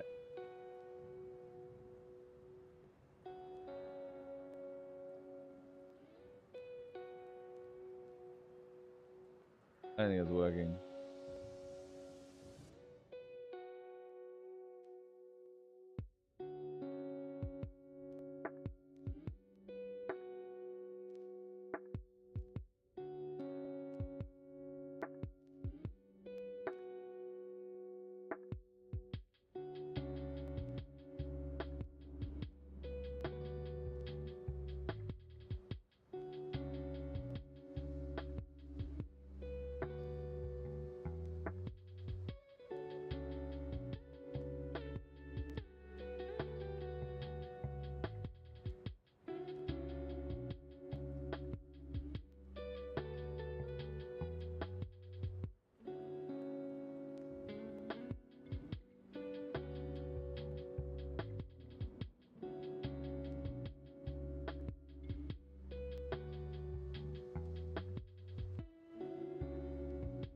I'm gonna run out of frickin' time by the time I get to the damn link.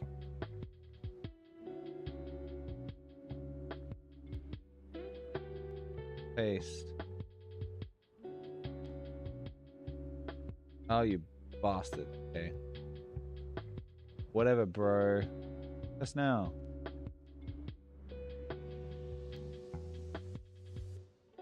And don't resume.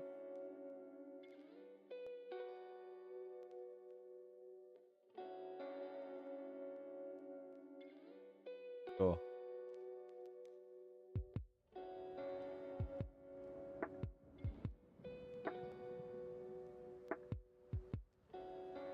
Actually, I don't think it wants to run the game at all. Okay, that was useless. For some specific benchmarks, you can use house. Generate a lighthouse. Mobile.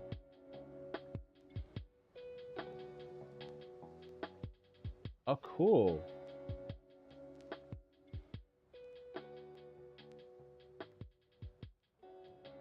Okay. Moment.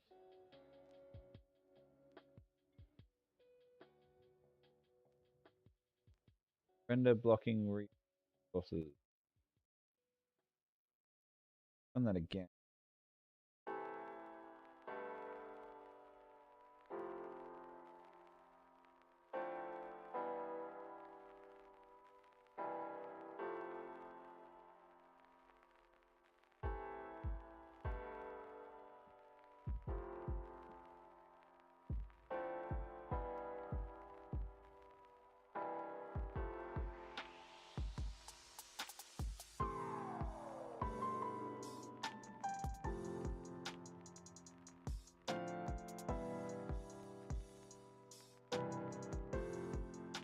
Okay.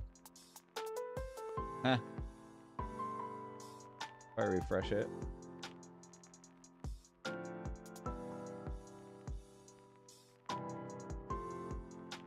Analyze. Oh yeah, true. Because it's like game's not.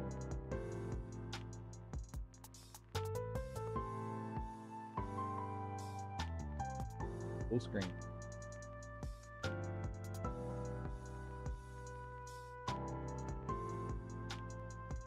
But yeah, it definitely still does not work on the phone, probably.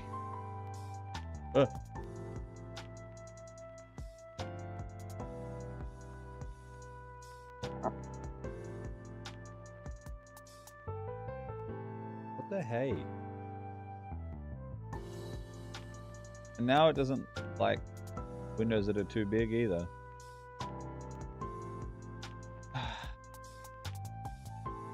Is this one of those days where we're going to get nothing done from here on and then we do it tomorrow and everything works first time? Is Claude having a dumb day? Check for known Safari quirks. Try removing maximum scale 1, user scale no from meta viewport. This is our viewport, right? And it's got here initial scale 1, maximum 1, user scalable. Yeah, maybe your scale 0, scalable no.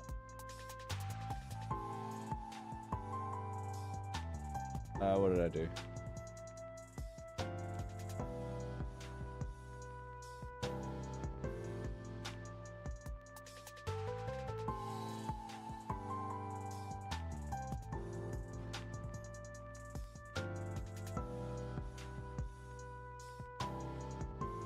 Refresh.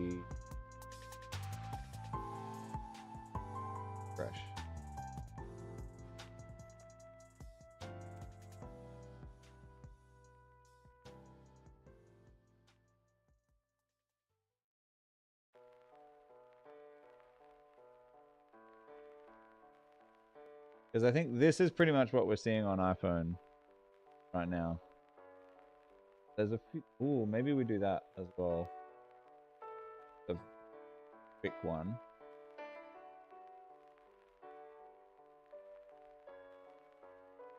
Oh.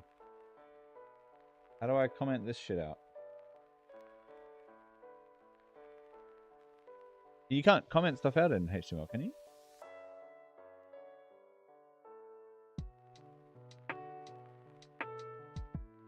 Ah, there we go.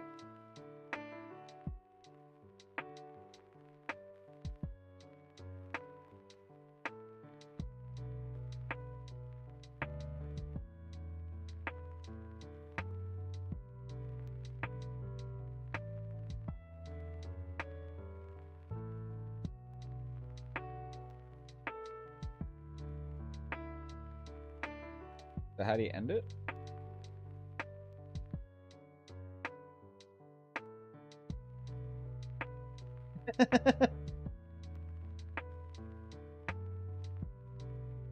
Without, without.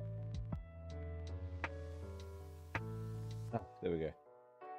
Okay. Because I'm thinking that might compress the header a bit.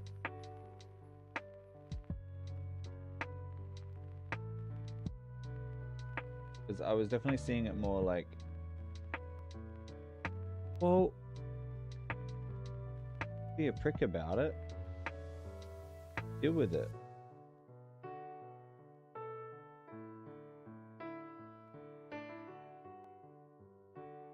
Because this is kind of what I've been seeing on iPhone. That or... Oh.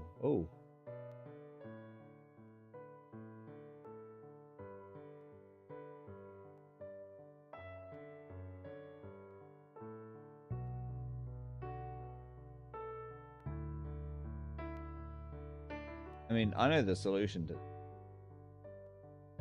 Get a real phone.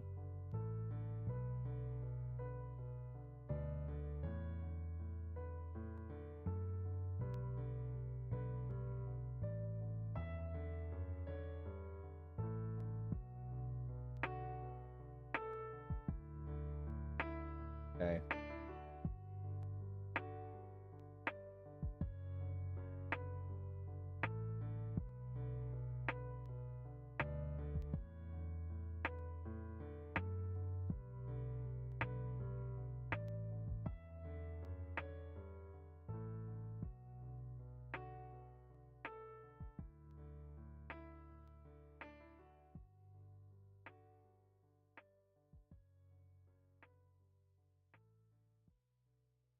Viewport width. To scale 1. Well, we didn't try this code. Update the viewport meta. Your game's HTML.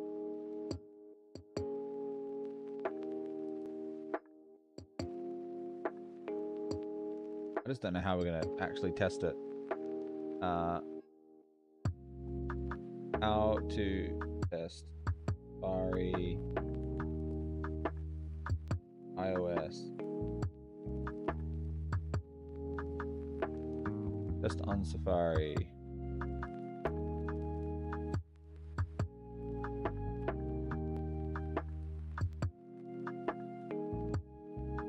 Testing on real devices, no VMs.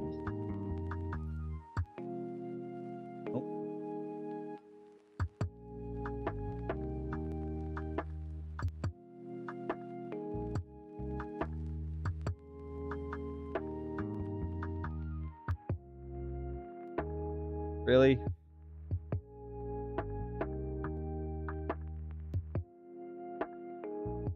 Shrink to fit equals no.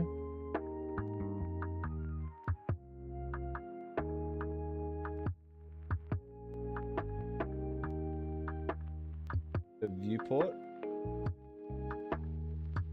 Like directly in front of it?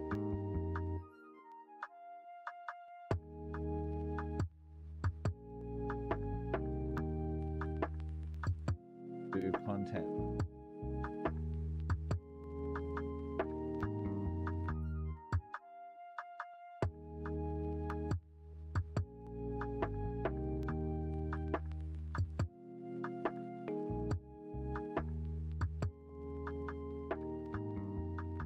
I'm just wondering how we're going to test this when we actually do.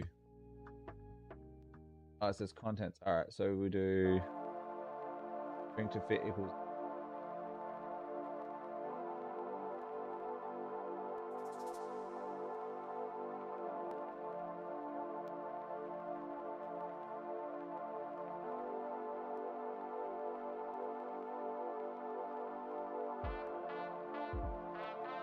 It's like, it's only doing the width. And this is all bound to height.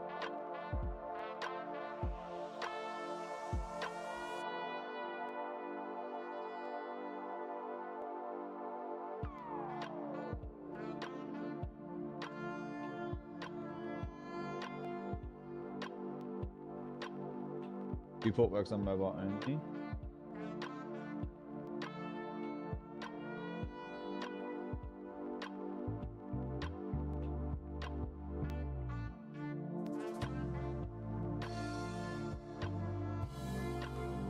Oh, that's the actual site. String to fit effects up.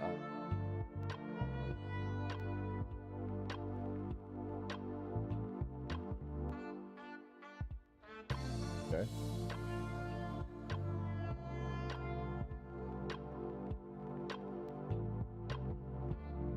Problem is, this is still showing me that it works. You know what I mean?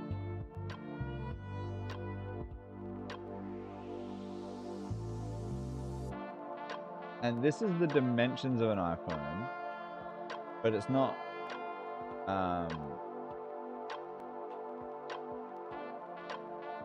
Okay. This is the dimensions of an iPhone, but it still has it down here. And then on Itch as well, it's going to have the whole thing.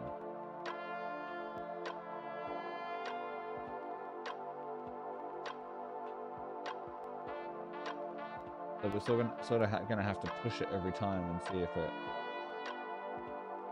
works.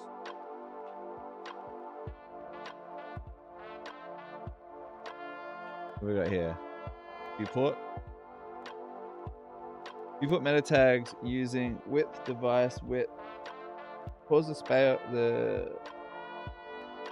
Oh.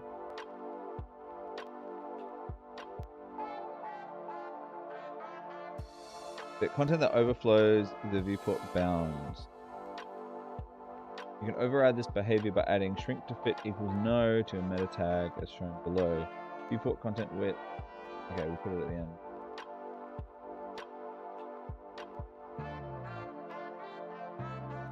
User scalable.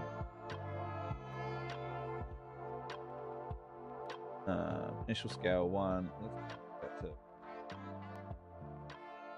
fit.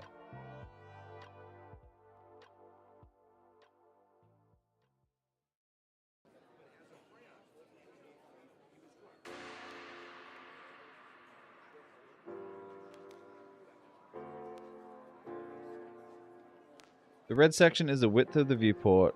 This section will appear off screen with shrink to fit equal no and on screen without.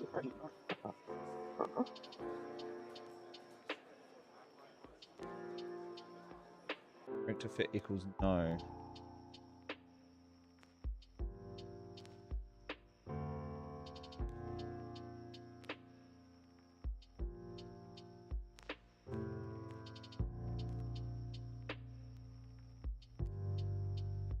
Shrink to fit equals no. Section is the width of the viewport. Safari will automatically zoom shrink the page's content to automatically fit automatically unless shrink to fit equals no is specified.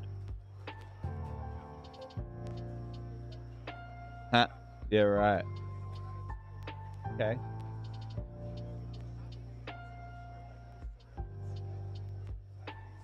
And we can try it, but like I said, I'll probably have to wait for it to wake up. Or I can check it properly. I can't put an iPad in that mode.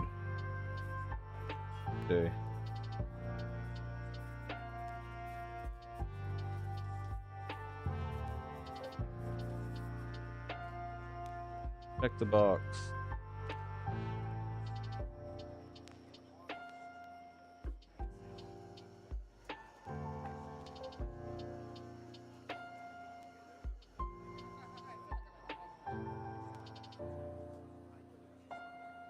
Use each device for 1 minute. iPhone 13. I don't want an iPhone 13.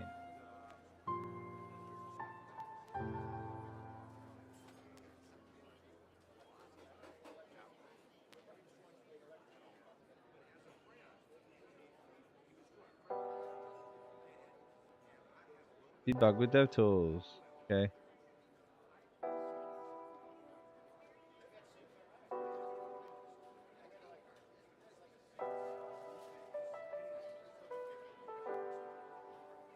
Page units, not for the iframe. Yeah. Okay. Connecting to real cloud device.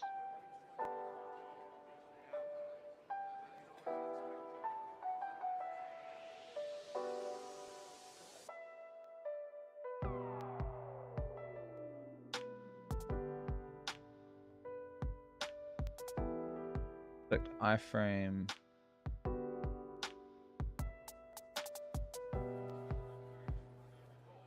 Yeah. It could be an iframe issue. Modify your itch.io embed CSS. Taking a while. Oh, do I gotta verify first?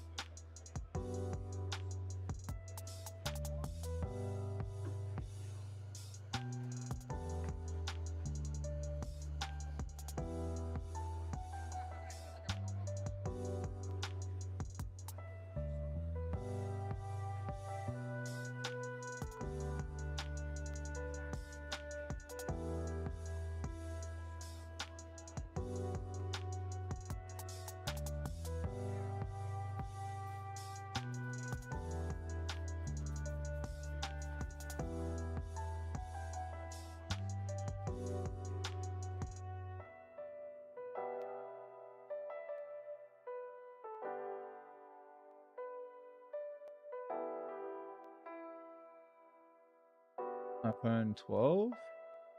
iPhone SE?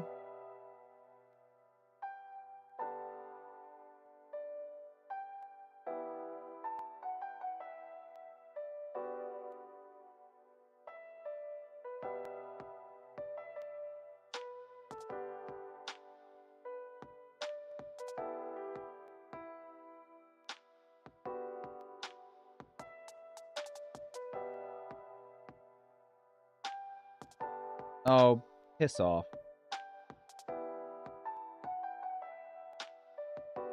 Well, if we get rid of the header, that would work, right?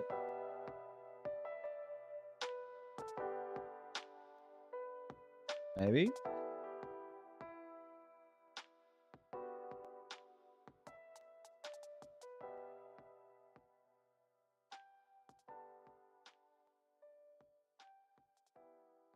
Oh, is that trying to modify the itch code?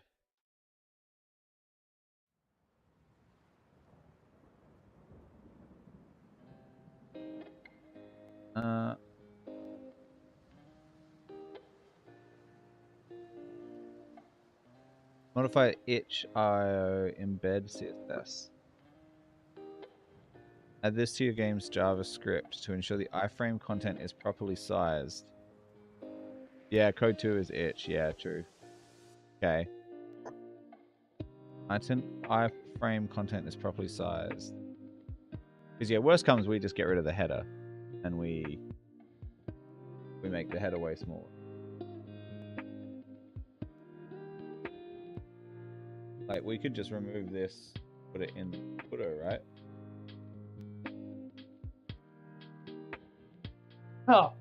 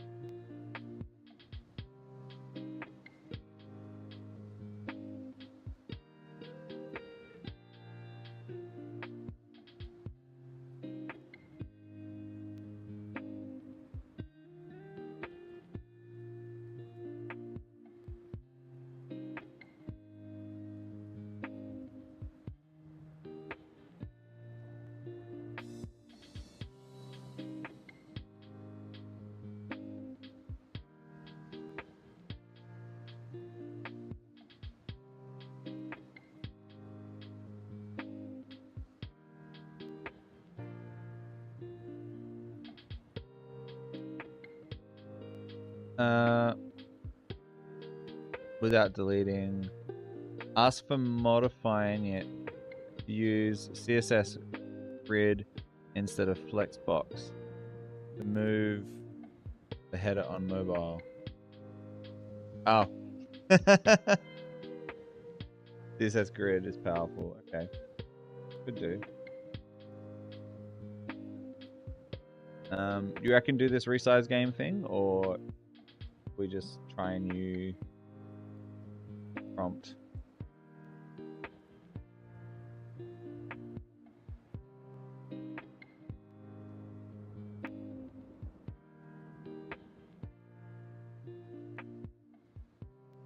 Do not use anything in this response. Yeah. Okay.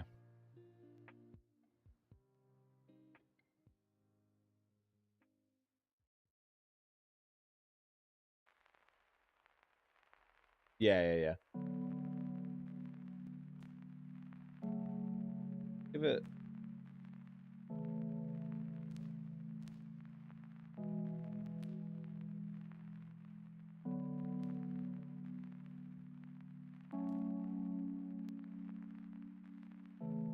Wait, what? Oh, that's where style ends. That's the.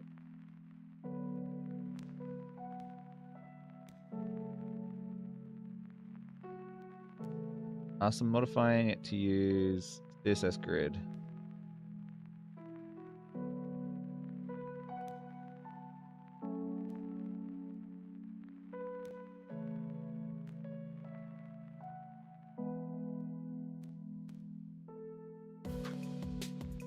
Oh, I've only got 8 messages left.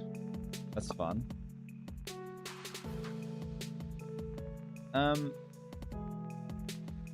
Let's do something here first. I've already moved the footer, right?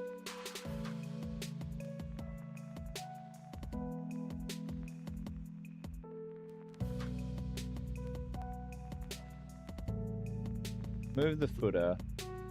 Let's load it again.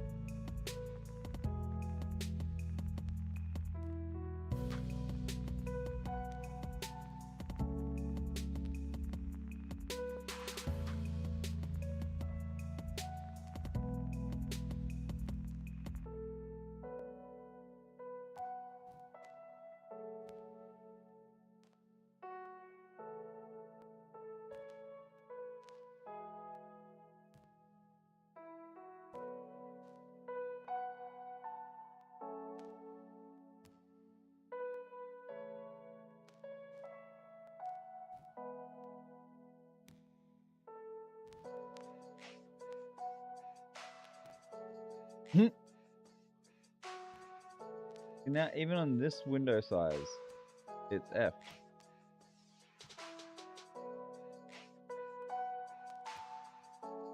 Ugh.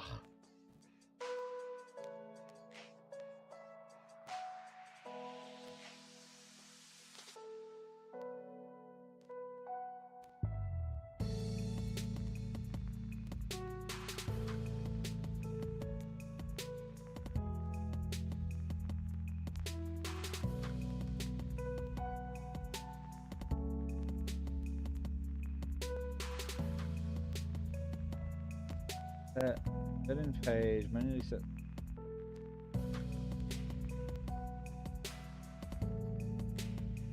You think that was the... That was this stuff? Bring to fit? No.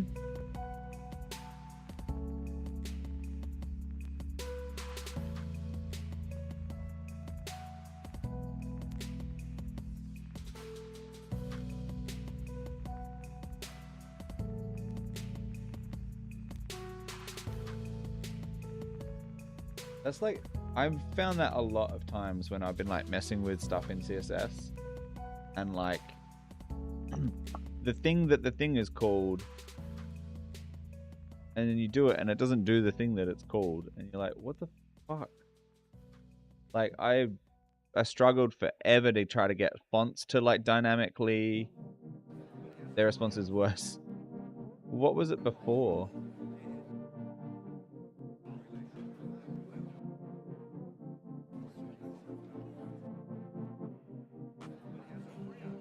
Contents width. I think that's what we used to have though. If we look at one of the older files.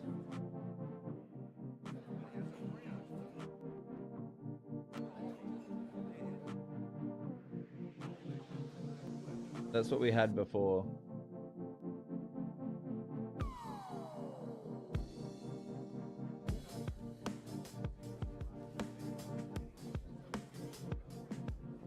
Yeah, but now it doesn't work on a regular browser.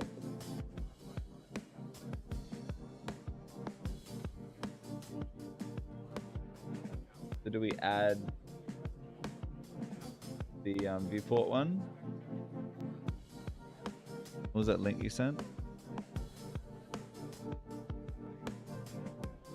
Shrink fit, no.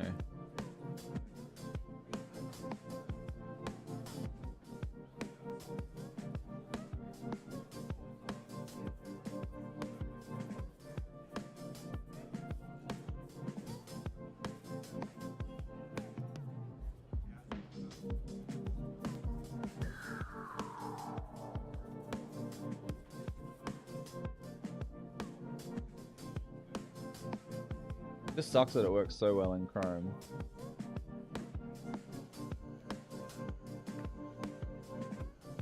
And you can't test it anywhere else.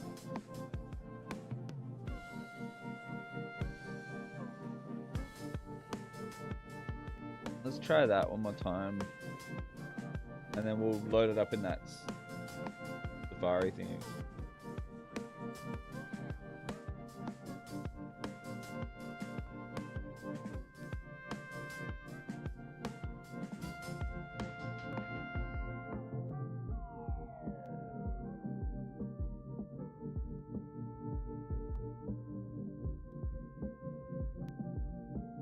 Go up to 8.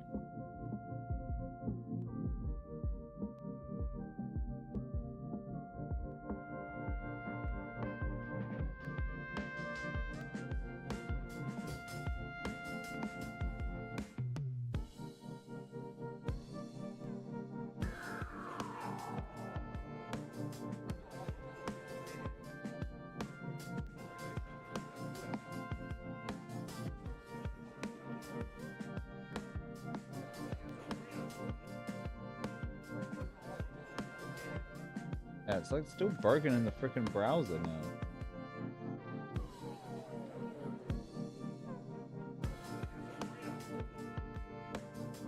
Something to do with this freaking iframe.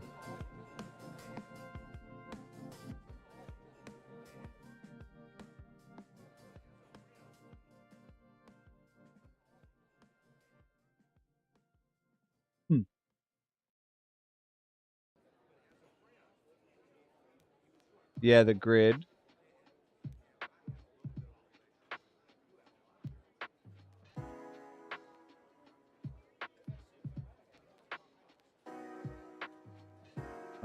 Let's start a new Claude chat, maybe.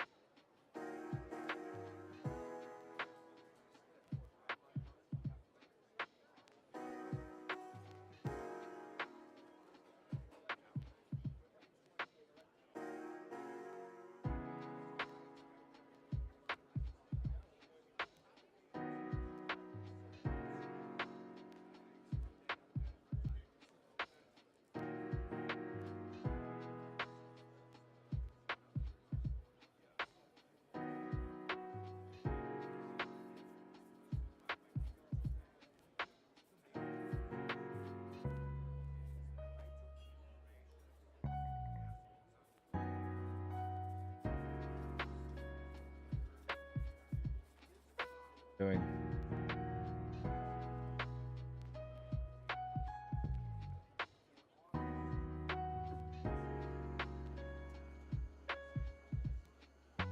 custom instructions. Wherever when asked to provide code, always provide code in. Always provide that section code full the class function from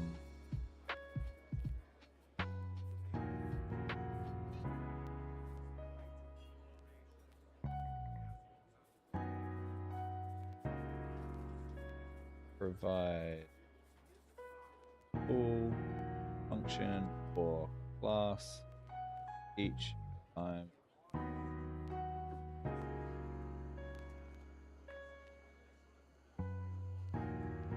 paste.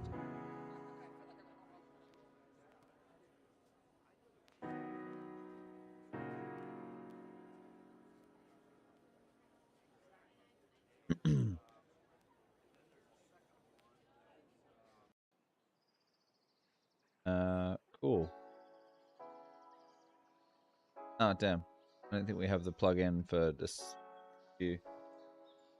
Hey, this is my survival chess game, but we are having trouble getting play properly on mobile devices on itch.io website.io as it puts the game to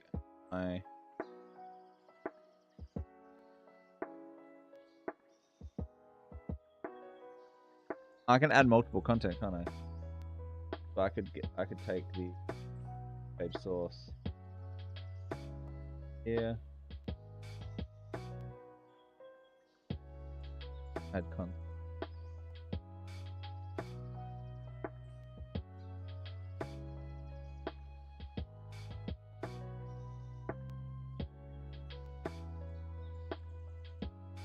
Itch.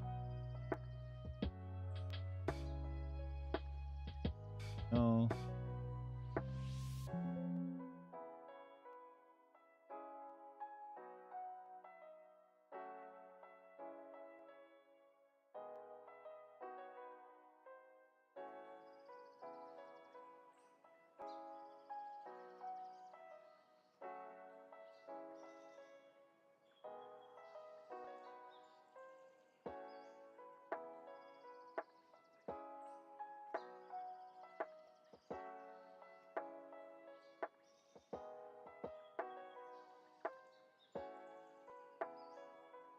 Provided is also code, and so the itch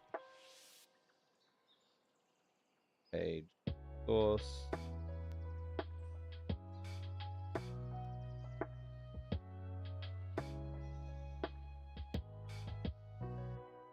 what can we change?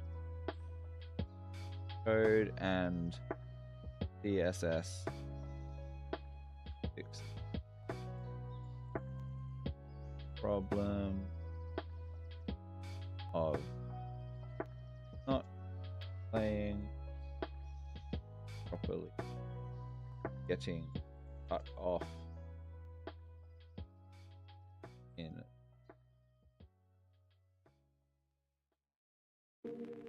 a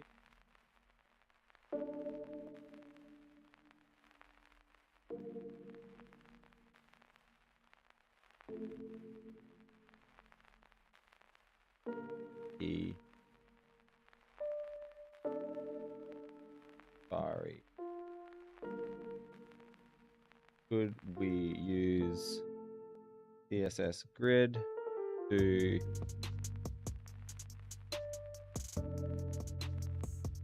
use CSS Grid to layout responsive and or in drop header down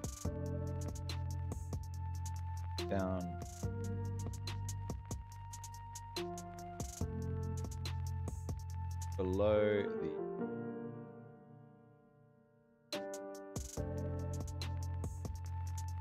game canvas and did by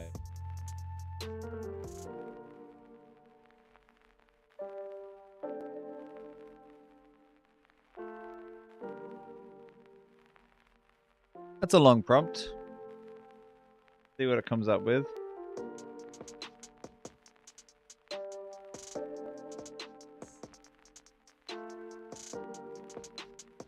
Oh yeah.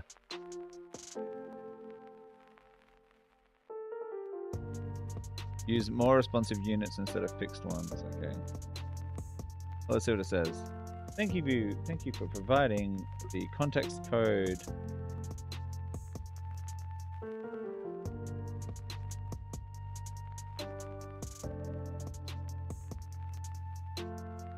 Yeah, okay. Fix is not responsive. Yeah.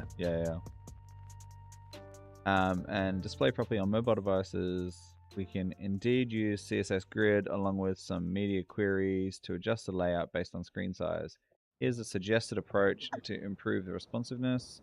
Firstly, let's modify the HTML structure slightly to use CSS Grid. All right, let's start, I think.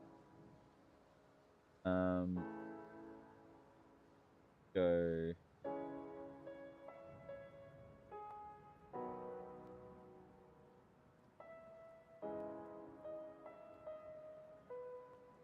Grid. Not that it's.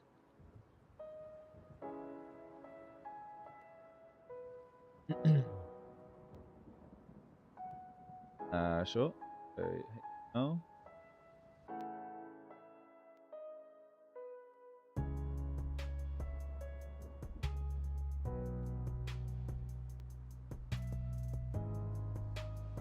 Game container.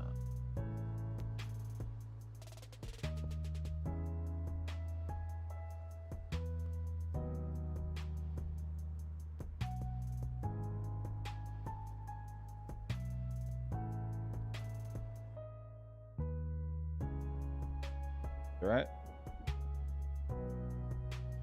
Now let's add CSS to make this layout responsive.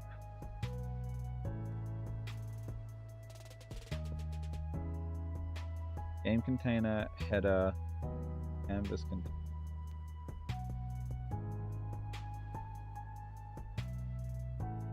Ensure the canvas resizes properly. You need to adjust your JavaScript code that creates and resizes the canvas. Here's an example of how you might do this. The itch.io frame, you can add some custom CSS to the game page to make it more responsive. Can't do that.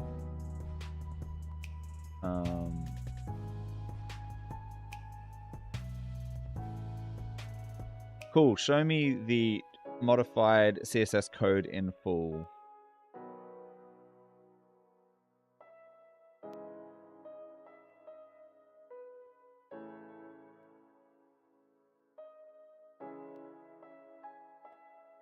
That's not in full. I guess it is.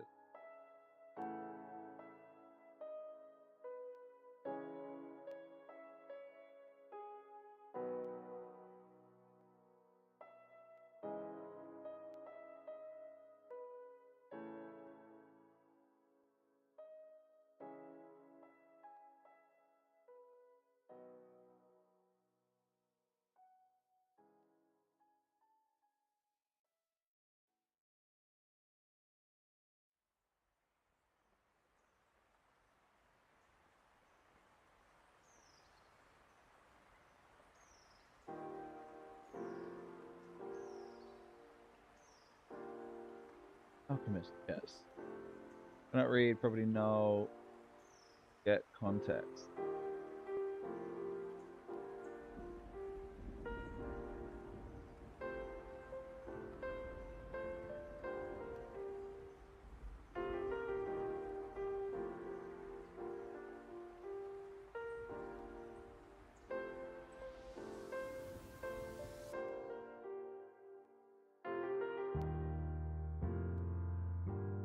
You need to adjust your JavaScript code.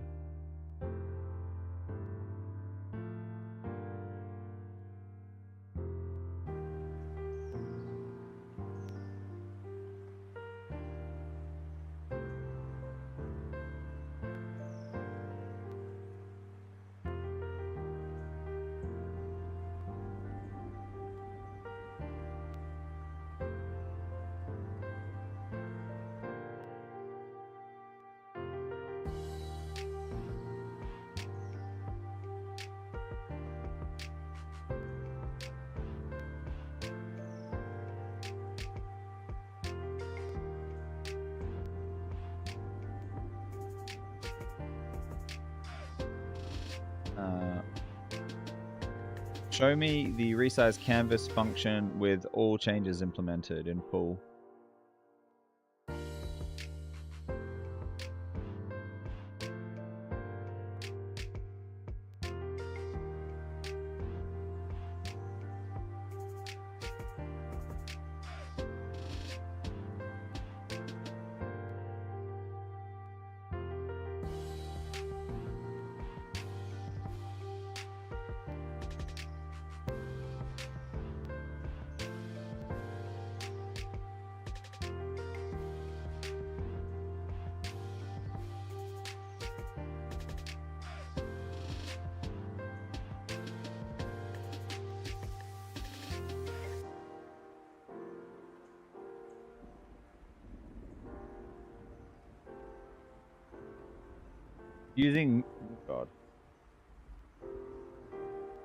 Using my base code as a guide, rewrite the function size canvas to work with existing code.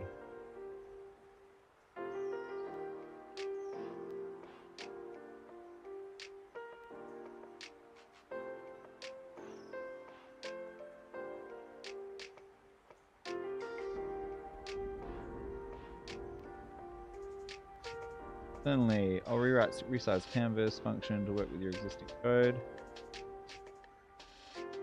Here's a version that should integrate with your current implementation.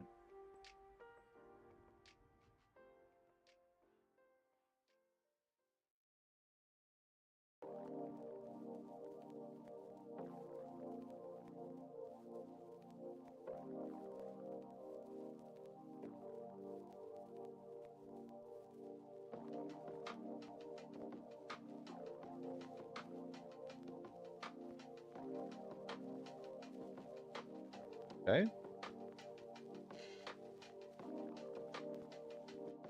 Uses your existing game container, calculates the available space, pulls your existing drawboard, draw pieces,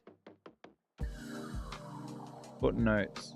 You may have to correct the IDs for your HTML elements. Game container, canvas container, header, footer.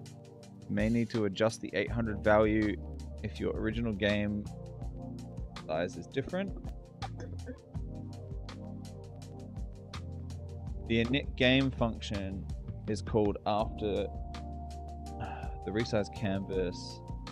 To ensure the game initializes with the correct dimensions, you may need to modify your drawboard and draw pieces functions to use your board size, cell size variable.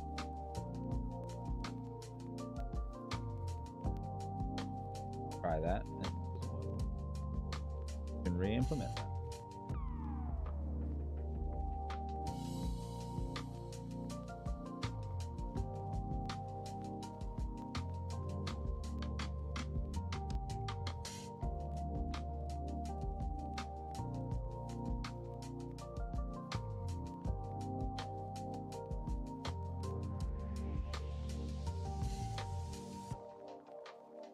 Here we go. If you have any fixed position elements or absolute pixel values in your game logic, We need to adjust those in the adjust game element.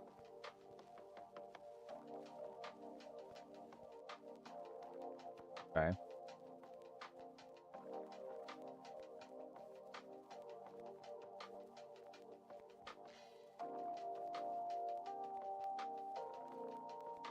Show me a modified version of drawboard and draw pieces that use the new board size and cell size variables.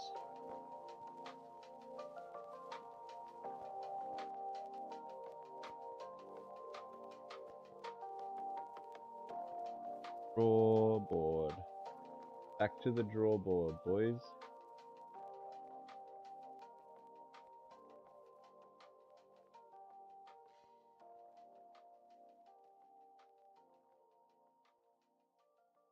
Wait, what?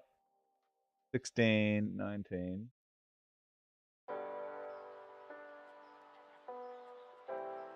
Determine the size while maintaining it is constant as there's no assignment.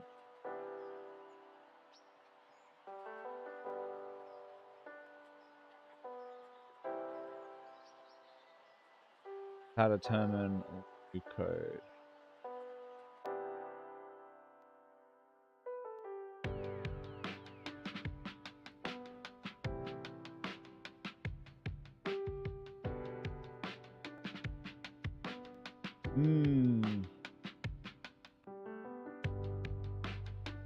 Constant scale, canvas size.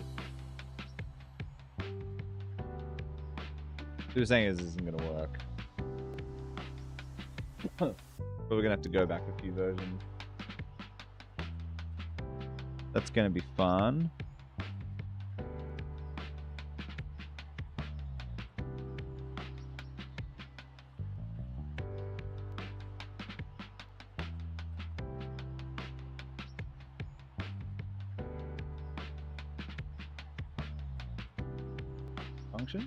Function drawboard.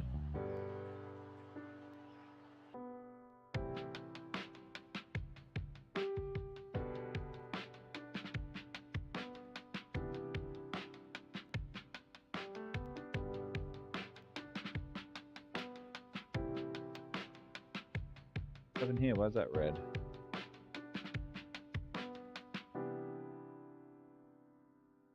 Oh.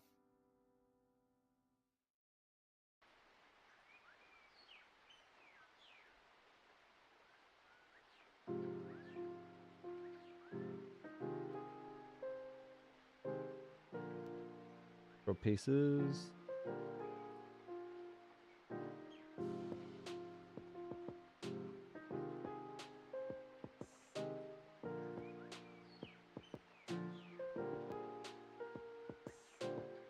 Noticing it's draw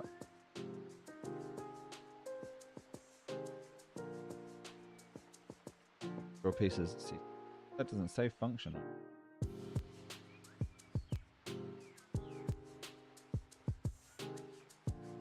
Question mark.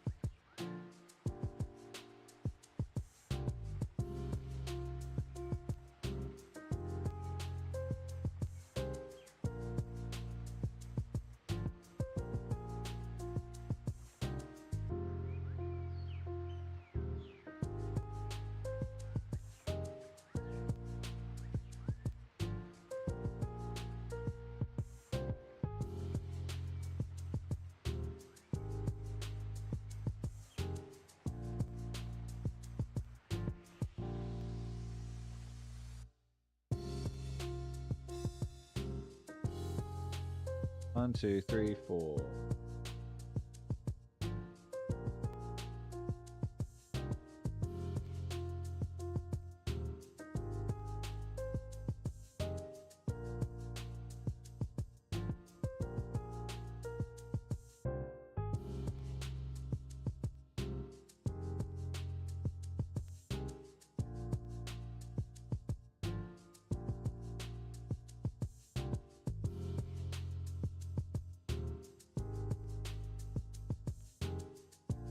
Hey. Oh, for God's sake, I did it again.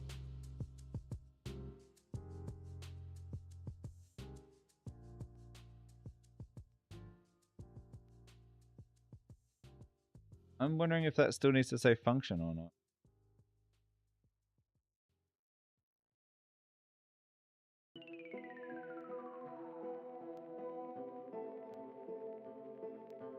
I think this Claude is dumb.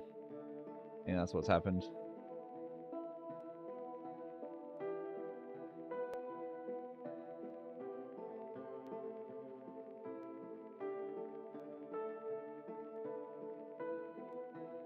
To make this work with existing code, you'll need to ensure that board size and cell size of variables are declared globally, passed into these functions.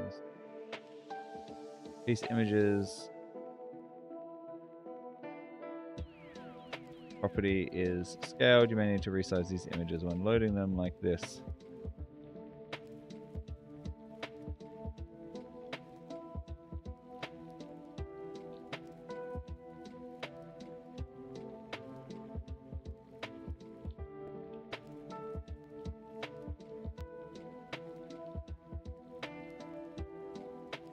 Yeah, I think we broke it.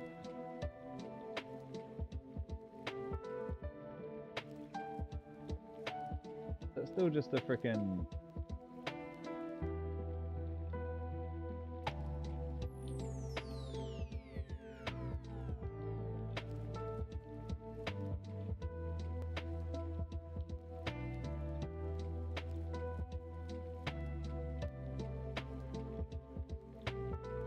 Apologize for the confusion. The error suggests that the canvas element is not defined when resize canvas function is called. Let's modify resize canvas.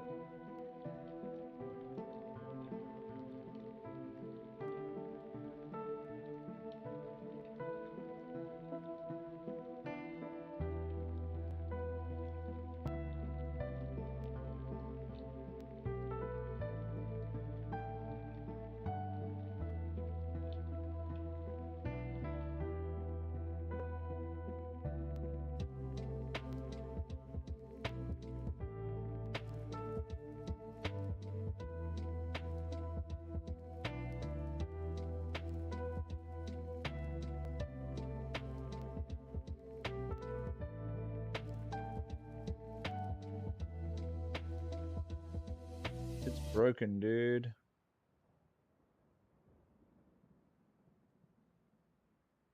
It game is...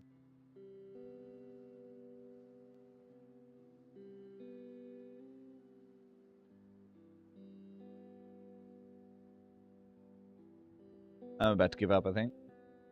Roll it back. What was the last good one we had?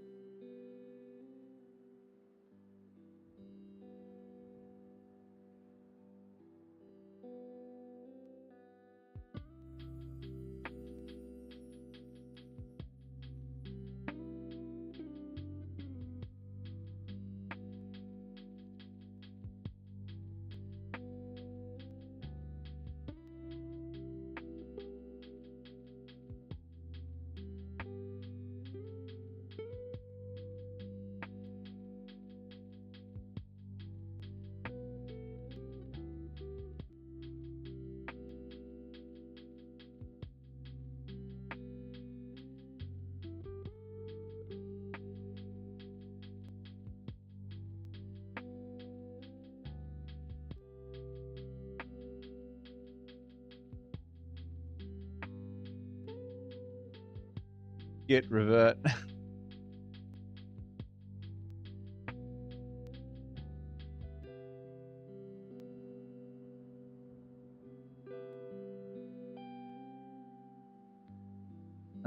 Apologize for the confusion. Understand the errors you're encountering. Let's address them one by one.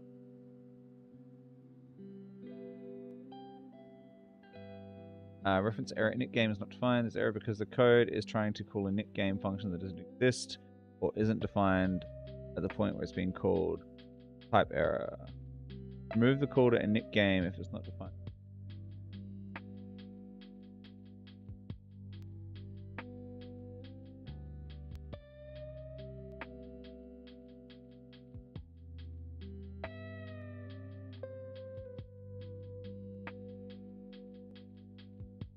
Here's an updated version of the code that should resolve these issues.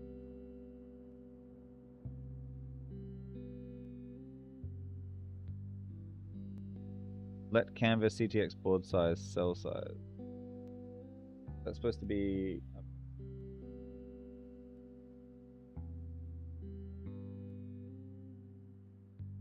Find global variables where.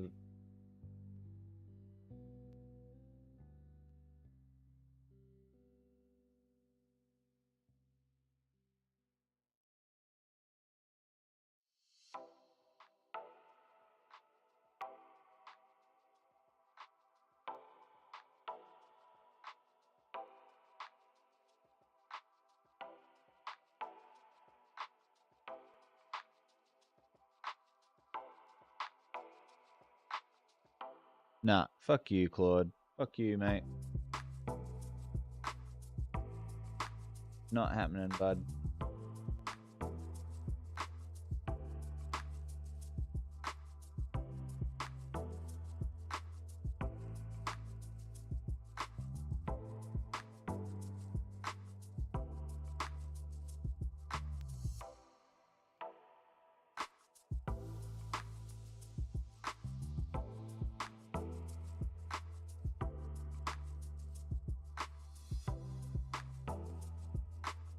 Maybe we'll work on something fun for a bit.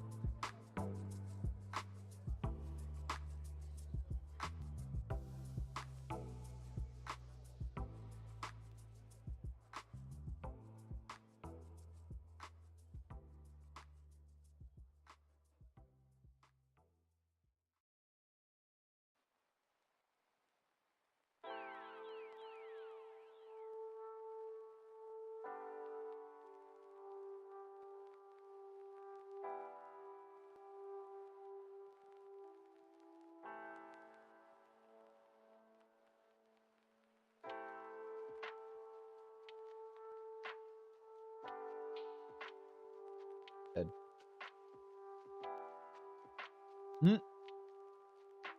I don't think the undo button functions properly.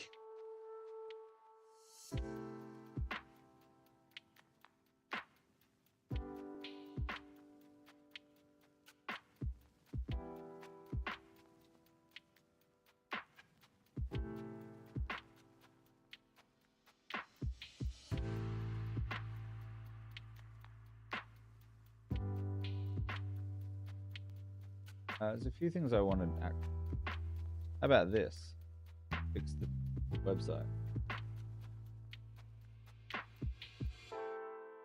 Edit theme. Oh, sick.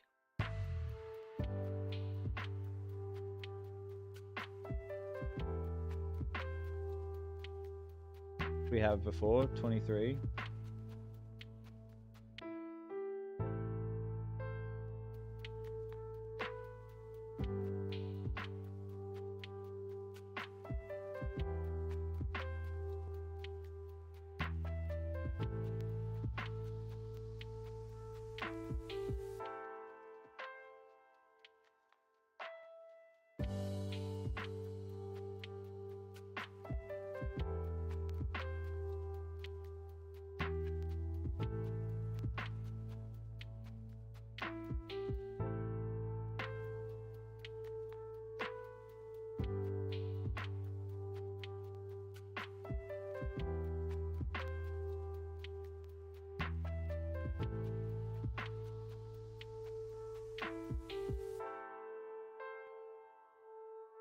Banner? Oh, okay.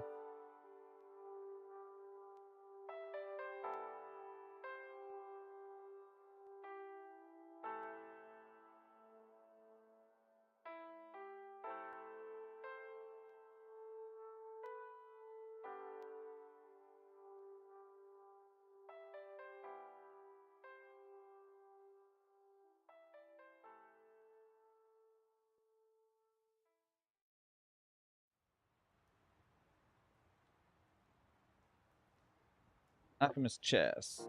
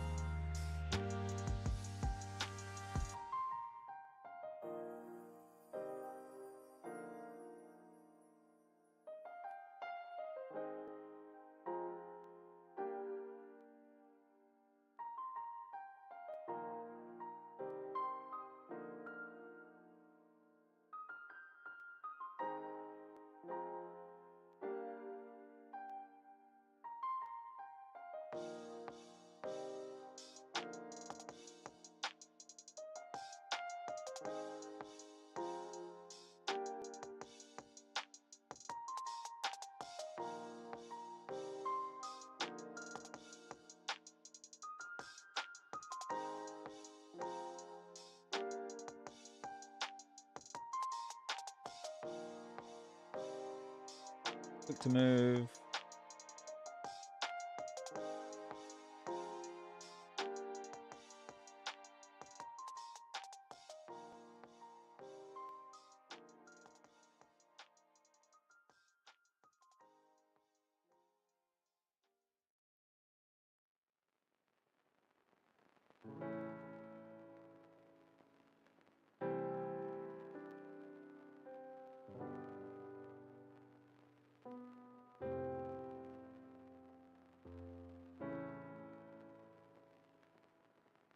What you can do is use your wits and potion craft to find a way to survive. Avoid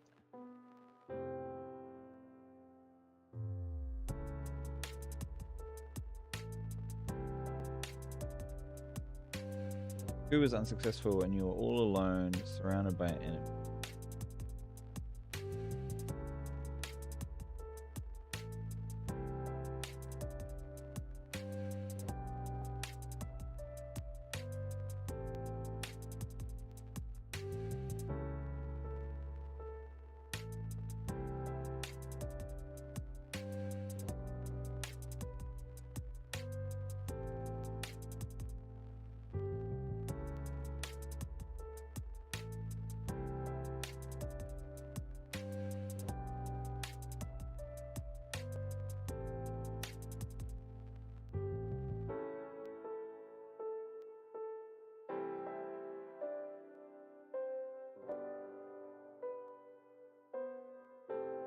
Click to move. One enemy spawns. Turn. One moves.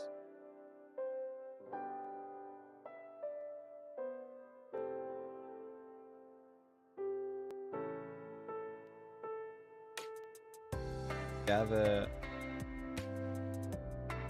ingredients by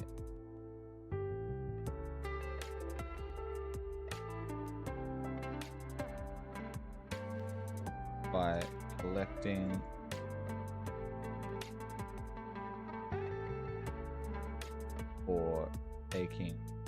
Is taking out. Is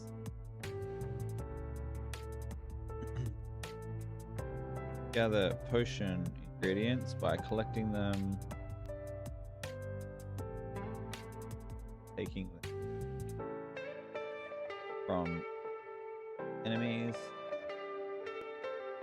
to craft potions that our gain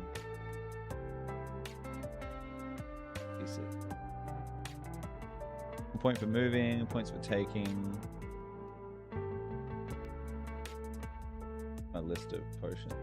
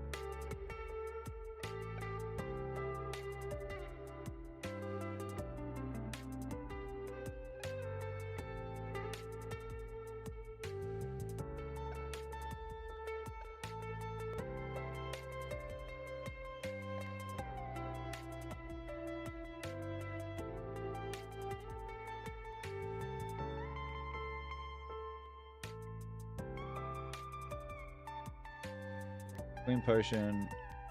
1, 2, 3, 4. 1, 2, 3, 4, 5.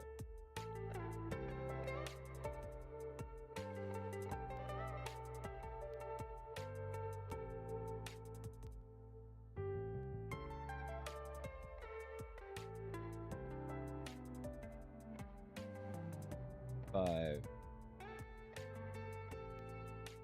Hence.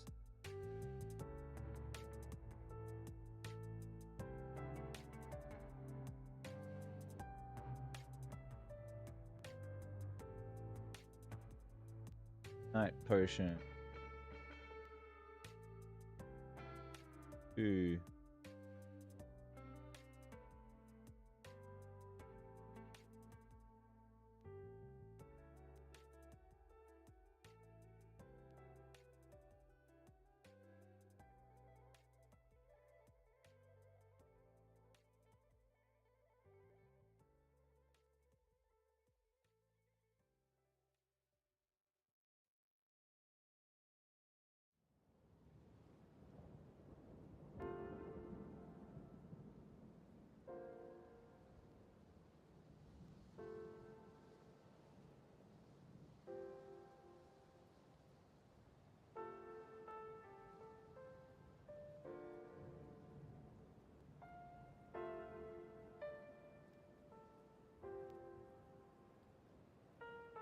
Ingredient.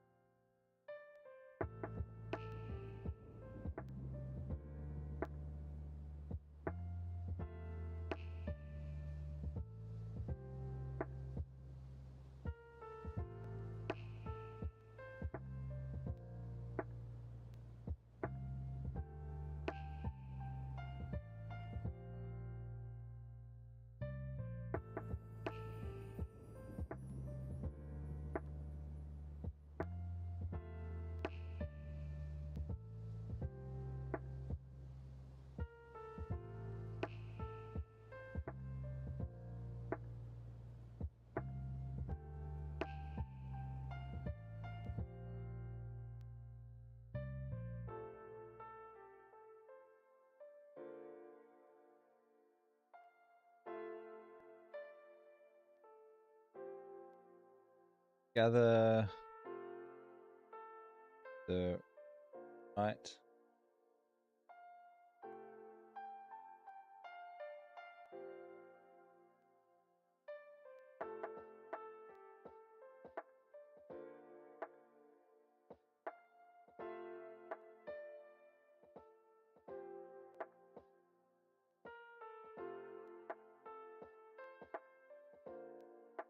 Of the right ingredients by collecting them or taking them from enemies. To craft potions allow you to change into other pieces.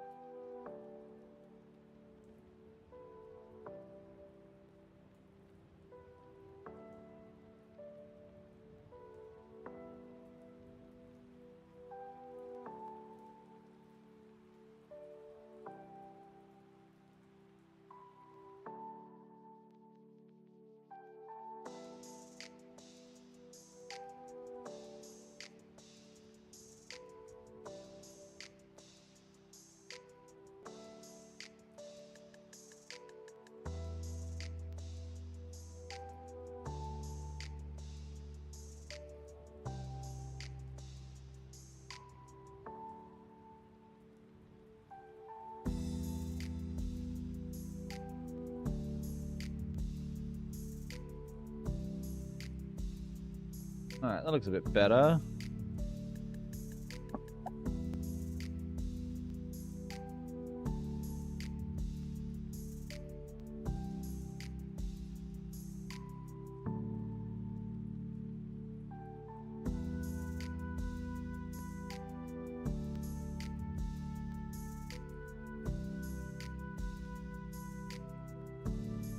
Oh, I can create a background.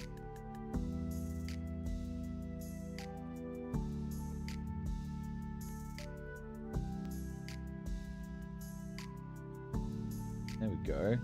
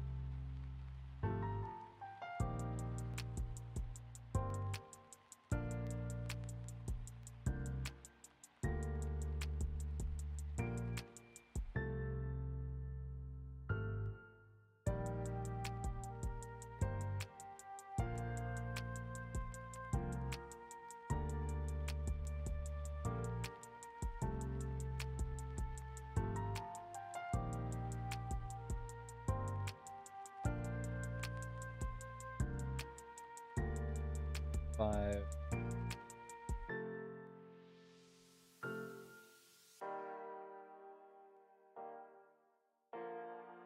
Oh, it should be like a different spell, right? Peak should be like a potion.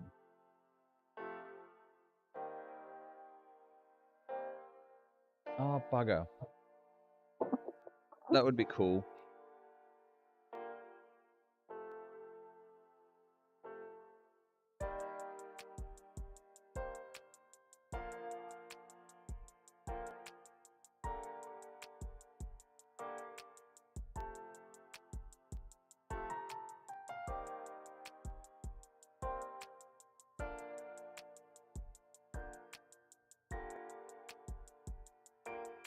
Because we can make lots of different potions.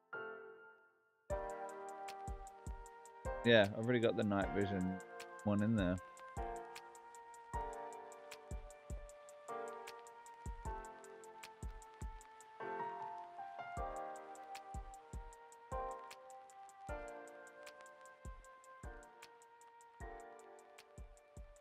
Because that'd be cool. Having like, maybe after a certain number of... Oh, because it'd be like permanent. You could have permanent potions as well.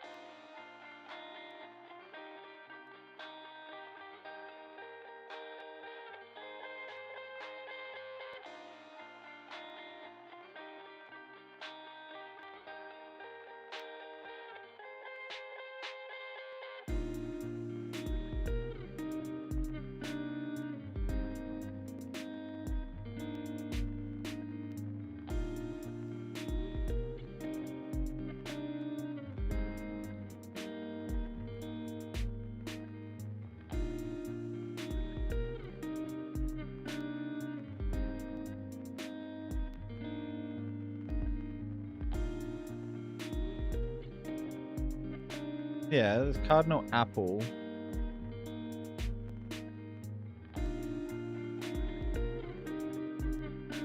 Cardinal Basil.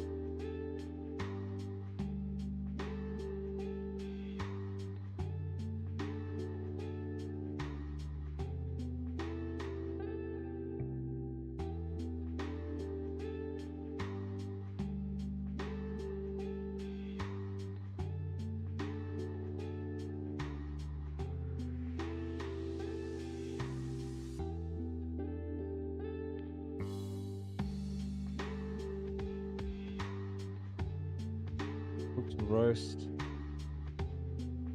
castle ale, castle bread, castle stew, castle cook.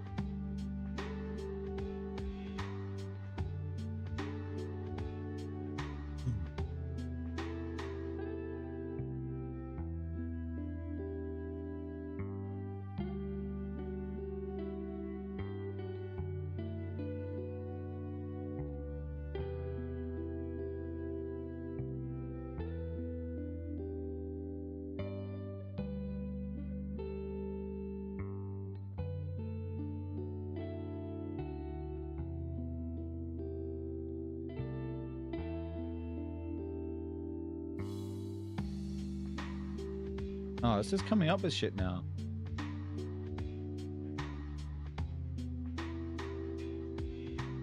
Midnight snack is pretty funny.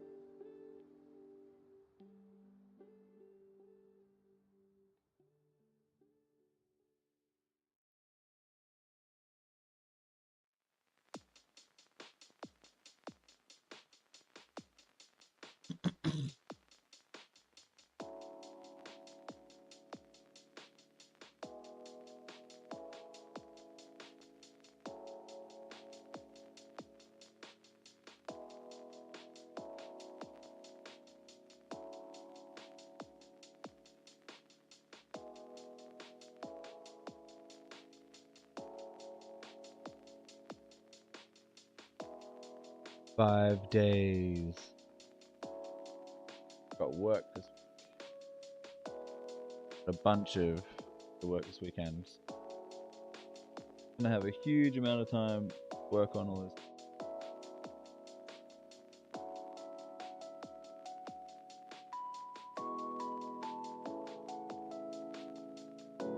Yeah, we'll probably start working on the less technical side of things for a bit.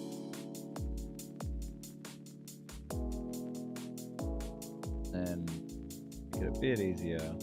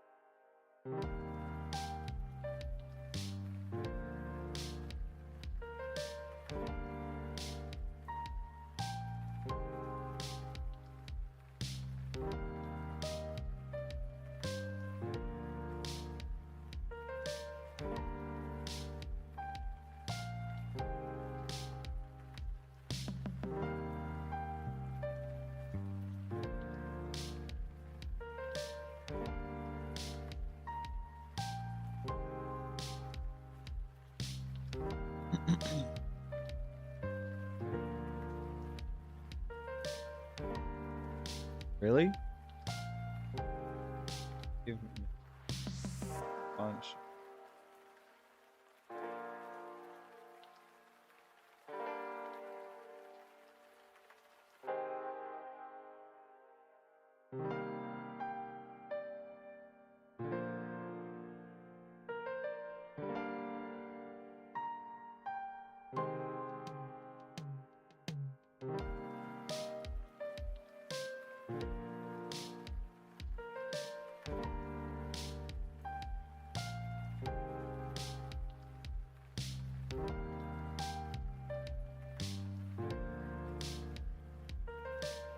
Bloody hell. King in the shadows.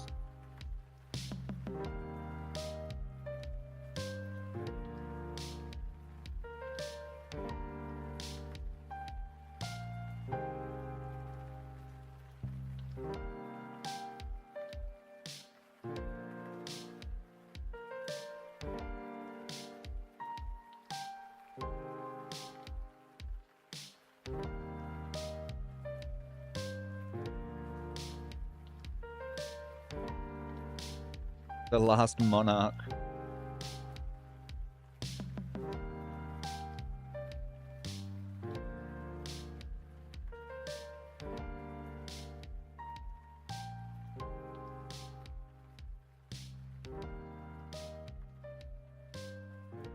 Following a failed coup, the kingdom is in chaos. As the deposed king, you are now the target of an endless wave of enemies. With each passing moment, a new piece of opposition forces emerge. You must outmaneuver them to stay alive. Gameplay: strategically avoid capture.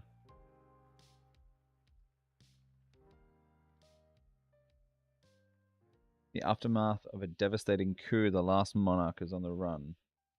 With only your wits and your knowledge of the land, you must have treacherous paths.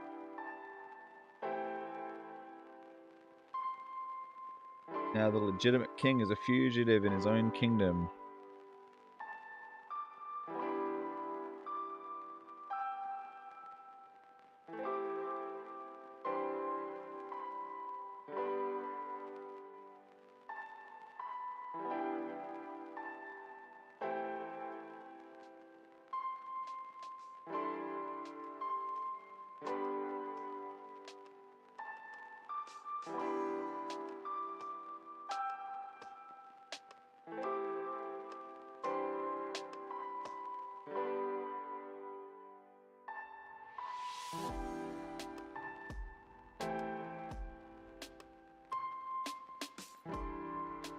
Usurped.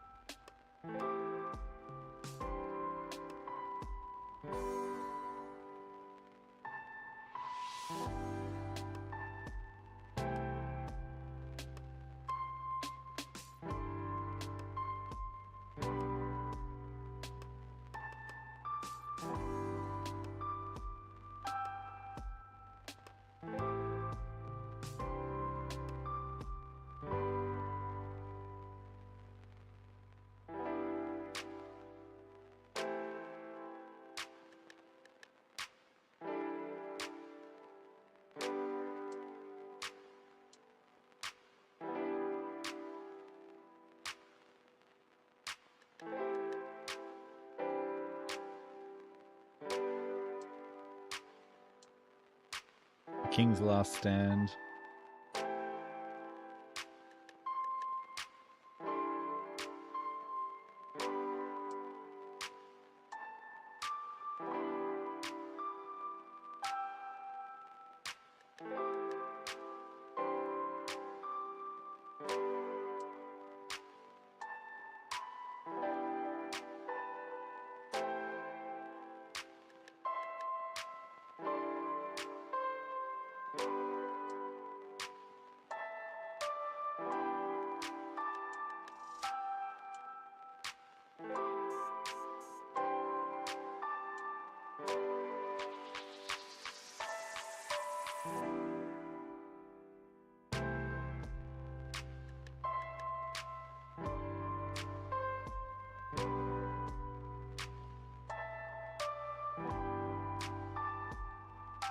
Alright, I'm gonna give it a break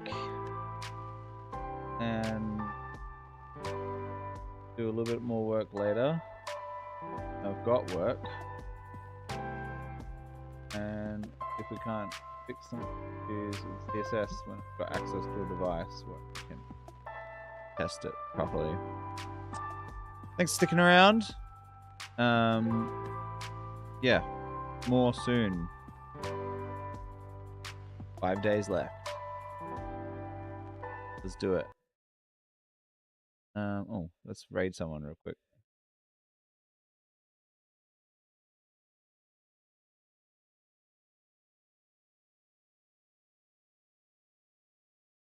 Who's doing software?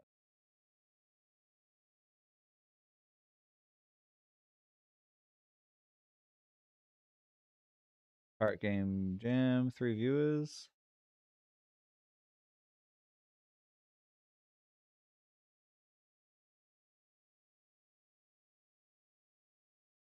Game Jam, 12 viewers.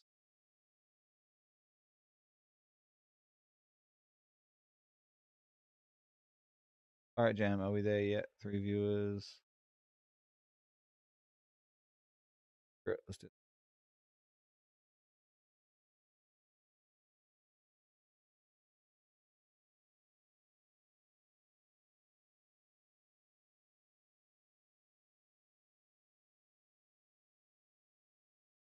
Choose Fog Glow, and you will have this